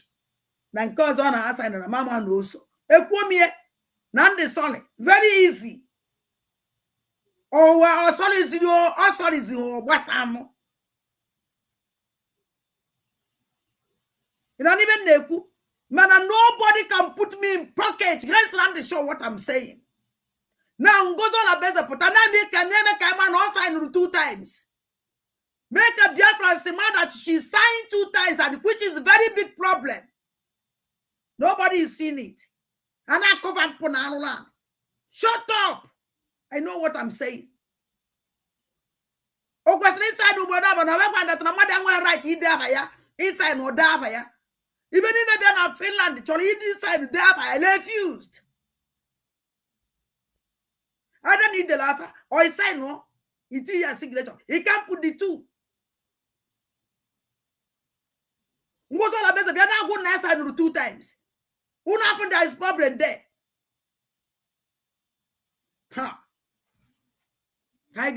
That's what you are. You're a very stupid human being. You have no sense. You just come and talk. In fact, anyways, I'm not going to, like I said, I'm not going to be responding to you because I think I'm too intelligent for you. So people like Kelena TV are ready to respond to you. Kelena is very intelligent. He's speaking Igbo and doing other things with his platform. So I think those are the people that will be responding to you. I myself. Big man for within 1 second. Even that Kelena is a small boy. I can respond to him. Kelena can talk for now till tomorrow. I don't know what do it no wenke or do can cow milk was so pele. Mejoy or Nechikwana, or record there was already the men already that just on a pesek pele. Solonchia. Mama Kelena Wariki sit from today. Pogida Ali Pribemu Kedevum Puevi. Ali Pribemu Kelsuma Adam, that nonsense, Mama, that nonsense on us. That nonsense. I even not that nonsense. Ali Pribemu that nonsense. Ali Pribemu all this mosquitoes who chinging Purumpa social media. I don't call Kelena Kamejele Pan. About another the worst part on a Biafran side they send it through me on it. Shows you that my people, Umwajan, Umu Womunze Mozo, I don't can reply Yakin. But it's a dealing. If you give you teacher, ena one na choge. Rosaline, also can abwa, or won't be wager, or what was stand to go that you will find me, that you will end me. Now, in our was also. He can never learn. In our always new who. He money be and it doesn't go today. Makana, you that much honey, maybe than the board by no today. He buy another day, one of us all in that because I am Magatang. I am Magatang. Hey, mani pukwana. Wow. Dear Francis, when walker bumper to bumper, a liar. Lie Mohammed number 2. On one neighbor Elia, send the enemy. I hear follow this man bumper to bumper. It's a challenge. Now social media, you go nowhere. You can't. Kelena can say anything. Only I can do anything. Only I can do anything. I don't care. Emayin kiala. Go can cholo. Mwade na ton woputala. Time mo. Ngoma. Ugo 247. Ngozi on a base. I will follow you people. Unwa. All this languages you social media na rubbish. And I'm fighting their madam. I don't have time to even dozen. Malagawa. Rosa. Oh, was a calozarino now. Wow. Rosaline never Ben Johnson. I don't even get a mediagi. And don't look good nicotine felle. Naguma ulo zabwa also. Baladosa. Oh, look good nicotine felle. Naguma ulo zabwa also. You can never run away. Don't talk. Ija jebo wake madoshi. Ubono naba kamele na expose. For how criminal it? How useless it? Onisia Sunday Madoshi, Akiba Woshiko. Iba webo madudo Iba. You see, I make up even with a dandem banandeg. Oh, senior. So when now can kill it. Bon come no emere nwoke ahụ ememe n'ibe gbasa this 150 million kwa ino okwu asị ibe ọzọ unu meziri brie bati n'isi gbem bomie jezeje delete enya na ya page I delete no franka Chineke si kpọ unu ni n'ọkụ ifranka Chineke si we bo unu ọchị ihe anyị na-emewe ihe mmụọ ka njuzu na ngilo zalinu Muna ginabo, kedonya na chie no now. Chukuna chukwoy. Guna spirit of land, uno na yoy. The answer is no, if not. Spirit of land, they name moon exposed like this. Oh, ye name moon exposed.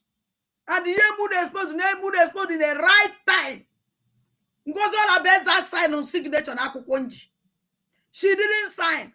Ojeje sign on azo genkele. Why nanduni ne sign lauko. I want that nangozo la beza sign on azo genkele. Which means all line and Azo Genkele. And the Nina Genkele on that line, we see her.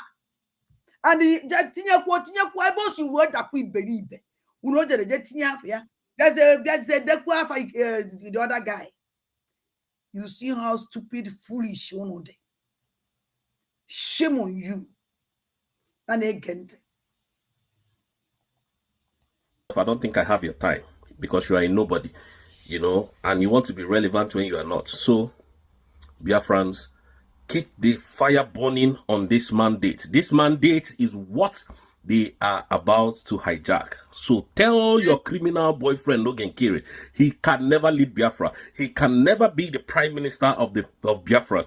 Not today, not tomorrow, not ever. So let him stop dreaming. You see, he can never lead Biafra. He can never be prime minister. Donc, these people, they woke prime minister. So, will only our prime minister one day, apart from Batobie. Or our leader Mazi Nandekan is not prime minister. Our leader Mazi Nandekan is a president. He's a very high class man. Obatobie Nonani. After our leader Mazi Nandekan, what at all Obatobie? and over to be a prayer. But look at this idiot. Tell Ogen Kelly. Or was it tell Ogen Kelly? You're criminal. Or was it tell Ogen Kelly? Yeah, they pay you. Or was it tell Ogen Kelly? The money that you collect. Or was it they pay you to stop Biafra declaration now, Uzi. Oh yeah, was a prime minister. He can never be prime minister. When they say Nanya Wajan. Then Nanya don't never make it. Then I the kind of people you Biafra. They go do Anya. Ndị enwere otu okwu n'ọnụ agwala gị na akarịka gị ikwetego ịba ugo you are bow jee jukwese na m achọghị ịgwa mmadụ okwu o na m enwere time na onye ahụ if I stand up to pick one person do enani that even nyele 2-3 weeks 3 weeks to 2 how many weeks am na aba mere ni ba kita na ni surrender go nanya ka ngwa gị ihe bu n'ibu ihe ebu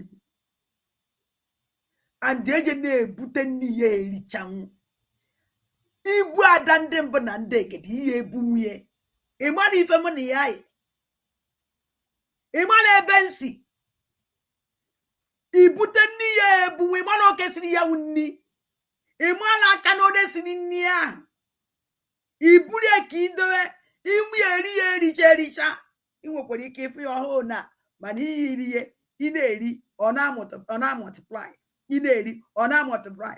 Have you bow? Rosalina bow ono. Rosalina bow ono. I am very, very grateful. Oh, bow ono. Very, very grateful. Oh, bow ono. Rosalina bow ono.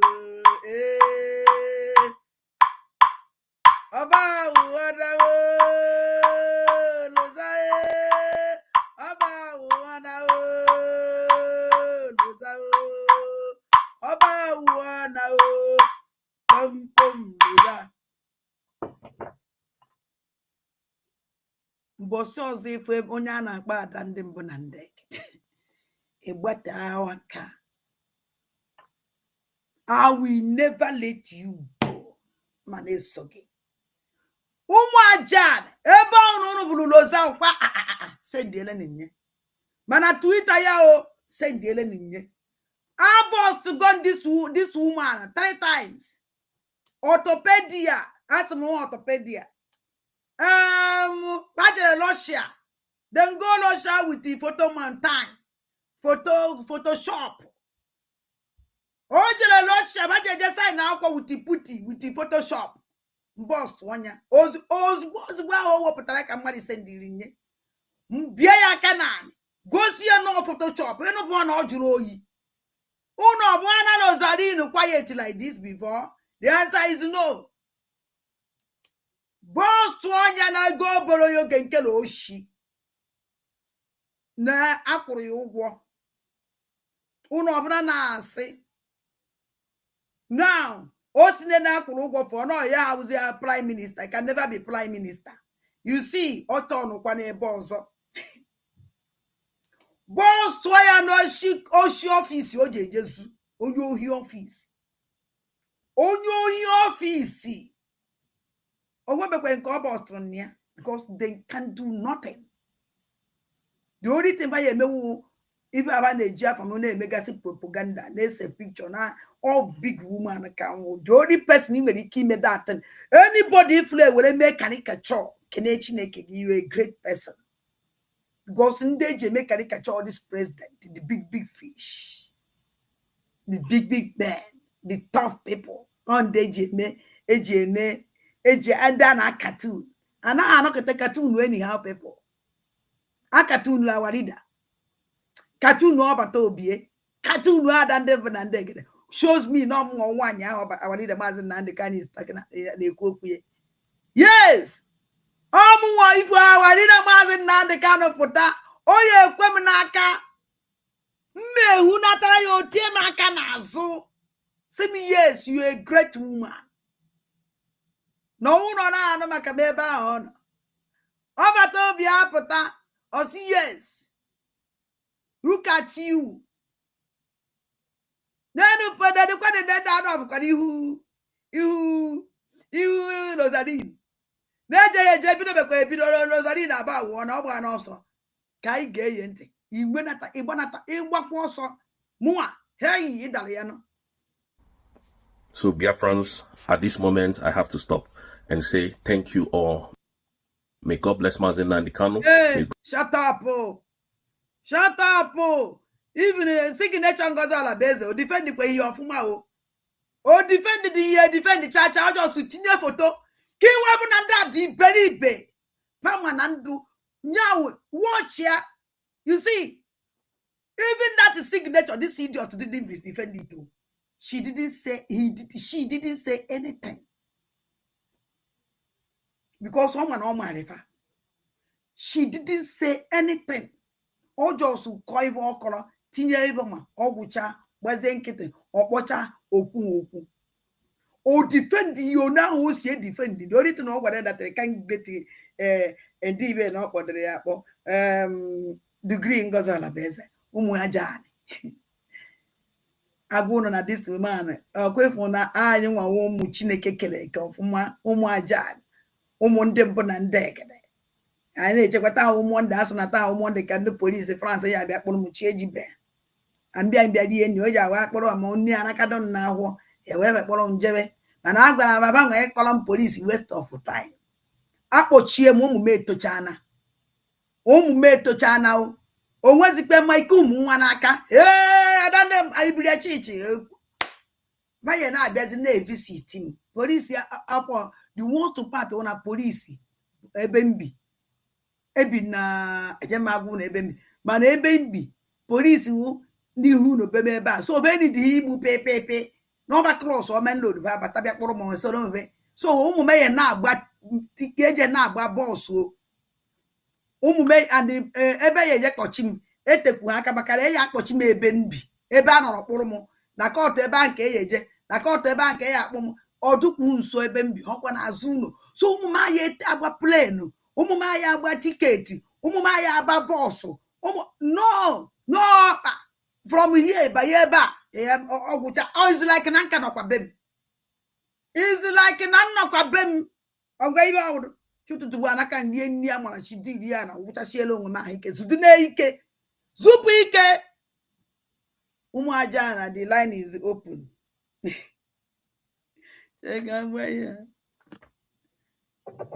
okwe ove abụba ahụ nsiri ka m chọrọ iri nna be anyị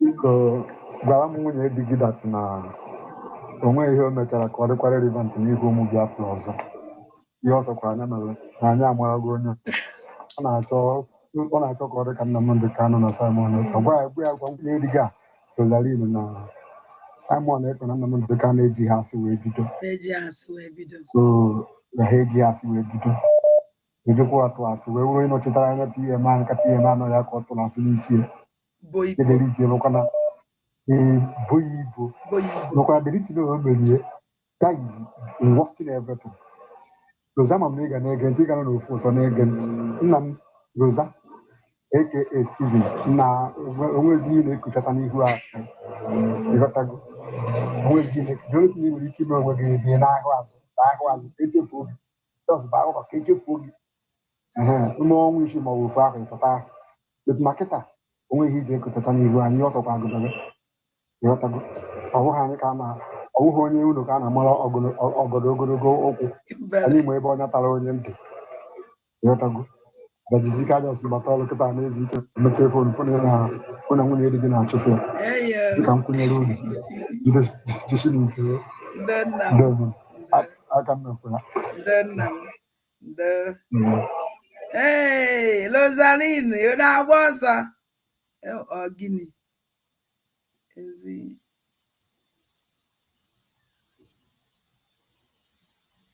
Gini keze onye na-akpọ na-akọ ọtọ kpachi, I don't know.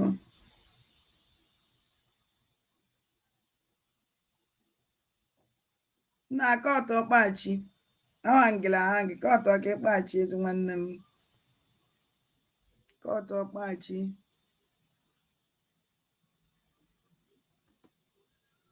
Ka ọtọ ọnụ kpachi, ọhangila ahangi.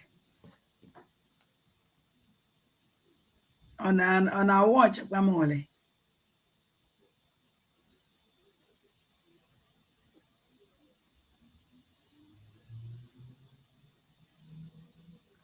Okay.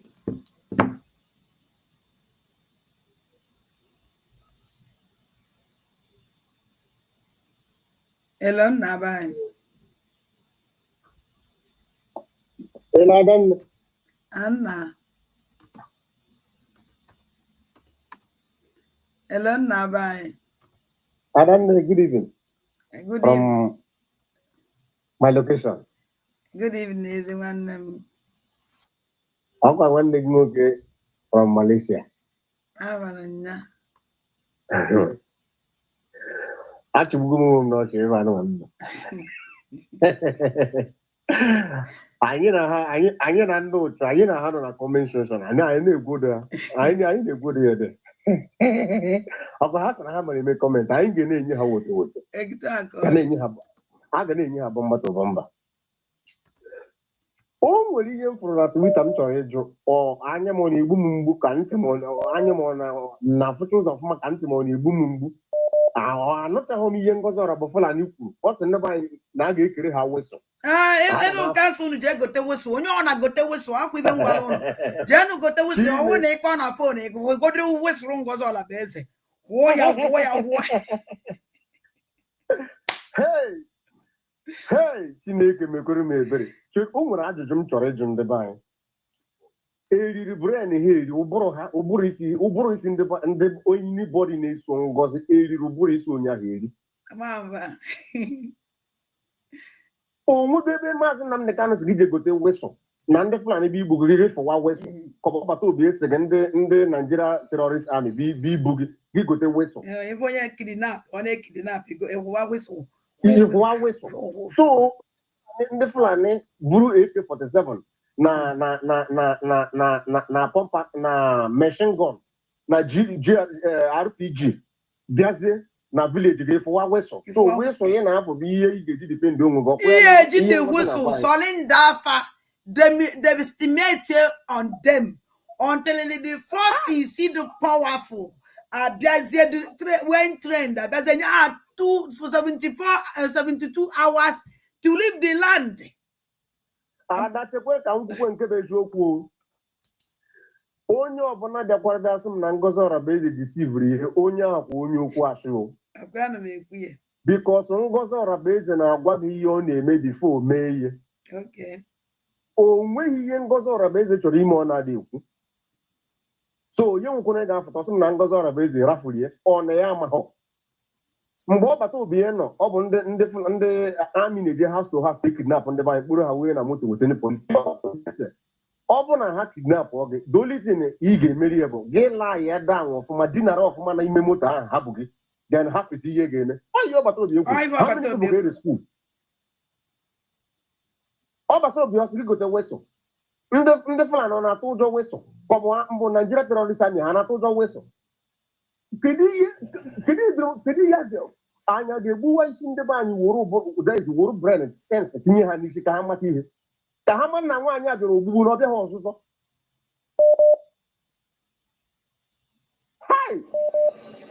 Chineke zọkwa anyị o because amakwa ebe ndị a na-aga ha ejego mee Photoshop nke ha mere sị na ha ji ọkwa Lozalin onye mere enu Lozalin a onye mere ya. All these things niile ha pụtakwado ọda dị sị na 10 country na Africa e recognize go ha ka 20 country otu awụla eji onwe nke anyị fụrụ anya a na-edisive unu the same thing ndị DOS na-eme ọ na-abụ ọbata obie send oge nkiri ọga na Washington DC ndị DOS eje kpọta ndị ọcha yiche nika see ha picture Yes. After the same thing, Ngozi na-eme. Ndị dị ese je kpọta ndị ọcha ndị agaghị ekwe nka ndị ọcha ije program ese picture. With ndị iche kootu ọ bụ suit ka ndị nke ha ndị some of them eyichere kootu na-akpụ n'ala na-agagharị n'Europe niile na-edeceive ndị ha na-edeceive. Ndị be anyị, when are you people going to get sense? Adaka ngwakọ gị nke bụ eziokwu. Anybody kwụnyere ụgwọ na akaụntụ Ngozi nyere ya, adị m ebere onye ahụ akwa. Ọkwa eji mmadụ iri na ofu kịta. Ema mmadụ ya akwakwa bịa. Eji mmadụ 11. Eji mmadụ 11 kịta. Eji mmadụ 11. Then question unu ga-ajụ Ngozi bụ onye ga na program because I don't like ige Ngozi. Ata so you play na program ka m ga-eji ge m na-ege nonsense ahụ na dakọ because ihe m ga ebe ha ọ na that ige that ma go 247 no ha niile adị m ege ha because ihe ha na-akọ na atamarụ na ntị. Understand? Or not, I don't make you that nonsense junk. Even I didn't follow her at all because I had conscience. Yana came with you. He got John Gossip. Or when the Nigeria government publish account number, some account number, but publish account number, some people, so I'm going to sponsor Biafra liberation. Why in a top he block or account can go in? Why in a hat he publish here? Oh, Polonia with the account. Ka akaụntụ ahụ nyere ha ọ Biafra akaụntụ ọ Biafra bank ọ bụ Nigeria bank ọkwa Nigeria bank o nyere ha then Nigeria government emeghị that account publish ọ bụrụ ọbata obie ka ha sị gị na with 10 people or 17 people na ihe abụ ndị na sponsor Biafra liberation but nke Ngozi ọ na-enye unu adịghị eme publish ndị be anyị nwee no sense biko nụ Ngozi pụtara ụgwọ unu si unu ezoziri onwe unu ezo onye ọbụla gosiwe onwe n'ihe anụnwa onwe ivunu mgbe Maazị Nnamdi Kanu were gbazie ndị amị ya bụ AK ebe egosikwa n'onwe be were gwa ndị amị ya just bakwuo okwu kpọma their picture na ọdụ necessary mana ndị egwere enitiba ya eji defend onwe fa ọsọ abachi ifoto be na ọkwa ndị a na-ebukwa AK-47 o buru machine gun buchere ihe niile ka ọ sị ha egosi n'onwe ha bet ndị ogbenye enweghị netin gbasara ha enweghị netin ha ma asị ha gosiwe iru ha so that ejene kidnap ha wana tọrọ na egbu ha ọma ndịkwara Ngozi mma n'ụtụtụ nke ọ ga-ejidere mma n'ehihie ọma ndịrị ya mma n'abalị Ngozi ife ile na ị ga-egbucha ọbara ụmụaja na ị ga-egbucha ọbara ndị Igbo ịla free nke abasị Ngozi ma gịnwa ma ụmụ gị ma ụmụ gị ga-akwụ ụgwọ ihe mere ndị be anyị ịmanla free ahịa eke daiz eji ọmandịrị gị mma na nkwọ nke ọ ga-ejidere gị mma n'ehihie ọmandịrị gị mma na nkwọ ọmandịrị gị mma atọ na atọ ụlọ ụwa gị wee saa ọmandịrị gị mma Ngozi ọmandịrị gị mma na ihe mere ndị be anyị adị m ebule m kwe Ngozi o enyi bụ ji were akaụntụ kwụnyere Ngozi gị nwa chọrọ igbu onwe gị because ada na-eti ụgwọ n'iyi ya from day one ọgụ nwa gbapụtara tiwe si ihe nkwere onye ga-egosi onwe ihe nkwere onye ga-akwụnye ụgwọ na akaụntụ mgbe Maazị Nnamdi Kanu nọ Maazị Nnamdi Kanu ka ịsa ka eni coordinator na homeland ihe Maazị Nnamdi Kanu ga-asị bụ na coordinator homeland na-asa gị ọmakpa afọ onye ahụ ọmakpara location onye ahụ the same thing ọbata obi na-asa gị onye ahụ o nwere ka ọ sị coordinator ugwu ọcha na-asa gị ịmaghị onye bụ coordinator ugwu ọcha ịbụrụ Ngozi Olabeze ịsụrụ ya ọfa adịghị necessary enwere meji si na ọdụ necessary the only one fun na asụrụ Ngozi Olabeze that no destroy ụmụ aja yes mana ọ ma ibe ọ na-ekwu kịta ndị mmadụ na-eme onye ọ na-emere ibe Ngozi Olabeze gbara ya onye ahụ mara dat na onye nwa onye jiri aka ya yedị mejekọla Ngozi Olabeze ọfọ n'ife emere mmadụ ọdụ possible Ngozi si ndị be ha gote weso ha bụ uwe weso ha fụ ndị Fulani esmen ha fụ weso so Fulani esmen atụjọ weso ndị nọt niile abịa gote ndị nọt niile a na-egbu egotobe weso ka ha na-afọrọ ha ndị nọt niile ihe niile ha na-egbu na nọt egbu na Benue steeti so ndị Benue amaghị otu esi egote weso ka ha na-afọdụ the same weso so na ka ha ịga na-egbu ha ndị Igbo matakwanụ na ihe bikonu ego ole ka a na-eredo weso Ngozi abịara receive unu ego na baye gekwanụ ntị ka ụnụ n'ibe Ngozi Olabeze kwuru ma na ma akpụ mmiri n'ọnụ were ekwu nke m ekwu pump and plan Ngozi Olabeze si na this whistle no special company. Nemele order from special company. I'm Dubai. Oneti kwenana kwada whistle and they in charge of this whistle. Ondo to ezamunobi na ndo tie. Who in charge of this whistle? I'm gonna oneti even owele. Inala ngozo ala beze whistle ti no ibe mewele gunka ambasara ge. Oh, ngozi si ge na aga shop ge nyara whistle. Gunyala police ge for whistle. You did pop a shop ge whistle was the key shop go teach anya key shop ge nyara whistle. If you're on a medical one, no, even the even that hot cabinet here, and you good and you do the model here, and shame one yana. Who are you, Edo Evans and Gossi? Ha! Who are you? Gossi singing even no talk oyade. Is yamba. Who are you? The only person not advising Gossi was Amunobi. As Amunobi, and why Gossi on a more advice here. I don't want the way I'm going to onye ọbụla asịkwa Rose nke nọ na Germany onye ọbụla asịkwa Rose repent ya onweghị ihe Ngozi Orabaeze na-eme Rose nke nọ na Germany amahụ nke sị na ya bụ Pastor Rose. In fact Ngozi wo Rose adịcha na coordinator African country niile ma some na Asia country. Rose nọ na those things mara ihe na-eme na those platform. Rose Pastor Rose nke ya not as some of the platform in Ngozi feedback. Here Ngozi name about a video. A video go this more than 2 years ago. Plan away. One name, Manobi. Pastor Rose Manobi, Manobi. Yes, Pastor Rose is here. Up top of Pastor Mana was going to Pastor Rose because Onya have a pastor. Onya have demon. I don't more Pastor Rose. Mango equals because it was more Monday with your job. So Mango equals. I don't know at Pastor Rose. One more, you see, you can't I got a buy no here. We go nowhere. And I'm Madam Bebelos Alina Solenda. Emana, I waka. No leave, no transfer. No leave, no transfer. No leave, no transfer. I ain't not here. Don't know. I'm going to see the conyos of my. Rosalina Solindana do. I am very, very grateful. Rosalina Solinda Kanao. Akwisi kwana chawa. Hey, man, you such an France. Good afternoon. Never in there. Go kwem whistle unkem. Now who go do? Hey! Hey! Anụrụ the tin of law wee gbapụgachawa whistle. Anọ m n'ọkada nwee ebe m na-agafebe ebe m na-achọ whistle. Finally, he got a whistle. And the more women go to Balinkem, he na-ele anya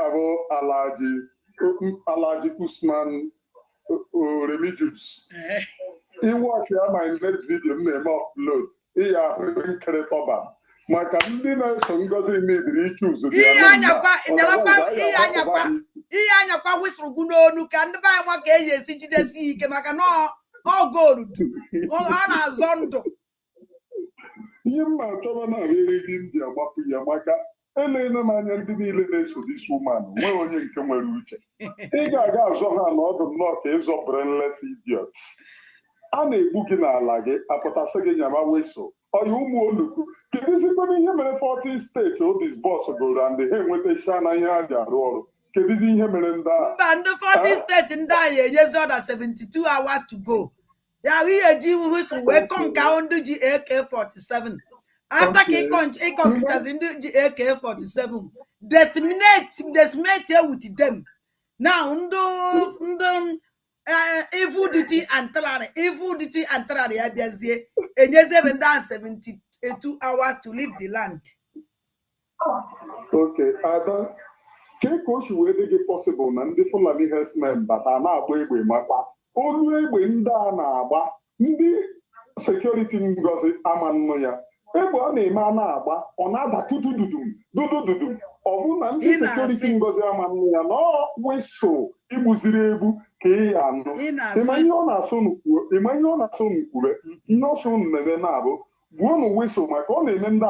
some people ball for gazo ndị gbara ọsọ na-apụta apụta so gbuo wesel ka ha mara saịdị ebe ị nọ pozishọn ebe ị nọ wee biebe mgbapụ gị my god ndị be anyị ọdakwara n'ụdị iberibe mba ndị na-eso ngozi dakwara iberibe ịbụ na be ejegolo ọsha jee nweta jebe wuti ndị ibe na a na-akpọ ejegolo ọsha jebe wuti ịbụ foto be nne olachikwe wee mee that kezi ihe a Trump na-asụ Biafra when ha nwa mere ya onye si na kabinet Ngozi kpọọ m sị m na m ekwuzi na ụdịrị ihe na propaganda bụ one of the tools na-ajụzi ya ịrụ ọnụma propaganda onye ka ị na-arụ ọnụnụ ya ndị otu ndị Nigeria because Nigeria already know that no propaganda ka anyị nwa na onwe anyị so it means that you are deceiving Biafra people maka Chineke kere m mụ na gị that guy na-akpọbụ m ọ na-akpọ m mụ na ya na-ekwu ma that day o jọsọrọ na-akọ mmiri egwu na propaganda so na one of these things ya m na propaganda nke enweghị ebe oso propaganda nke abụ against Biafra people you don't run propaganda against them nne continue your good work jare ndị na-eso Ngozi dara iberibe na nke ikpeazụ a ndị be anyị sịkwa na abụdị mkpa abụ ogologo ime ịbụ Ngozi bụ ndị na-eso enu marazie ka ịwa ya awọchigodu bren Ngozi wee wọchizie bren na ndị na-eso enu ndị eriri nna m thank you Chimgozie ụmụ amoosu ya afụ ịnụcha ụda ya ekwụrụ ịnụcha nnọọ ụda tatatata gogogogogogogogo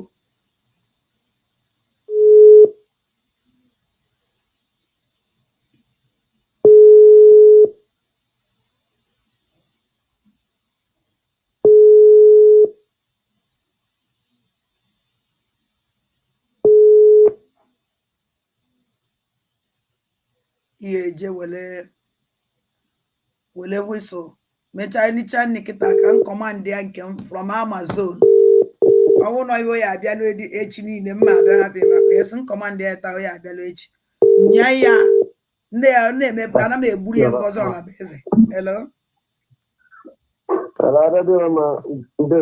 ndewo ezi nwanne m enyi ya ọma nna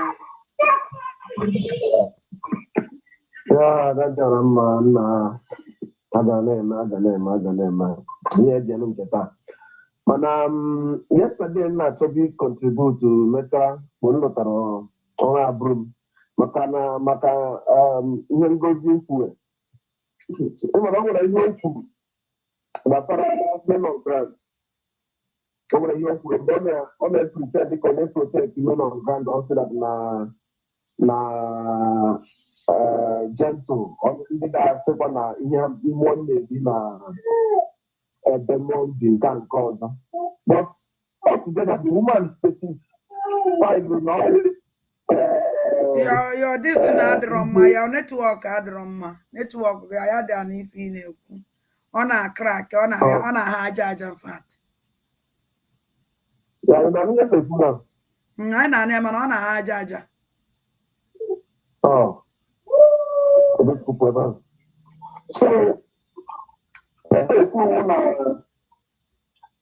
Ngozi Ọlabeze ka ọsịa ugele anyị afụgo aka ọrụ nwaanyị ahụ chọọ onye mma ihe ọrụ Igbo marazie ihe na nwaanyị ahụ abịaghị adị mma nwaanyị ahụ eche ha adị mma ihe kere anyị ụjọ ọzọkwa ụdị si mere na ehiku Nsụkwa ka kpọrọ na Igbo steeti that one that guy na-akpọ Dr. Eziokwu that guy mere that man interview that guy ahụ ezigbo mmadụ n'ala Igbo o tere mma that guy ahụ ezigbo mmadụ n'ala Igbo nwa ahụ setọp those things ha tinyere na ha njiri all those courts and ọkpụkpụ ha njiri even na all those things dịkwa ka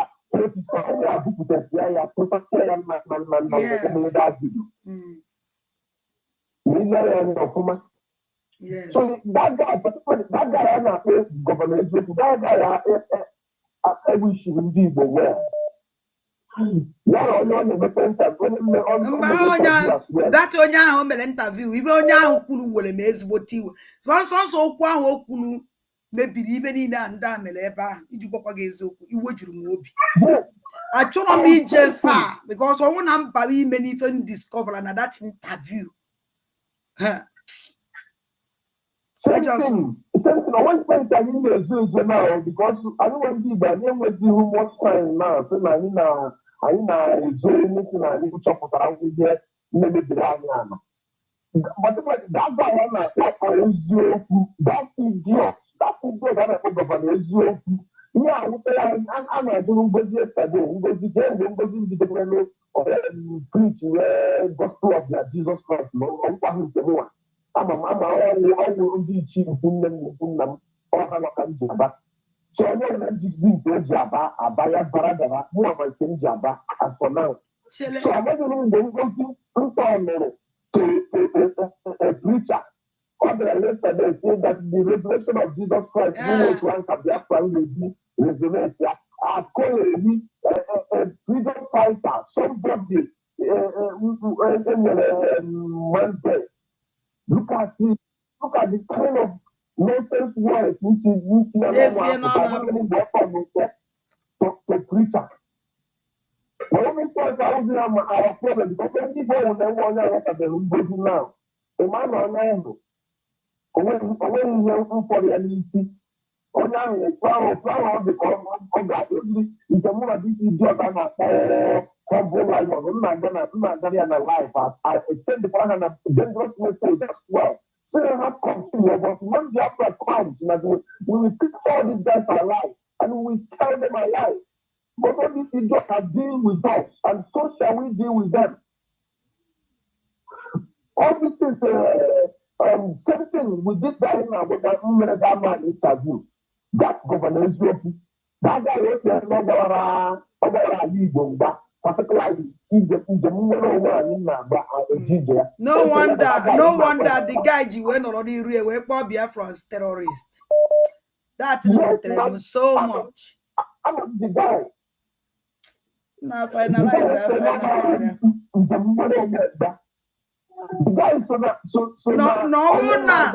No, that boy emere interview ha wee gburu ụmụnne na abụ. No one also na the gang eji wee terrorize this community because na from the reason ndị bịara igbu gị ịgba ọsọ egbu ụmụ mgbe ị bịakwara iburu ozu ụmụnne gị ndị ahụ ịfụkwara mmadụ na-abụ ndị ahụ gburu ụmụnne gị that place ị bịara iburu ozu ụmụnne gị and ahapụ ha gị and ịma ndị fawo and can identity ndị gburu ụmụnne gị and na-ekwu anything bad about ndị gburu ụmụnne gị.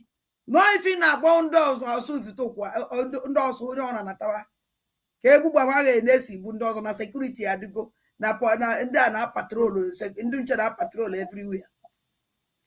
Ka gosi anyị ndị nche ahụ na patrol nu ka anyị mara kene ụdị ndị nche ọnwụ. If we see ndị nche anyị amafa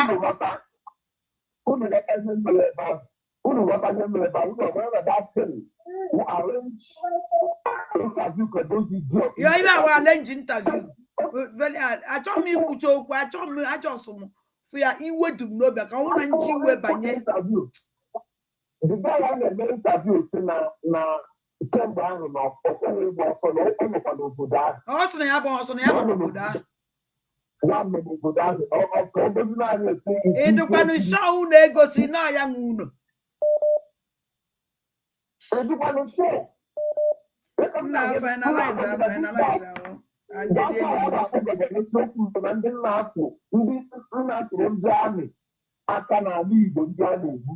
okay ngwaneze n'anya jesiri ime interview onya ka aka ji wee sie ya ike wee tụtụrụ ọkpụkpụ mmadụ n'aka ka abụrụ m aka o ji ọkpụkpụ mmadụ n'aka obi sie ya ọtụtụrụ ọkpụkpụ mmadụ jide n'aka wee na-ekwu okwu afọ onwe vidio fụrụ ya na ya Nah, thank you very much because finalize. Because I'm the tradition. Now this guy come out here, the man will for Kamatanu. Yeah, I'm saying that the man people we are a damn level. But no teach them about the here. What they are what the we are with that is not at the because committed action. Serious action upon this idiot. Let's have them big cabinet right now. Man have put the flesh on them. No problem. I had the decision. Hello, because Benny and Ken ni mu waya umu musiri njaji cho. As in, everybody for the nancy, information should you. Private. Information. Munne biko That's also the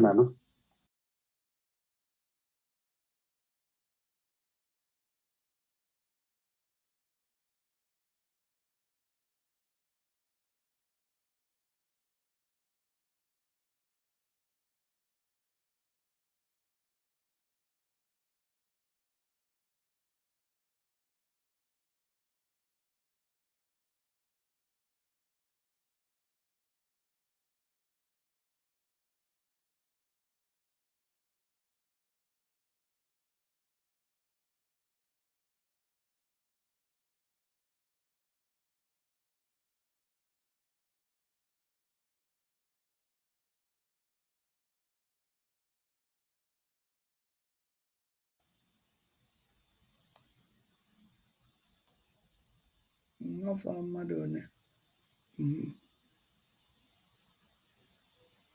Ana mapa according to Nesipo.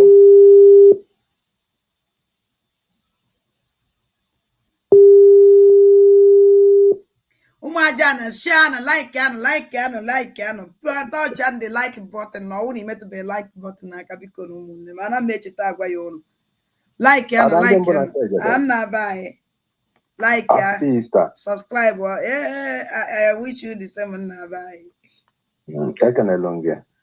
Mana ọ nwere ofu ahịhịa m chọrọ ka m yọọ biko etinyeke na ahịhịa ọṅa etinyeke n'okwu ya ndị ha na-egbusisi ndị be anyị a na-akpọsi ala amalụgo veri nne sinsi Simon Ekpa nọ ewe na-ekwu onye a na-egbu mmadụ nekene nke a na-akpọ gịnị nwa na Ghana ma pawafụl ma ekenguru agụ ma nwee gurupu na-egbu ndị mmadụ a na-enwere ike ịnotisi ndị a na-egbu mmadụ ha agbawa nkịtị sepakana loko nwetu eti onwe bụrụ ovu enyi mebe ka nwetara egbubikeni ọkpa ụmụ ibe ya akwụsị na takana bikos na ga-egbugokwana ndị be anyị ri nne nekene grupu nekene ibe na-eme na arụ ndị izu ọgwụ onye a nwee grupu na-egbulie mmadụ onye agụ grupu na-egbulie ndị be anyị na-aghasa na-agbagwusi ụfọdụ nwụrụ na ebe ba ya ebi gbapụta wewere afa grupu anyị na-eme mpụ na-eme alụ nekene ka isi kwuru abụla ọnụ wa na-ekwu okwu si nso ụtụ ka ọ dị mma onwe ndị bụ ka ọ dị njọ ka ba na-alụ na-atakụrụ gị maka na ị na-ekwupụta ibe na-emeni nne Chukwu gbaa gị ume mana mmiri anwa na ya emeli ndị a na-eme ebe n'aba Jizọs n'aba Chukwu okwute abịa mme onye ebewo ndị Simon bagụrụ Simon gụọ enugwu ana na-egbu mmadụ na-agụ Simon na-apụrụ maka na-egbu mmadụ ruo taa ba wele emeri biznes iwa anọla ebe a wee che nche batret na ibezie gị maka na ị na-ekwu nke bụ eziokwu rapụ n'okwu gị ị na-ekwu ndị ọ na-azọ ọta bụ Chukwuma ana ka azọpụta so many people ndị a egbu mmadụ aka ya ebibe na one day chisi ike na-enwere m okwu mana Chukwu gbaa gị ume Chukwu bụrụ onye ndu gị Chukwu bụrụ nzọpụta gị ihe emerichebe onwere ebe a ya eme gị rapụ ndị ndị ochukara bụ ndị agụụ na-agụ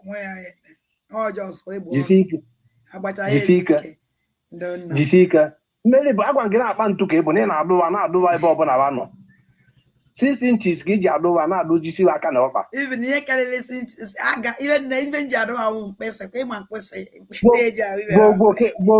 gbogboke adụwa na ngozi na-eke na-asụtọli ọnụ mee ngozi erebeze iru ngozi erebeze na-ekwupụ nekene amụ ya kekeke ọ na-amụpụta ezigbo amụ jenu go whistle agwa m unu go whistle onye kpọọ swụọ whistle ya ibe anyị nọ kịta defend the whistle whistle ndị ochu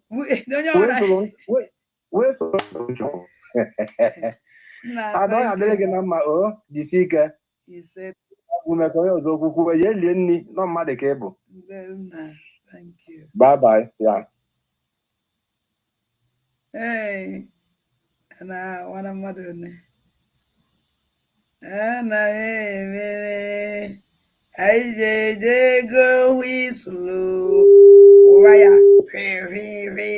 waya, you're the yendo, you're Nazando, whistle, bundry, all the jay, and I'm going with the whistle. Azọ n'okwu na-akpagbu nna m mụwasịkwara m ma mkpọ ka m na-ege oluzi mgbe Emmanuel Revenue sipụta uso wee fiaba dasize wee dapụ n'amụ ọ bụ amụsa amụ ka m na-amụ Jenu go whistle una na hụrụ ya nna amanna whistle amanna whistle wipọ ndị a bụ ndị ala ka o si dịba ka Ngozi Ọhabueze ga-enyefa Biafra ifungo nwaanyị na-atacha ncha na-adịrịla coordinated ihe esi ga-enyefa Biafra mmanụ ka ije gota whistle ka igburu ya pịam terrorist na ndị kidnapper na bịanụ na anyị nọ n'ime rumo ọ na-agba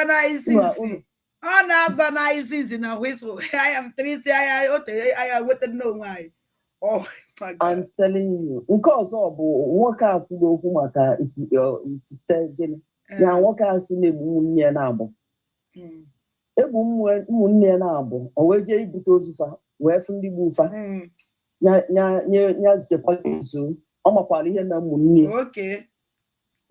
ọ maara ihe na ụmụnne bikọs ọ maara ihe na ụmụnne ọ ma na-akọ iri and ife o ji wee na-asị ndị ọzọ na-ataba bụ ka egbutọpụ ndị ọzọ nwezi onye ba na-ekiri na ebe niile ebe ba chọrọ ka obodo jụọ oyi daa owu ọdago and ọkabirikwa ebe ahụ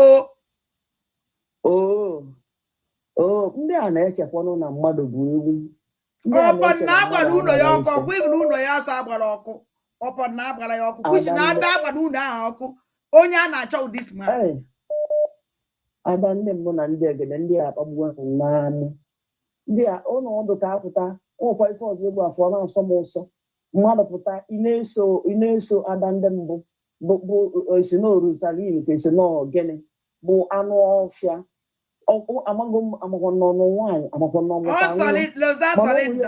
mana mụ nwa asọrị ndabe asara ndakwana oya ahụ ya ibe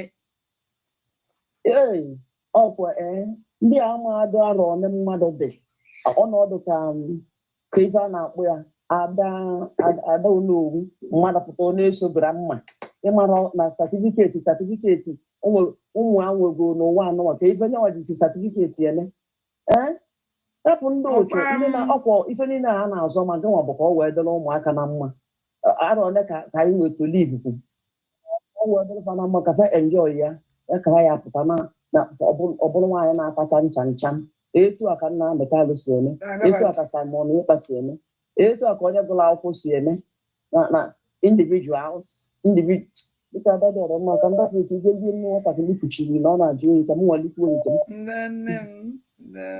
daalụ. Hello. Ada ndị mbụ na ndị egede nnaba ehihie ọma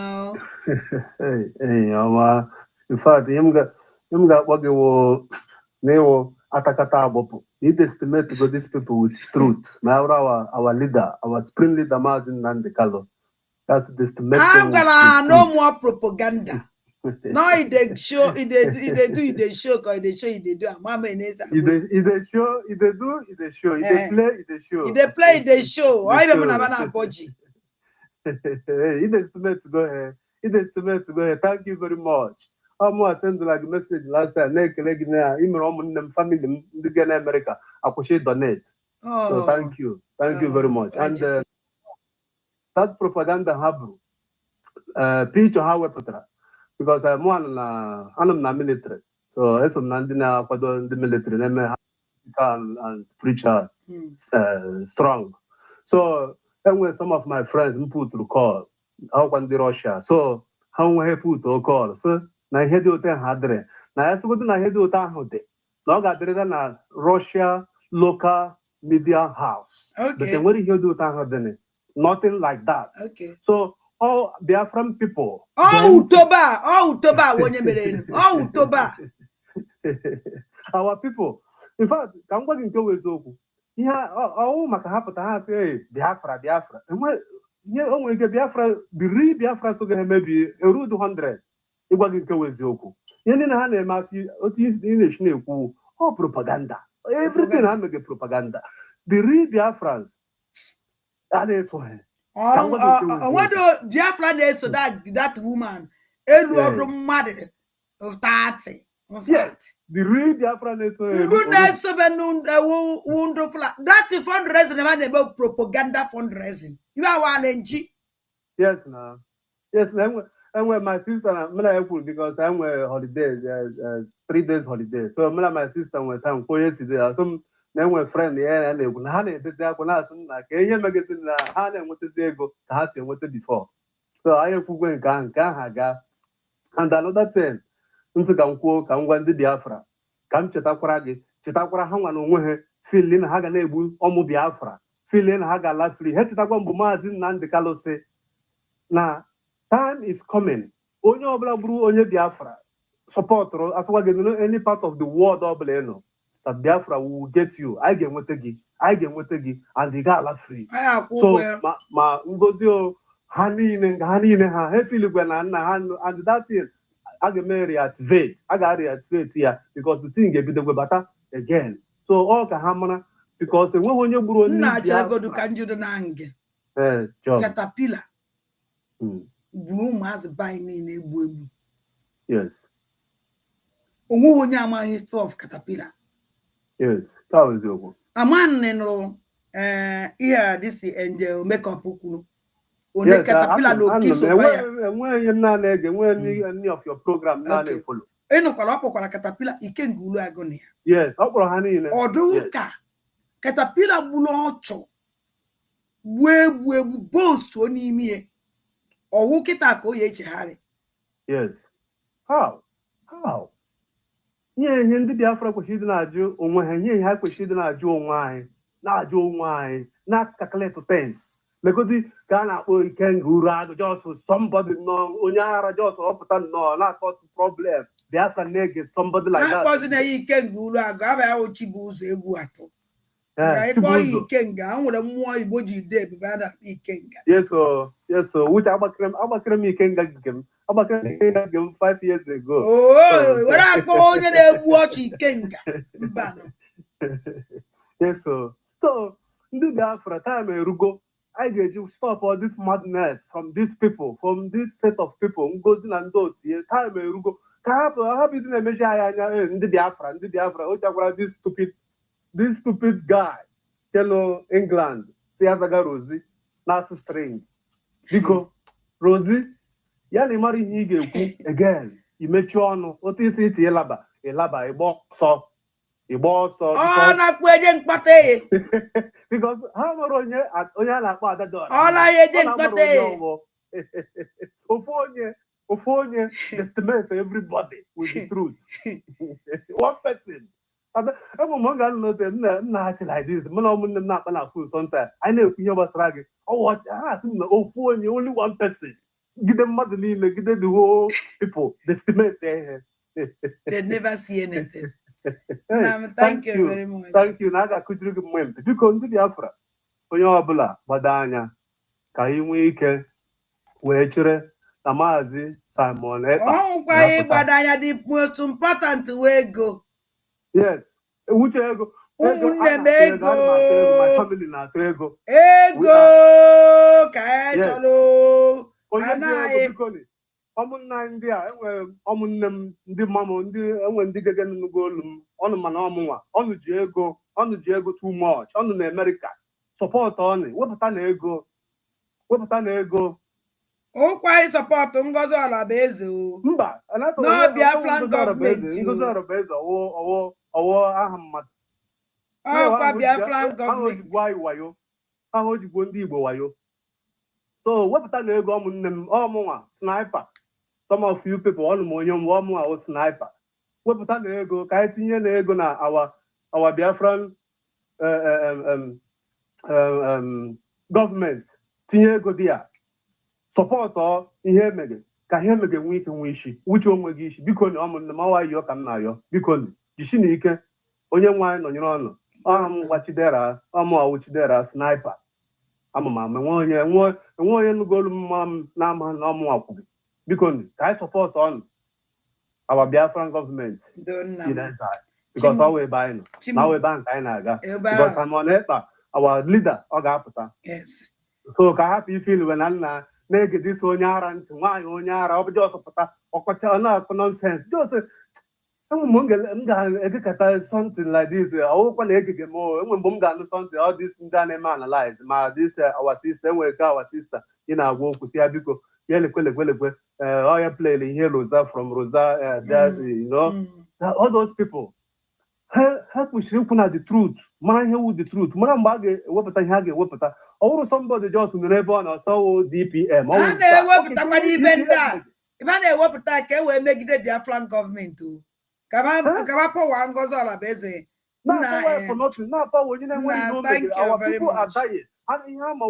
And I create a group and I push our people for nothing. Don't buy. Thank you very much. Thank you very much. Chukwu Kabiama. Arike wara goji. Wara ezinụlọ goji. Ihe ọbụla ị na-achọ ị ga-enweta ogologo ndụ narị isi ike ka anyị na-ayọ n'isi. Ọgwụ na nwere ihe ọzọ. Chukwu Kabiama. Ise. Enjoy your Easter. Enjoy your one. Thank you very much. Onye kwa ọwụrụ mmadụ one. Okay, I know. Okay, ọwụrụ mmadụ ịtọ.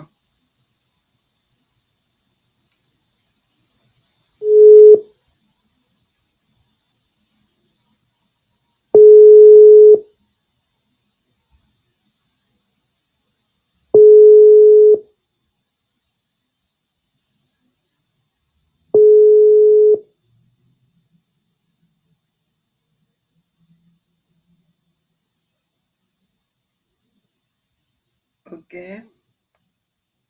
One mad nap.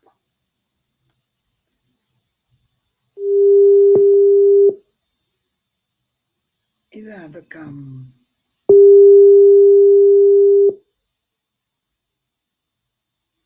Lemon glass. Ojawarana. Okay. I didn't make boge or phone. Okay, follow the kita. Pick call flashing. Don't understand. Hello? I'm on live program. We want idea. I'm on live program. We want idea. Bam. Okay, one.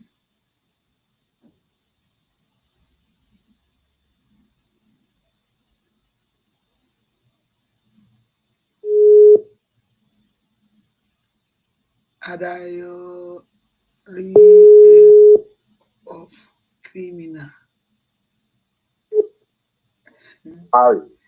Anna, Kevin. Chibo anụ ọzọ. Anyị na-agbari afim. Ana nene. Whistle against AK. So the whistle go win the AK. Whistle against AK. This is a new one again. Listen, whistle against AK. The whistle go win the AK. Whistle against AK. Oh. Fifi. One way, Fifi.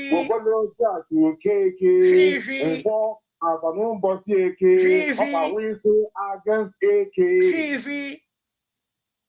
Serious thing.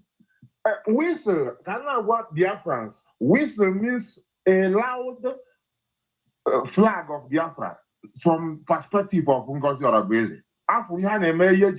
Flag Biafra. So now, and no one that you whistle here will not have surround and surrender the way.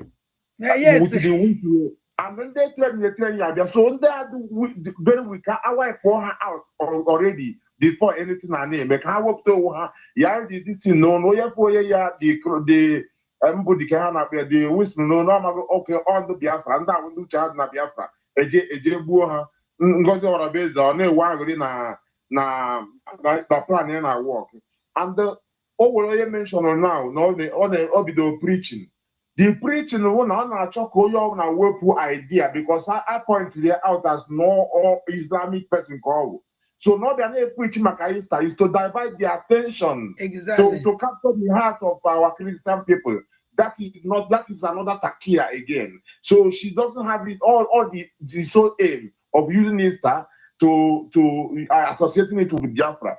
Obato Bie Wuriki me such a thing. You want to know about Obie Kwalaki or no, you only use the meaning of that resurrection, no use as Biafra. But from her own perspective, or to convince you now Fuloga Highway with the Aka Muslim young, no, can't divert the attention. Or hereby I have to go down. And the signature thing. Aqua had their signature was near Chizol. All no Chizol, you're not the umpa. Or take 30 minutes, you taxi, Jeba, Jewoliebia. So it was like no, it's not important. It was not important. It's not important. No where's more forget it Simba. Where Mazi kana ba mo nwere akwụkwọ eke gasị dị no nwere nke obere and nke nnukwu. Ọ nke obere ahụ ka nwepụtazi eji wee sign nke a sign nkịta. Okay. Ka o jezi je sign okay, even ndị mmadụ na-asị m ka ezi ife o ji wee wụrụ akwụkwọ asa na echezara nke ọzọ biko echi na eji nke ahụ bịa. Onye ka o jizi bịa mụ nwa na-ejizi ya because inyeghachie back o nwere ike this woman were evil. In fact, how they are evil completely. And one thing that I'm your one thing.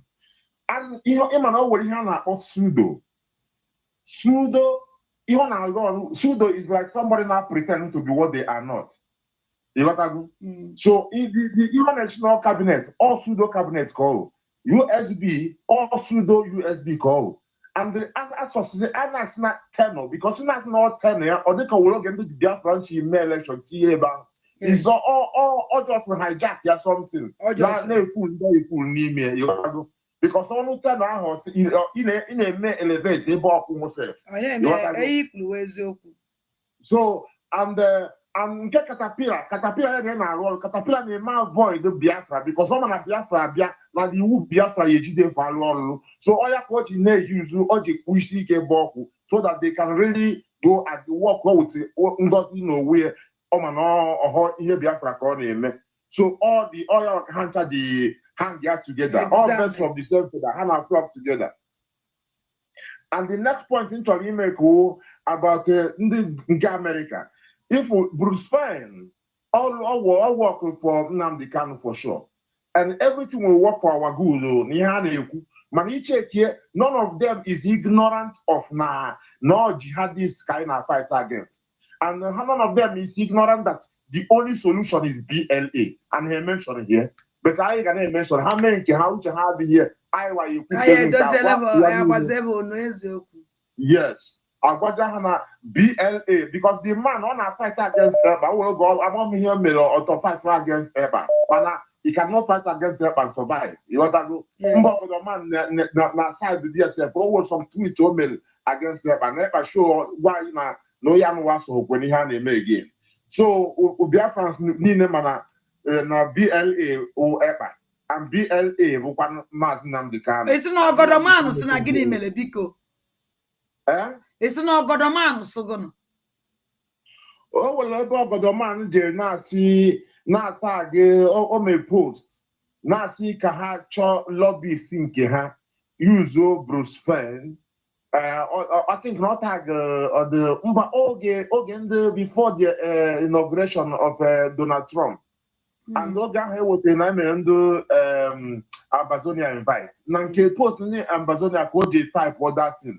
So where they fusia and the other even a post of Bruce Fine. Ebon against Eba. Mgbe je na-recover ya na-agosizie na ya na onye na ọ na-fight na against her direct. And the anofia a na-akpọ ihe na-akpọ ya olodo because ọ gba ọtọ onwe ha ogodo ọwase. Ya olodo man. Mgbe si the olodo man na ọ na-fight na against Simon Ekpa nje wotezie post ebe Simon na-egosikwa na Bruce Fair na move go out from ihe anyị na-eme. So mgbe gosizie na ọ na-fight against direct o mee ignore ka n'ọnụ ihe m na-ekwu. Ịghọtago?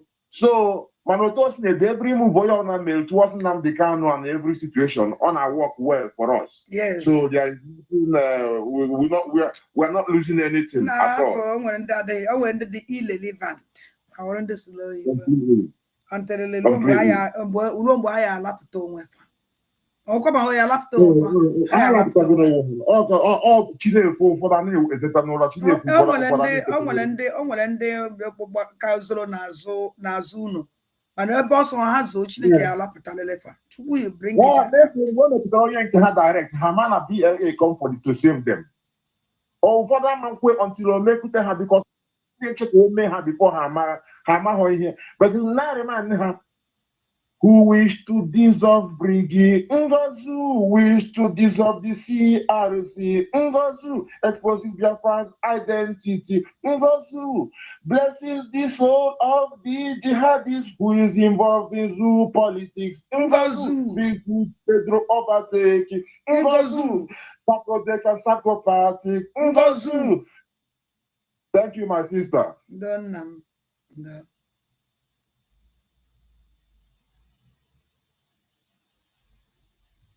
Biko onye akpọzina onye nke a onye ma kwuchara Mazi ka njelie nni kwado because mma abịachi this evening no ọwụ na ike dum ọwụ na ike adụ mezo m ike ema na ya adịrị echi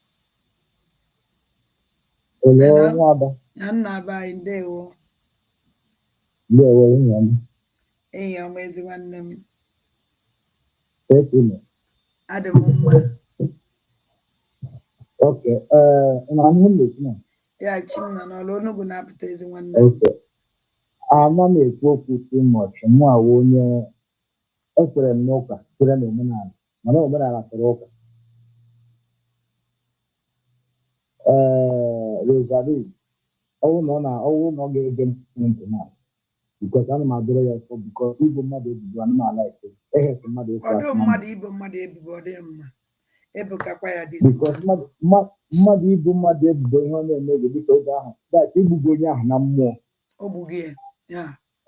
So ọwụ na ị ga-ege m ntị from today henceforth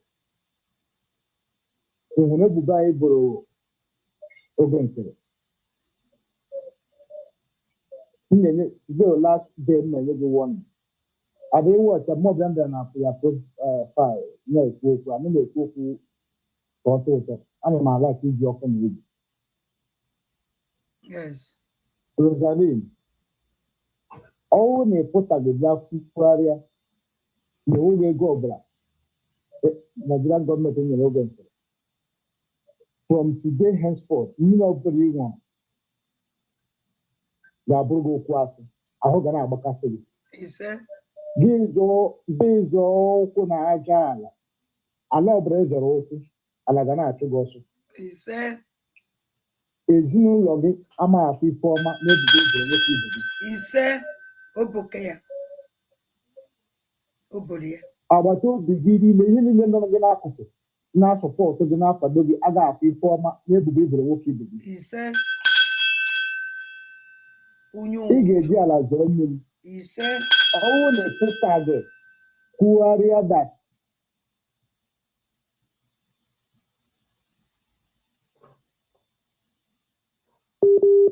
network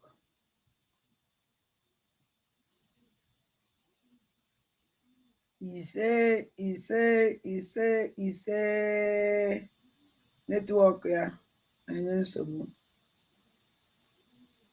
Ụmụnne m anyị akwụsịnụ adajelie nni nlisia nni ma abịachi azụ mebi o dipendere onye si wee nweta ọmụmụ na polisi abịabeghị bịa kpọrọ m so Odowa. Emma bia this evening. Amabe m ihe mmeji bịa. Mgbe m bịaziri ka mmeji ma ife mmeji bịa. Ndewo na ụmụ ajani. Asị Chineke m goziele m unu. Iwe anyị eji bịa ka nkụ nọ nke nchọma. Ka ọ dị na ụmụ ajani ka nje rie nri. Jisi n'ike.